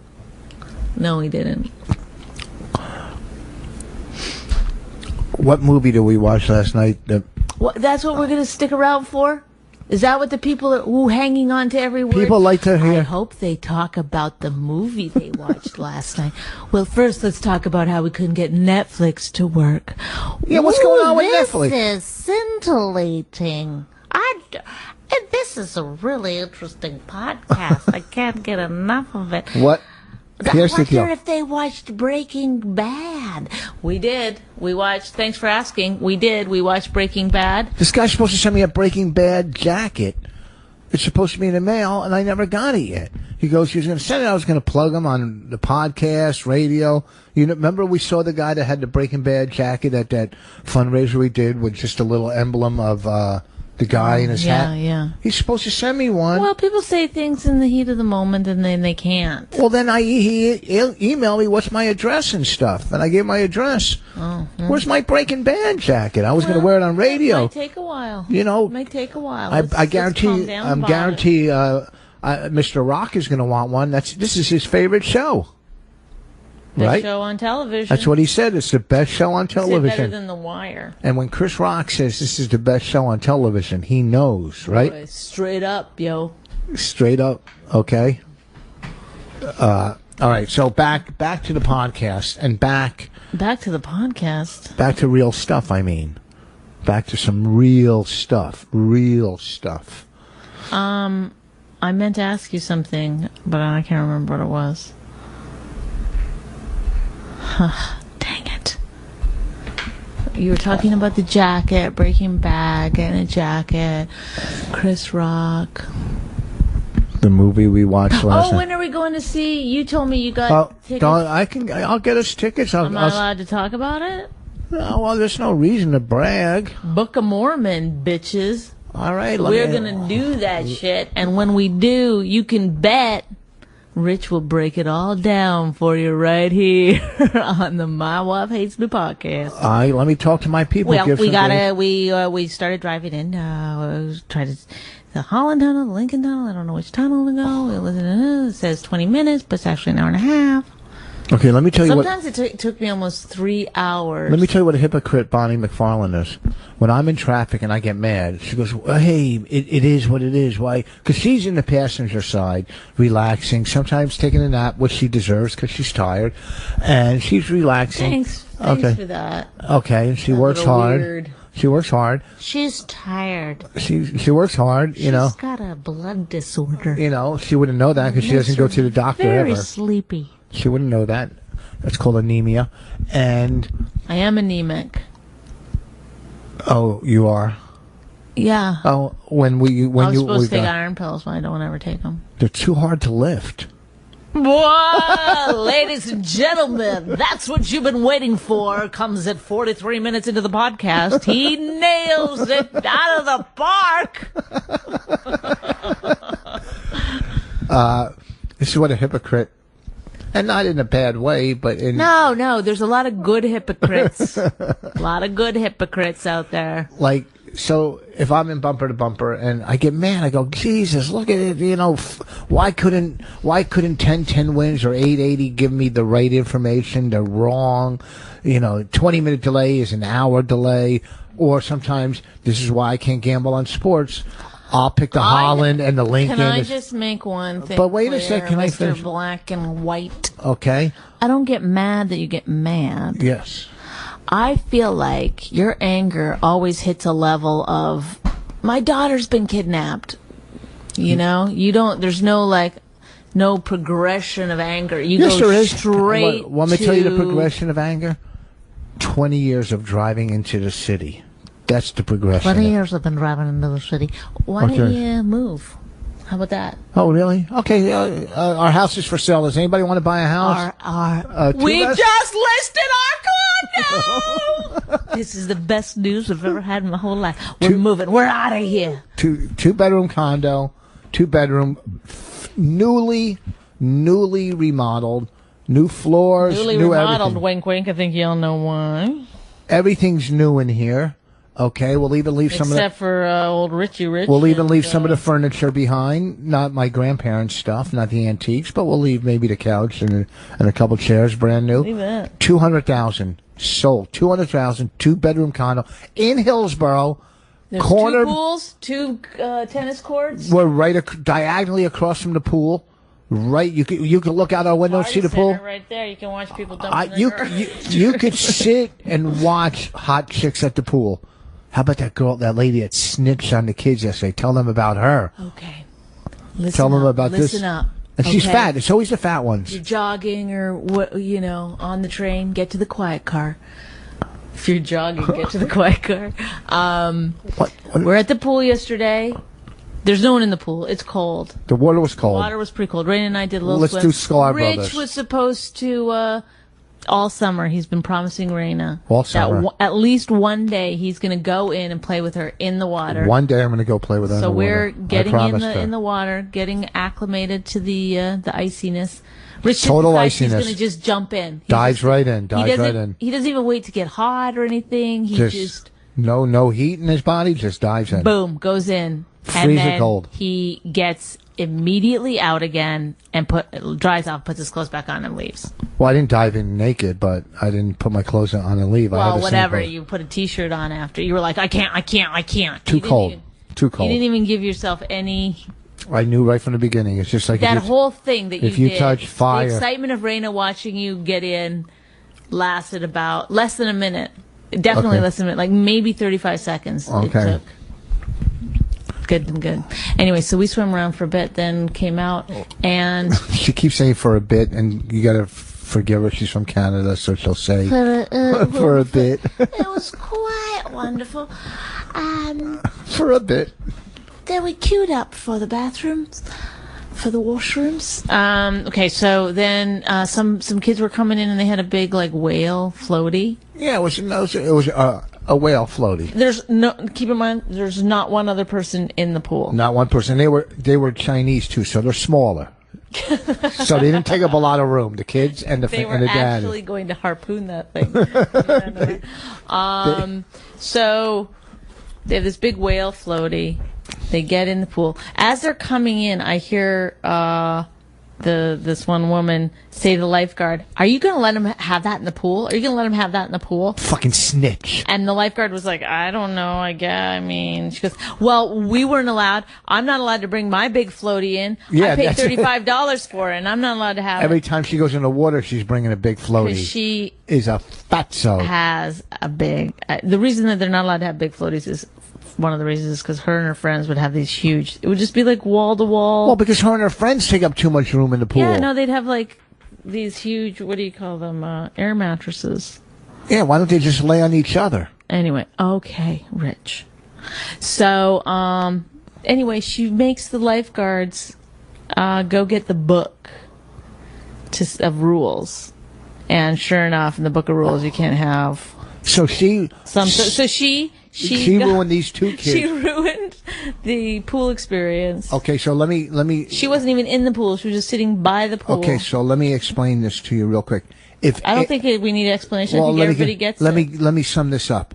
If Air Canada was a human being, it would be her. She ruined these two little kids, these two Asian immigrants that just got to this country. We don't know that. Okay, that they were probably about 9 and 7 for their first 5 years of their lives. They were probably the dad's a scientist. He works all the time. And they were making something in a sweatshop. They finally get to America. Stop. I'm just trying to tell you what's going on in their lives. I could see it in their face. I don't think racism is funny anymore. It's not racism. I used to think it was funny, but it's a joke. It's not racism. I'm not holding them back. All I know is that lady ruined it for those two kids. What was the reason? And I was going to walk up to her and go, "You're a snitch." Okay, but I don't know what her husband looks like. Yeah, Rich kept going to me, "What does her husband look like?" At first, I didn't understand why he was asking me that. I was like, I don't know. I don't think she has a husband. Because it's just, what kind of person? Seen her there with him. And she wasn't even going in the pool. She was just sitting there, taking up too much, just soaking up all the sun from everybody else at the pool. She's fucking greedy, taking up all the sun. There was no one in the pool but this guy and his two kids. Okay, all right. We get it. Why do you keep going over the same point? These two kids. We heard it. I told the story. You were right there. Everybody gets it. We all know what's happening. If you want to add something new, by all means, add something new. But right now, you're just saying the same thing over and over. Yeah, I'm mad. I'm repeating it. That's what you do when you're mad. You just repeat. Yeah. All right, everybody. Thanks for listening to this podcast. No, you can't just end it like that. Yeah, we're done. That was good. Ooh. Good we're job. only at 52 minutes. That's. Hey, every time I leave this podcast, you talk for another 8 minutes. So no, I'm not going to talk. Oh, you just added 52 and 8 to make 60? Is that what you did? If I said we were at 54 minutes, you go, every time I leave, you always do another 6 minutes. You see what I'm saying? No, I need you to repeat it 8 more times, please. Well, if it was at 53, would you say repeat it 6 more times? Well, here's the deal, folks, so we can wrap this up real quick. Remember, Air Canada, at Air Canada on Twitter, email them, say, I'm not trying to compare us to the Memphis 3, okay? I'm not trying But we were wrongly convicted. We were wrongly done, okay? Look, I could be in Canada next week. Now I have to spend a little more time with the Mr. Who? We are getting close to getting our movie online, digitally. There's so much legal bullshit, financial reasons and lawyers and all this shit, but we will get this online, and we have to sell 100,000 downloads, and I think we'll do that. I think we could easily do 100,000 downloads. You want anything you want to say? No. Huh? No. Nothing? That's it? Want to go play tennis? She really hates him, it's really true. Why did she marry this jackass Jew? Some people say that opposites attract, but this seems more like a suicide pact. He's totally sober, she's not that drunk. He's really old and she's got some spunk. He's totally holy as an asinine bomb, and she's just a little less dumb. She really hates him, it's really true. But somewhere deep down, she loves him too. Friends of the show. Friends of the show. This has been Rich Vos and Bonnie McFarland's My Wife Hates Me. For more info, go to richvos.com. This is the Opie and Anthony channel on Sirius XM. I'm Jess Cagle, the editor of Entertainment Weekly on Sirius XM. Join me for a special town hall with 3-time Emmy winner Julia Louis-Dreyfus. I'm queen of the castle. Hear what it was like behind the scenes on her smash hit comedies like Seinfeld. Not bad, huh? And what it was like working with James Gandolfini on one of his last performances. A special town hall with Julia Louis-Dreyfus throughout the weekend, exclusively on Entertainment Weekly Radio, Sirius XM 105, or listen on the Sirius XM app. MMA, psychedelia. Fuck yeah. 100%. Guaranteed. Are you experienced? That's a mighty fucking half right there. The The Joe Rogan Experience. This week, artist David Cho. One thing that I do a lot is I overanalyze stuff. Like, why did I just draw this guy's own dick? That movie Superbad, when the guy keeps drawing the dicks, I was like, why didn't I get that job? Here's the Joe Rogan Experience. Today at noon Eastern, 9 a.m. Pacific on the Opie and Anthony Show. Friday, September 27th, Sirius XM NASCAR Radio's Claire B. Lang will again host Dialed In, live from the Monster Miles. Join Claire live in the Rollins Center at Dover Downs Hotel and Casino, 7 to 9 p.m. Admission is only $5, with all proceeds going to the USO Delaware. Tickets must be purchased in advance. Call 800-441-RACE or visit DoverSpeedway.com to get yours today. Join Claire for an evening of interviews with special guests, including NASCAR driver Kevin Harvick and others. Call 1-800-441-RACE or go to DoverSpeedway.com for tickets today. Is there hidden value in assets you already own? Did you know that you can unlock that value and get a loan whenever you need it? At Borrow, you can get a loan against a variety of assets, including luxury watches, jewelry, luxury cars, memorabilia, and more. Borrow. That's B-O-R-R-O. The lending option for people who need funds fast, from $1,000 to $1 million in 24 hours. Call Borrow today at 1-888-995-1859 or visit BORRO.com. Attention. Attention. Rosetta Stone invites you to be a part of its biggest language learning event in history. Because this year, we want to help 3 million people learn a new language. That's why we're going to give you an absolutely free demo of our language immersion technology. Call 1-800-440-1135. Developed to fully immerse you in your new language, the Rosetta Stone solution is easier than ever before. For your free demo, call 1-800-440-1135. 1-800-440-1135. And that's how I escaped the Bermuda Triangle with a spoon and a hairdryer. I'm at Bonefish Grill with my crew, and we're ready to set sail on an epic flavor voyage. We venture first into familiar waters with a fresh apple martini, dashed with cinnamon and a touch of honey. But what's this? A steak topped with lobster thermidor, a grilled 6-ounce sirloin topped with sweet lobster and lump crab in a velvety sauce with a hint of sherry for an incredible $14.90. Bonefish Grill. Happiness here.